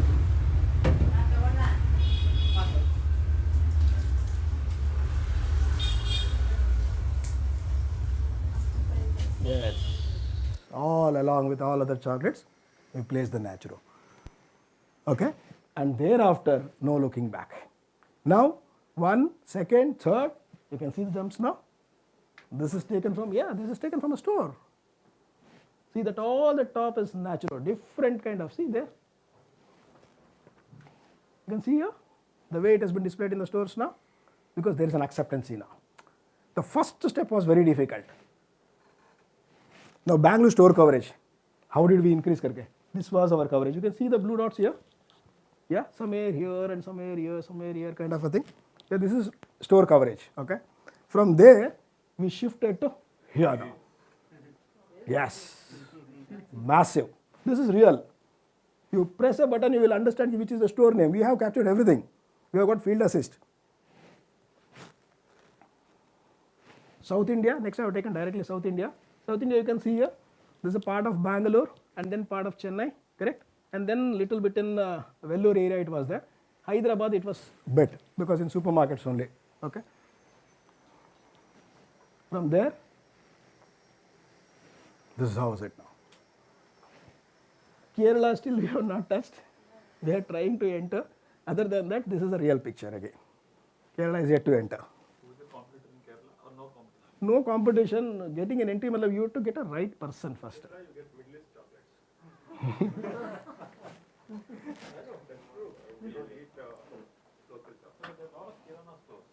It is. You have to get a right person first, that's it. Store coverage, from 7,500 we took it to 56,000 now. This is in a span of 1 year. Last year, October 2022 we started. Now, October 2023, we completed 1 year working on Naturo. This was possible only because of the sales team, I'll tell you, not for any other reason. Yeah, and I'll show you the sales jump now. This is real, and this is not year-on-year basis, huh? This is not a year-on-year basis. This is month-on-month basis, and this is actual number. Last number, what you're seeing there, this is for the last year, October 23. I should not be saying double. Tripled. We have tripled the number. Whatever they were doing earlier, October 22, this is number is tripled the number. Yes. Thankful to the sales team to make this happen. Indira, Naturo, Ullas, Hangyo, yeah. So I would say behind every successful organization, there is a strong sales team.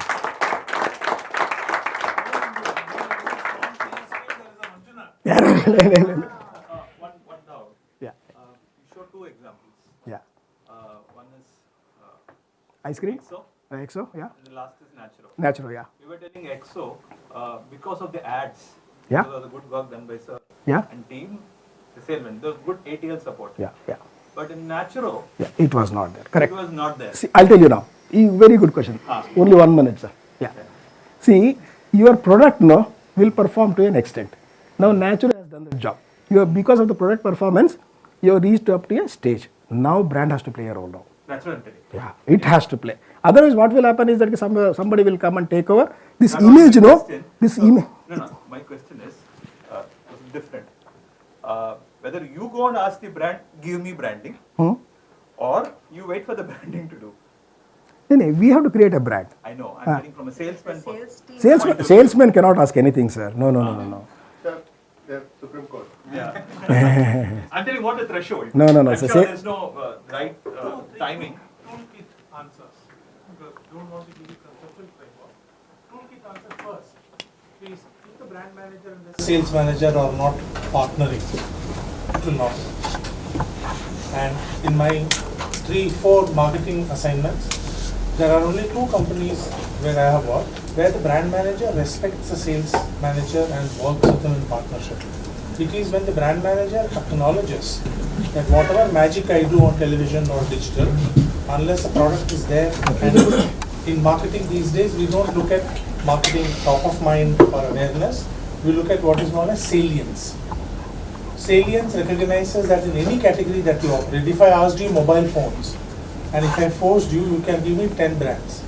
But if I asked you what are the top 3 brands, you'll remember Samsung definitely, Apple definitely, maybe one more, maybe one of these Chinese brands.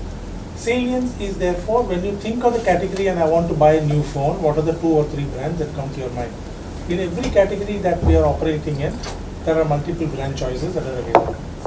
So the first secret to success is the head office marketing team and the sales team. So even today, the chairman of Hindustan Lever has to spend 5 working days in the market. And when I say in the market, I have traveled, for example, with Dr. A.S. Ganguly starting at Trivandrum.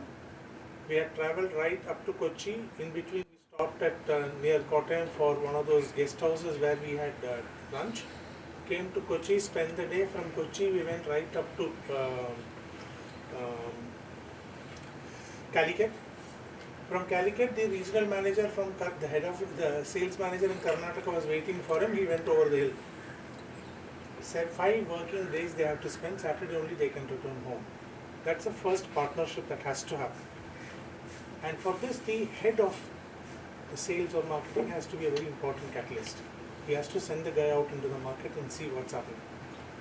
The second important one is very simple metric that I work with, and my clients ask me, if today he is selling, let's say for the sake of discussion, 10 crores of natural, without any advertising support, POP in shop, etc. We then sit down with him and say, in my opinion, for this audience, I can do a very powerful geography fenced digital campaign because of the nature of the category. I can do a good campaign for 50 lakhs for up to 30 days. Enough for me to know whether it's working or not. I then tell him, how much do you think we can sell more? Let's assume the brand has an EBITDA of 25%. I'm just doing back of the envelope for you.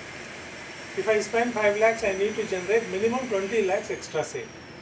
I said, oh, तो मंजू हो जाएगा क्या? If he says हो जाएगा ना, I put 5 lakhs on fake. What will happen? Instead of doing 20 lakhs, I'll get 15 lakhs. Instead of therefore recovering 5 lakhs, I've recovered 4 lakhs. What have I really spent? Only 1 lakh. You have to think incrementally like that. You have to take small baby steps. At every step, geofencing. Ask yourself what is the deterministic ROI that you want. Put it for 3 months and track it and see how much you are getting. Just to follow more details. Yeah, it's not a consulting class. Idea is that we are not a distribution house. We are not distributors also. And we tell that this is the way to go about. There are hundreds of ways. Number 1, you want to reach the consumer, go on advertisement. Don't spend the money on advertisement to reach the retailer. That's a common thing. Big companies spend the money on advertisement to convince the retailer. Small companies, we use our own personal credibility to place the product, saying that, sir, we are not like Hindustan Lever, we are not like Procter & Gamble. You keep the product, we spend the money on advertisement. And the other one which you asked, exactly that was very important. EXO or any other product. Even today, if Manjunath goes to the market, people identify him as the Ujala man only. So he put his personal credibility in the marketplace, right? If Ujala was not successful, EXO would not have been successful. Take it from me. The kind of money we have spent on Ujala, Char Bunda Wala, everybody knows. But the first 5 years, we did not put 1 rupee in Ujala. I have gone more than 16,000 shops myself, saying that, sir, you keep it. If it does not sell, I'll take it back. But I want cash. Keep only 3 bottles. Now the display what we have there is a money-making racket at the marketplace. One display costs you anywhere between 25,000 rupees. Because the customer, when he comes in, he should know, what is this? But sometimes he decided that that 25,000 is much better than putting 2.5 lakhs rupees on 10 seconder. That decision he takes. Most of the times we tell them same thing. Let the salesperson understand marketing, and marketing person will never understand sales. Never ever. You don't even know how many, if I say a marketing person in a 60 shop, how much time you can cover means you'll say, take a shop for 5 minutes. I'll be able to reach in 4 hours. Retail will make you to wait like somebody told in the corner. Wait, customer है, customer जाने के बाद बात करेंगे ना. The customer, this fellow will not go only. After go, somebody else will come, somebody else will come, somebody else will come. And the moment you show a frustration, he said, कल आ जाओ ना, urgent क्या है? हमारा लेगा, हम customer के लिए दुकान open करके रखा है ना. So what I'm trying to tell is that there is no cut and paste, there is no one fits all, and his job is to advise them that do like this. But if there are many ways to do it, we call it as a bomb, like carpet bombing. That you can spend the money on the brand, you can spend the money on the TV, you can spend the money on the digital, you can spend the money on the hoarding, you can spend the money on the back panel, you can spend the money on the people, you can spend on the display. You can spend as much as you want. But if the horse is not running, nothing will work. So if product is great, have patience, have patience, have patience. One day you will get it. The product. So Lakshmi sir is available, and we need to go for graduation as quickly as possible. People are waiting there down, and Manju, all these questions we will answer. Okay? Definitely.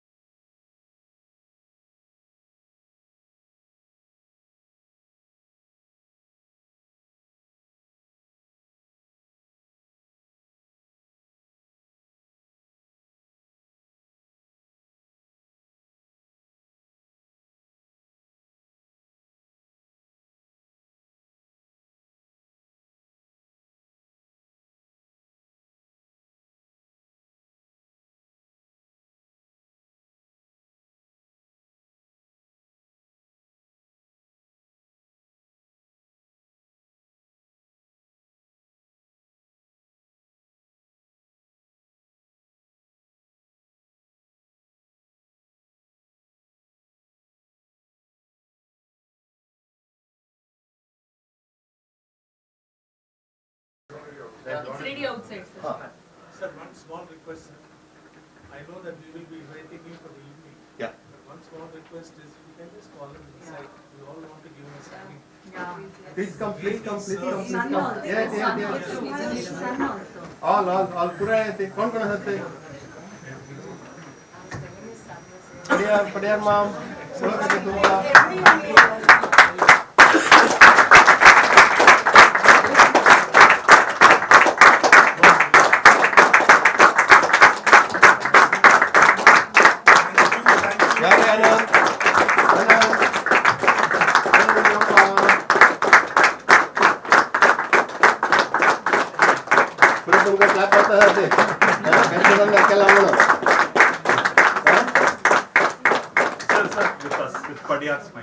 With Padiyar smile.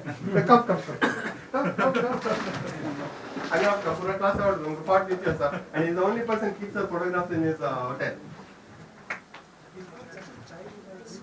Yeah, innocent. Okay? And you can imagine what kind of food he'll serve for his son's wedding. Imagine what kind of food he'll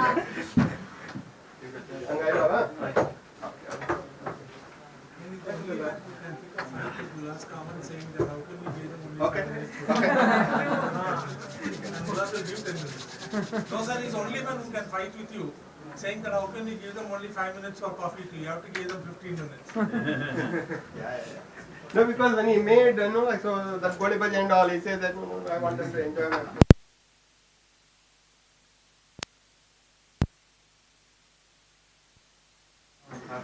Give.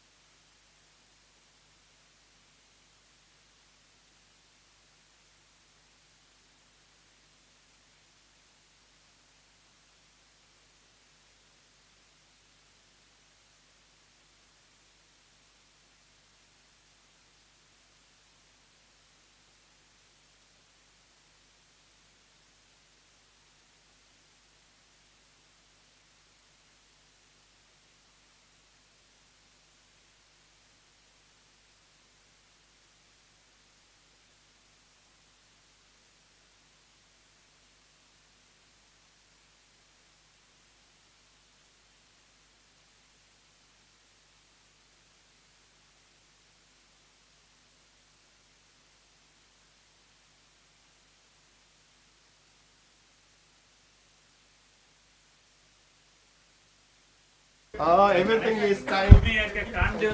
Why? Everything is time. Time don't wait for anybody. Everything is time. Batam pura khan gaya the. Whoever wants, they can take while going. Yeah.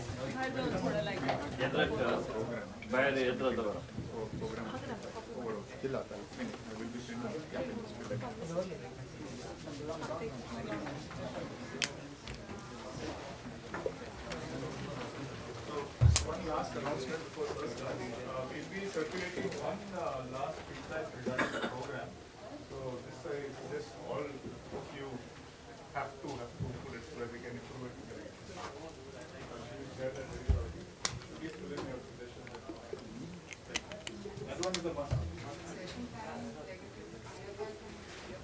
All everybody here. Individual opinion.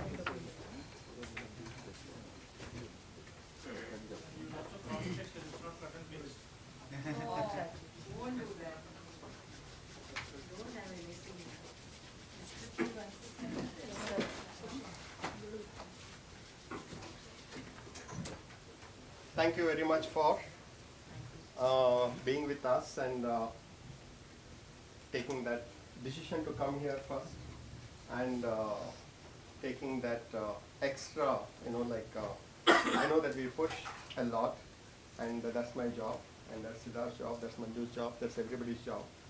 And sometimes we treat you like student, sometimes we treat you like master in a martial art. Sometimes we treat you like friend, sometimes we treat you like a family member.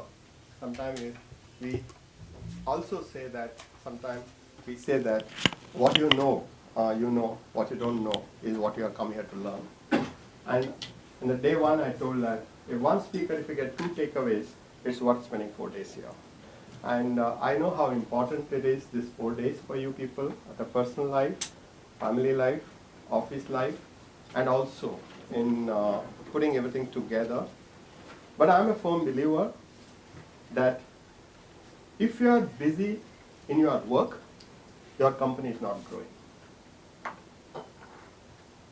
If calendar is free, then you are growing. Keep that very important aspect. Me and my MD, both, for 31 years, we never said that we are busy today. I have never told anybody that I'm busy. Only one thing which I will have told them is that I have a meeting at 9:30, can you come at 8:30? I have a meeting at 8:30, can you meet at 7:30 in the morning? Or I'll be finishing the last meeting at 7:30, can you sit in the car and discuss? I can be there up to 8:30. And I don't have breakfast meeting outside, I don't have dinner meeting outside. So you can sit and talk, no problem.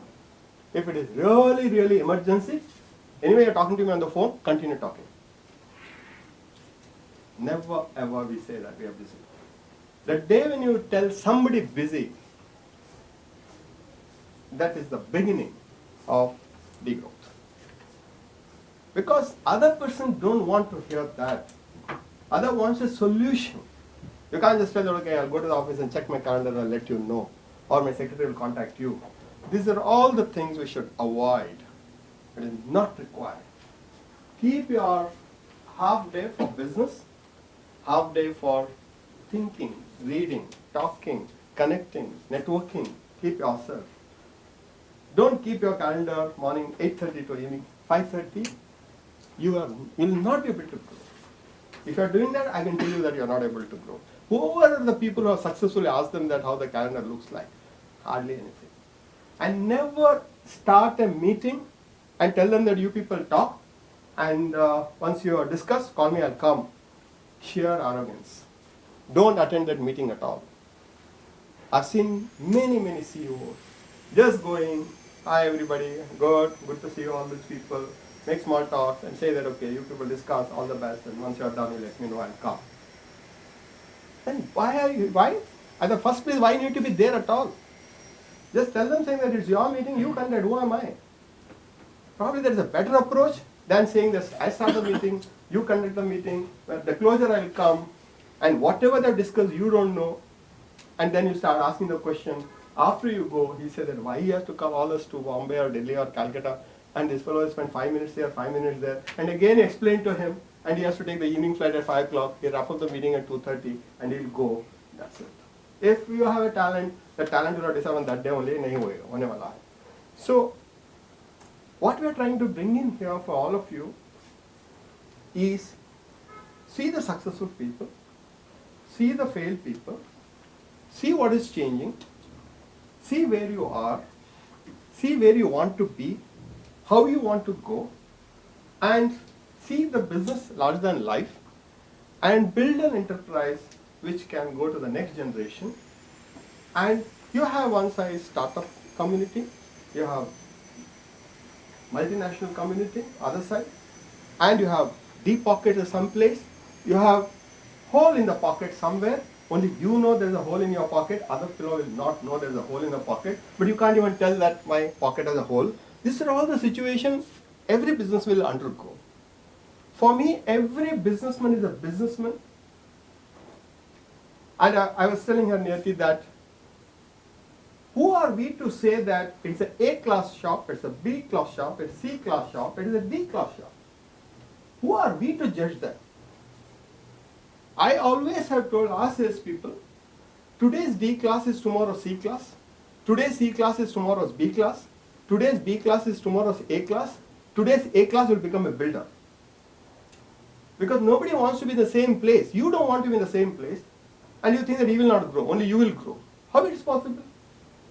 We say that B class is 1 shutter, A class is 2 shutter. And there is no way he can make the third shutter, correct? Because there somebody else is there. So you need to respect the D class, maybe employees, maybe distributors, maybe retailers, maybe vendors, anybody as A class first, because human being. What you know, you teach them. What they know, you learn from them. And most of the things, I'm not from marketing background also, sales background also, I'm not from any background, I'm a simple human being, good in writing accounts. But now, I feel that anybody can sell if they have patience. You don't have to give any bribe if you are on the right side of the law. But do you have that patience? If you have, you will win. If you don't have, you will lose. There is nobody who will receive the money from you as long as you don't give. So there is a giver, there is a taker. There is no one way bribe is not there. And anybody will ask for a bribe to give favor. And you are seeking the favor, and that's the cost you pay. It could be time, it could be speed, it could be anything. But there's nothing that he won't give you in return. You want it quickly, that's why you pay for it, right? Or something is wrong, you pay for it. So I can give you many examples how you can overcome. But some of the examples which I want to discuss with you or explain to you is that how do you make a person who has decided to not to give a certificate to start a factory, how you can make him to give a certificate. Case is in Bankura district, and you have set up the factory in Bankura, in Vishnupur, and I had to get the certificate from DIC, because if you want to claim the income tax exemption, because it was coming under 80IB, then you need to get the certificate from the district industry center that the factory is there, and he has to certify that. Otherwise, you can't claim the income tax exemption because he's the primary authority. You have land, building, machinery, purchase invoice, everything. But he has to say that, yes, I've given the permission for these people to start the production. So that naturally, that general manager was sitting there. He said, yes, sir. And in Bengal, like I said, this is all what you started, and your panchayat knows him, he knows him, MLA knows, everything knows, and this person is not an IS officer, he is a senior person, and the general manager DIC.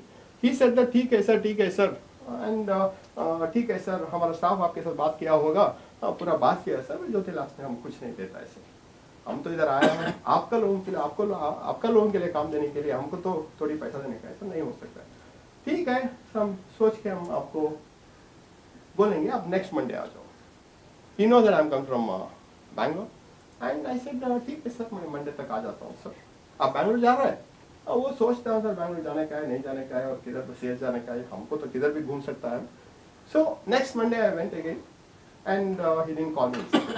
So I sat in the DIC, and you know how the DIC is there, the fan will not be working, and the last year's newspaper will be there, and some Bengali magazine will be there, and sit there, everybody comes, and I used to have a uniform, now I don't have. I used to wear a beige color pant and a white shirt, and sit in the corner, that time anyway I don't use the laptop, that time whatever I have to do, I have to write.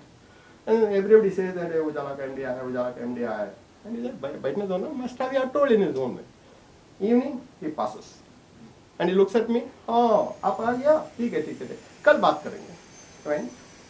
And my people, they had brought the food for me, I ate there only. And after everybody went from DIC, I also went and went to the hotel. Tuesday happened, Wednesday happened, Thursday, he was not able to sit in his cabin. He didn't want to call me also. So somebody told us, sir, ये पागल है sir, आप जाओ, आपको certificate मिलेगा. नहीं sir, वो बोला है हमको मीट करता है करके, उसमें क्या वेट करेंगे, कंपनी तो हमको सैलरी देता है ना सर, बैठा है तो भी सैलरी देता है, नहीं बैठा है तो भी सैलरी देता है, उसमें कोई प्रॉब्लम, हमारा कंपनी है ना. Finally the general manager called me. Why are you troubling us? I said, what have I done? The whole DIC is thinking that I am making you to wait. I have other work to do, I'll call you. No sir, I want the certificate. Then he agreed that I'll give the certificate, but I want X amount of rupees, straight on the face. I asked him, sir, what do you do with that money? I'll give you that money. What do you do with the money? He said, my sister's son is a jobless. My sister's son don't have a job. He won't get a job also. And I give this money to my sister so that the family will be able to live. And my salary, what I get, is not sufficient to take care of my family only. How can I help my sister? So sister's son. What is he doing? Where is he? Oh, he's in Calcutta. So I'll do one thing. Don't do this shortcut jobs. Ask him to come and report in my factory. I'll give him a job. No, he is not that kind of person. Sir, whatever the kind of person, I will give him a job. I'll train him. And instead of giving him now X amount of rupees, we'll give him the salary rest of his life. That is the first time the general manager felt that there is some solution for his perennial problem. And he said, ठीक है, कल भेज सकता हूँ, तो भेज दीजिए. मैं ही इंटरव्यू करता हूँ और काम दे देता हूँ. After that, he came, he joined the job, and he became a factory manager into the company. And this DIC general manager is my brand ambassador in West Bengal. Anything you want in West Bengal, one call. He's retired, one call. Everything is clear. Not even a rupee I paid. I just gave a job, and the job he worked nicely, and he became my protection person from politics, from hooligans, from labor problems, because he knows everyone. So, story here is that don't give up. That one exercise what you have done, maybe 3-4 days of staying there, permanently you will have left a mark in West Bengal. Jyoti Labs is different. They won't pay money, but they gave a job for my nephew. Second incident. Call comes from Guwahati and factory, and I get a call that one of our labor went across the factory, railway track is there, and he committed suicide. Guwahati factory, unknown place. Now, when that call comes, what you do? I said, what happened? Sir, our supervisor slapped him. Oh, why did I have to slap? I said, sir, all happened now, but laborers are unthinkable the situation, and he's just 22, 23-year-old boy. And his sister also works in the factory. His uncle is also there in the factory. And just tell them that tomorrow morning I'm there. I'm taking now, going from the office straight from my office, I go to the airport, whichever the flight available, Calcutta, early morning flight, I'm in Guwahati. And if you want to take the body, please take the body, but I'm coming. Naturally, my factory manager says, no, you don't come, sir. The situation is going out of control, you don't come at all. I said, what situation can go out of control? You didn't push him, no. Did you push him? No. And yes, my supervisor should not have slapped, he slapped, but he didn't push him on the track, no. It's okay, I'll come, let's see. Went, next day morning, you can imagine the situation. This is everybody are looking at. I went to the factory, And this factory manager and the supervisor, that put him in a different room because there are also your own people there. They said, no, you don't come out, you be there, we'll manage. All police, everything was come and everything is written and all. It is a suicide, But who made that? Like we call the abetment to suicide. It's not an easy task. Went, discussed, and the girl, the sister of the boy, she came to me saying that, sir, आपका supervisor गलती नहीं है sir. ये मेरा भाई का गलती है. और मैं था उधर, and he misbehaved with another girl, then he slapped. And I will have done the same thing. And he has done it because he wanted to teach everyone. This is not because in our factory we have up to 90% women workers. So the way how he behaved, he didn't like, and he just laughed. So he was right, my brother was wrong. He is gone, I'm sad, but I'll give the witness. I was a witness. Police came, she gave the witness, and then I asked her that, why you have to do this? Saying that, sir, whatever tell is truth only, but end of the day, there are 300 people working in the factory. If you close the factory, 300 people go on road. My brother is already gone. You can imagine a worker's mindset, how it works. And we go to the lawyers. We talk to the lawyers. अभी क्या करने का है, कितना compensation देने का है, क्या करने का है. Look at the way how they think. And it's not the place that I can understand the language or I can convince them. She just said that it's not her fault. And if he has slapped, why he should have gone there? We thought that he has gone home for good. Because some people, workers, just they go out and this is called resignation only. They will not come back only. They don't even come for full and final settlement. But they realized after 2 hours when somebody told that this is what has happened. Third incident.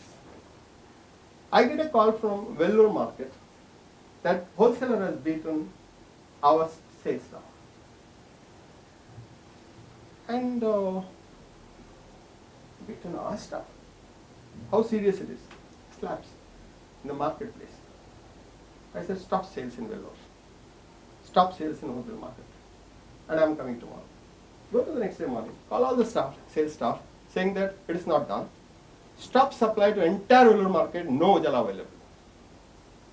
We will sell in rest of the Tamil Nadu, but Vellore market no, unless he gives the public apology and he has to say sorry in front of all our sales staff. And naturally, wholesale, no problem, no problem. Association told that you stop to him, but why to the market? No, we will not get into your Vellore wholesale market only. 1 year, we did not supply. This boy, the person who got beaten, one slap, entire Tamil Nadu, 180 people gave us 40% growth in 1 year. 40% growth in 1 year in Tamil Nadu, saying that good that you did not supply there, sir, we will sell extra. We'll sell extra. We'll sell extra. What does he think about our salesperson? I said, yes, a salesperson. No way. I want apology letter. Finally, that person gave apology letter. And I told him that, अभी हमारा बच्चे लोग के साथ बात करो, तो ठीक है तो हम supply करेंगे. 1 year boycotted. How many of the company CEO can take that kind of a decision, that boycott, because my boy is my boy. Now we get a call from partner saying that, sir, आपका लड़का को change करो, वो हमसे ठीक से नहीं बात कर रहा है, वो इधर उधर पर बात करता है. पाटना में इधर उधर ही बात होता है ना सर, पाटना में तो कुछ नहीं हो सकता है वो टाइम पे. So he tells me saying that आपका लड़का को चेंज करो सर, मैंने बोल दिया है, निकाल दो उसको. सर नहीं सर, वो हमारा लड़का है, हमारा फैमिली का है. वो लड़का अच्छा नहीं है तो आप दूसरा कंपनी का डिस्ट्रीब्यूशन ले सकता है सर, अगर हम लड़का को चेंज नहीं कर सकता है सर. क्या? हाँ सर, हमारा लड़का पाटना में रहेगा, हमारा लड़का वैसा ही बात करेगा, वो हमारा लड़का है. क्या करे सर, हमारा तकदीर में ऐसा लड़का मिला तो हमारा ही लड़का है ना, आपका लड़का तो नहीं है, हमारा लड़का है. तो हमको बॉयकॉट करो ना सर, हम आपको चेंज करेंगे मगर हमारा स्टाफ को नहीं चेंज करेंगे sir. Entire Bihar market felt that, oh, this is the way. Now see the impact. Genuinely I have told that, but how they take the staff. So when we say sales, when we say display, when we say talking to the retailer, when we say talking to our staff, there has to be one thing common, the purpose of his working, purpose of a living, purpose of our doing business, purpose of we giving the service, and finally the 10-12% margin we make, it should be the service charge, not as a profit after tax. And everybody knows you need the revenue to sell more and make profit and sell more on the advertisement and spend more on advertisement. Now these things will convey to you that if this is the culture, that culture has to be maintained by the generation, it has to be captured. And this can be captured when people start believing in that. People start practicing it. And that's the reason why I always say that when you recruit the people, recruit good people with good attitude. Rest of things you can teach them. And do not take the people who have high aspiration. We have simple questions we ask that, what do you want to become in next 5 years? I want to become the CEO of the company. A good question or a good answer or a bad answer? You ask me code. When anybody tells me, saying, what is my future, sir? Many people have asked me, what is my future, sir, next 5 years? I myself don't know what's my future in next 5 years. What I can tell you, your future is in your hands. Sir, how you say my future is in my hands? Then I'll tell you my story. Your future in your hands means, if you like to work with us, you work. If you don't like to work with us, leave. If you want to work with Levers, work there. If you want to work in P&G, work there. But if you tell me that what is my future in the next 5 years, I'm not an astrologer.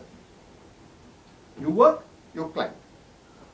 Then one person in Karnataka, one day he told me, sir, Kannadalli, I'm tired of selling Ujala, monthly, target, sale, achievement, incentive, quarter, annual, this, that, 60,000 outlets, 40,000 outlets, go here, go there. Sir, tired, sir. I have decided to leave the company, sir. Then what you do? That I'll think later, sir. I said, I've been doing only that only, no? Ujala, everything Ujala. Sir, I don't know about you, sir, but I'm tired. I'm leaving. Monotonous, sir. Every month, Ujala. Same shop. ज्योति से है उजाला ले लो, ज्योति से है उजाला ले लो, ज़्यादा ले लो, और भी ले लो, और डिस्प्ले में रखो, उधर रखो, इधर रखो, सर, like tired हो गया sir. Okay, agree. We should part our ways. Before that, can you come with me for tomorrow for breakfast? Generally, I don't take anybody. He thought that, okay, last breakfast he's offering. So he said that, okay, sir. I said, come to Chalukya at 8:30 in the morning. There's one restaurant in Chalukya near the Vidhan Sauda. Come at 8:30 and we'll have breakfast. Okay, sir. So 8:30 I go, have breakfast with him and take him for a walk till Vidhan Sauda circle. And I stood next to him in the signal light. He thought that I'm crossing the signal light and he also stood with me. I'm also wearing uniform, he's also wearing white and white. Some people must have thought that new recruit is in the traffic police and we were standing in the signal light. Then he said that, sir, what we are doing here? Stand here.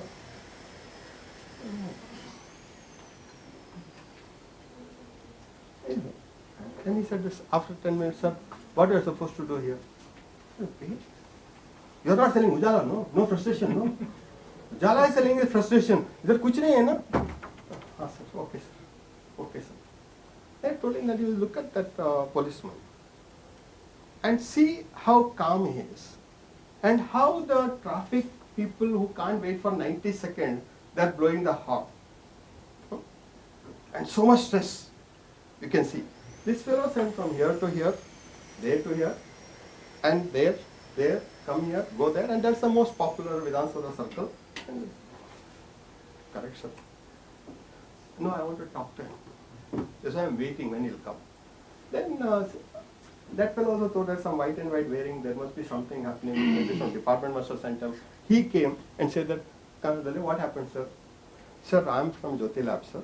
He is my colleague working in Jyoti Lab, sir. We sell Ujala, sir. Oh, Ujala! Neil company! Oh, I wear Ujala only here. Oh, he is so happy about hearing about Ujala and all.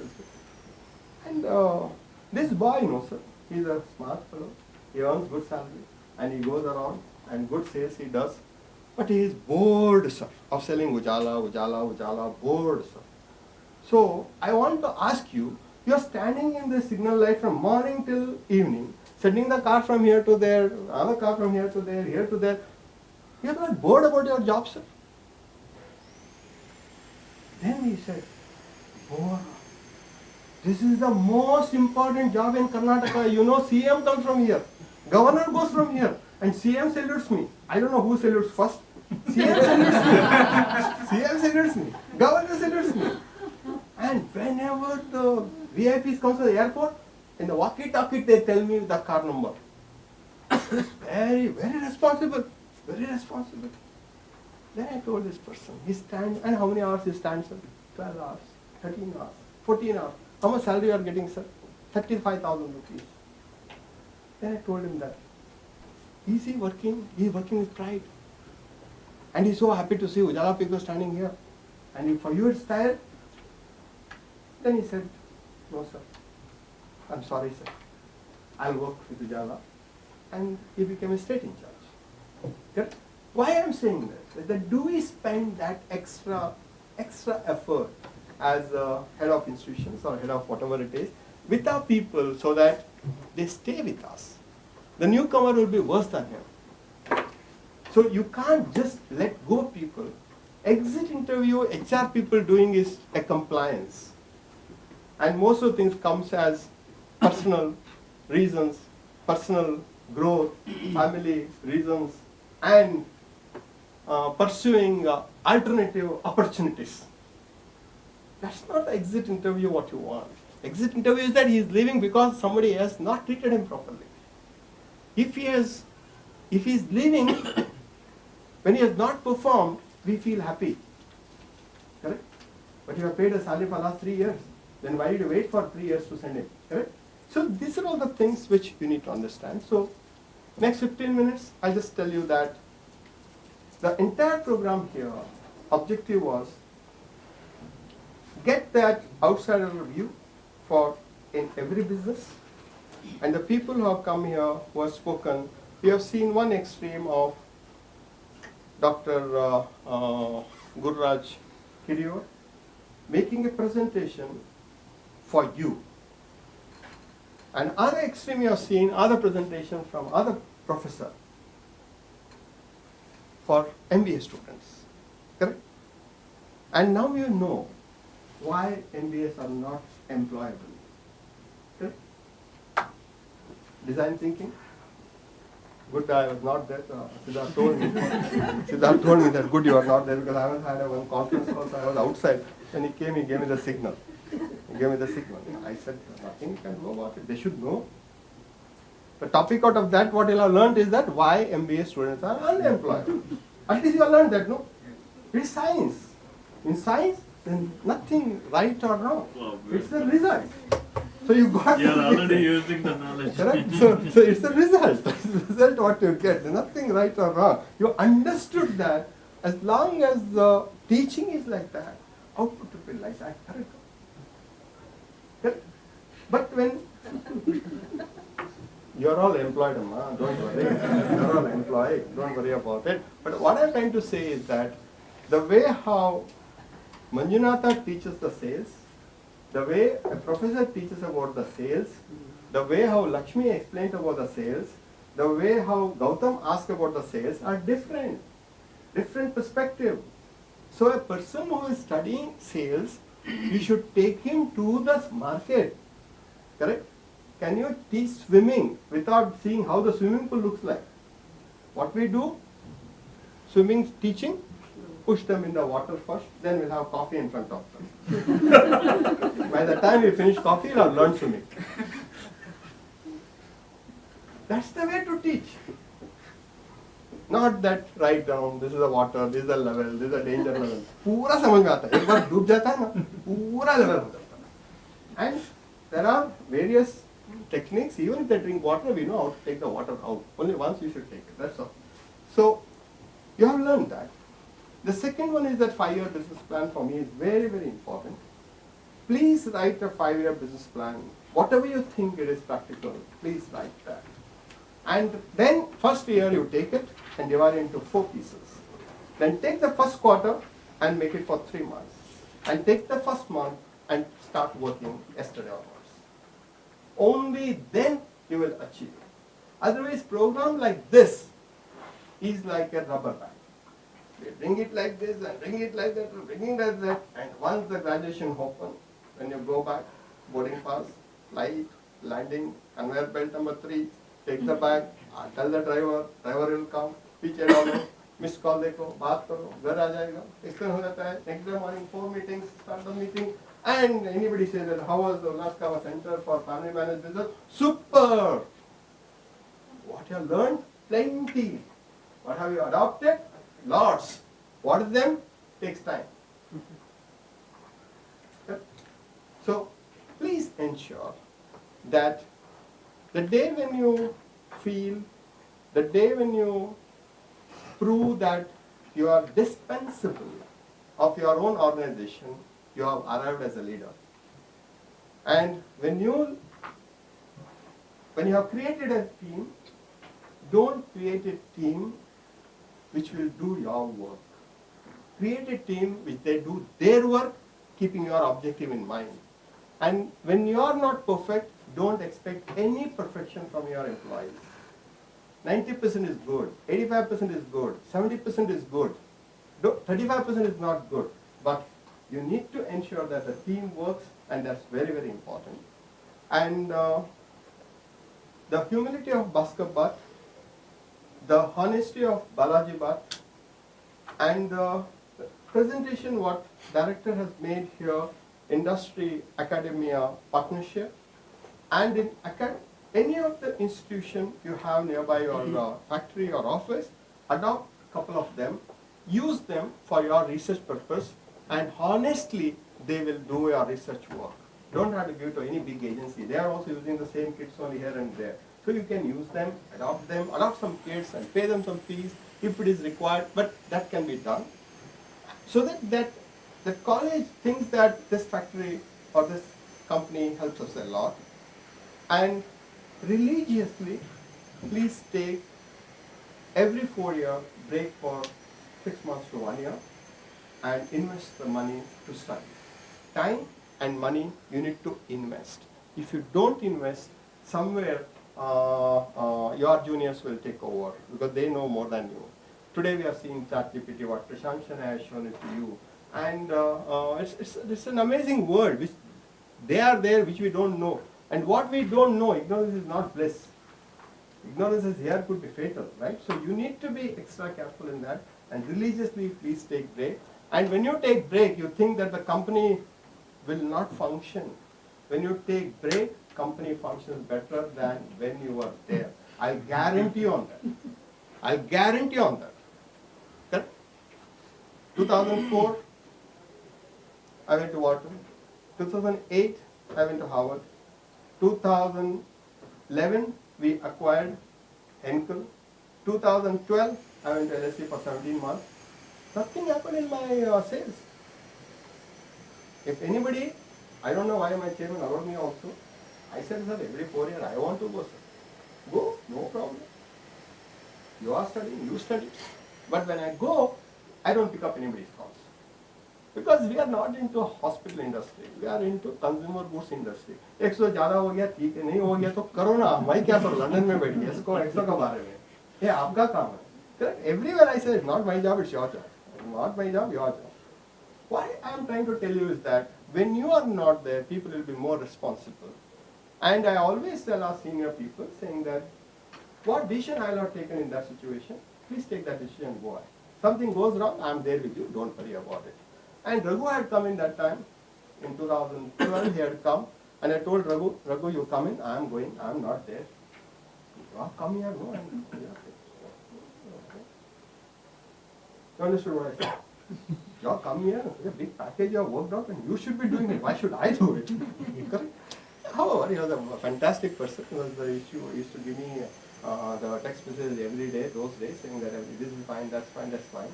And one thing for you to take, when you 68% of the global acquisitions are failure, which you are all aware of, and you need to be a part of the 32% if you want to acquire something. And if you want to acquire something, chance of success is only 32% globally. In India, it is less than 10%. Everybody have failed. We have seen Air Deccan taken Kingfisher along with that. And you have taken Sahara, taken jet along with that. Correct? Pura upar. Never landed only there. Correct? And every acquisition you see here, there is some reason they think that the acquisition is bad and it's not worked. We have seen Madura Bank with ICICI, we have seen. We have seen Lakshmi Rasa Bank with the DBS. Vodafone Idea. We have seen Vodafone Idea. अभी भी idea नहीं है, उल्टा वो लोगों का brand ही उल्टा हो गया.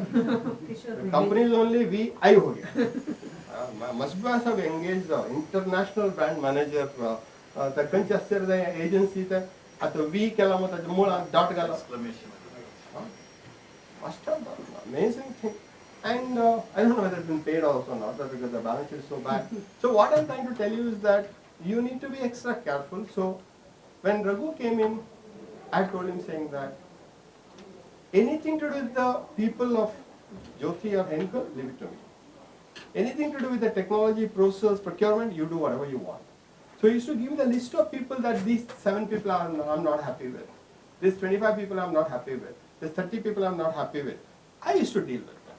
And how I did that, next batch if you come, I'll explain to you as a separate topic, that how to deal with the human beings when we had to let go hundreds of people, both from Henkel and also from Jyoti, how we managed that crisis. And the best period of my life was till then, and worst period of my life is during that 2 years span.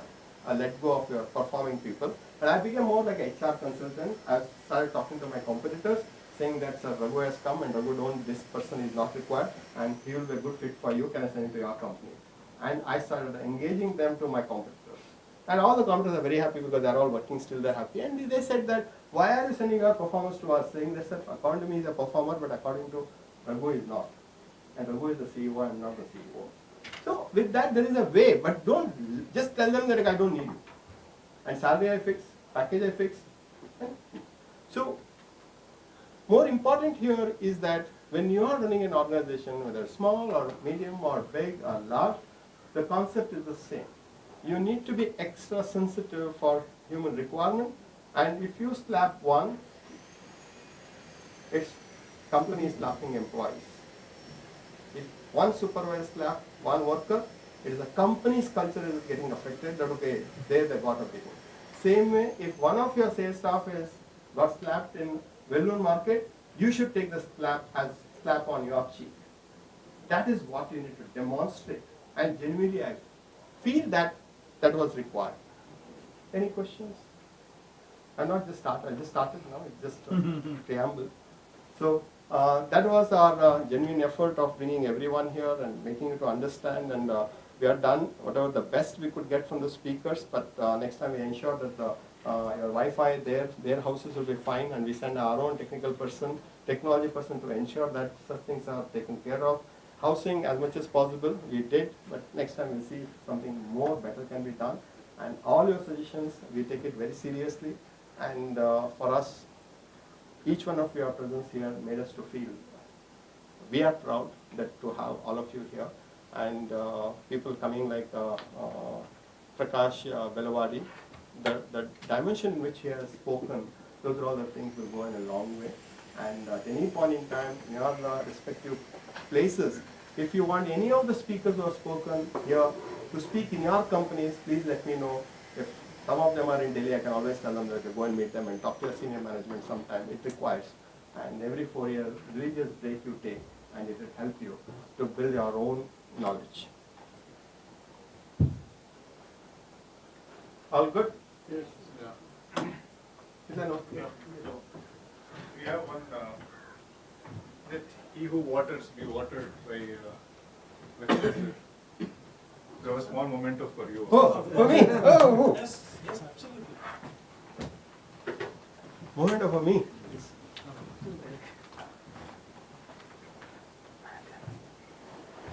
Wow. Sir, please come. So we stand here? Yes. And the whole team. Hey, Krupa, come. Arya, come. Hey, come down. This is for my whole team. All we have to do.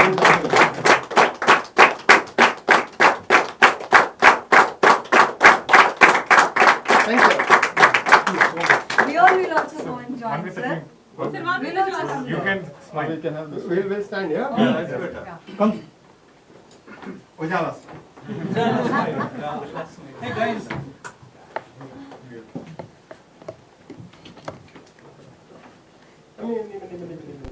Prajul can go last. He's so proud. I know. Come. Krishna, you came in the first one?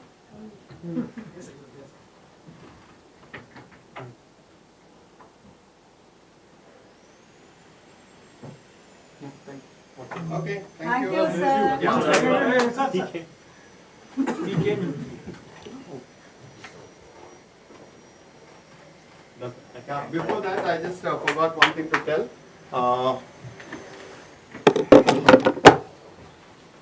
Sit down. Average age of your company, please take that note. Average age of your company.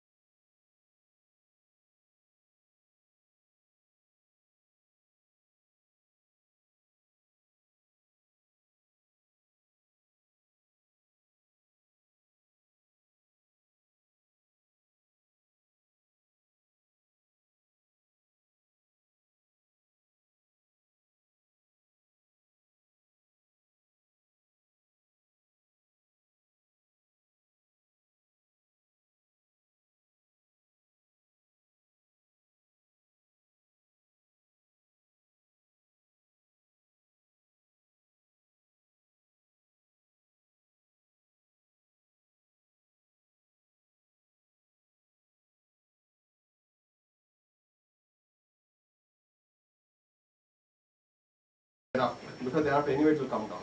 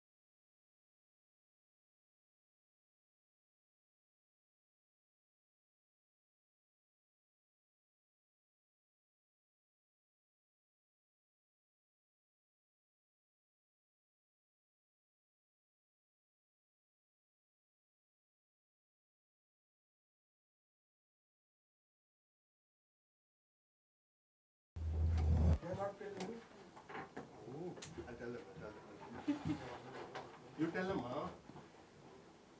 if you tell, they'll listen to you better. We'll do all that. We'll do. Promise. Yeah, I know. We didn't get. We'll do. Oh, these are all the surprises, Krishna. Yenama.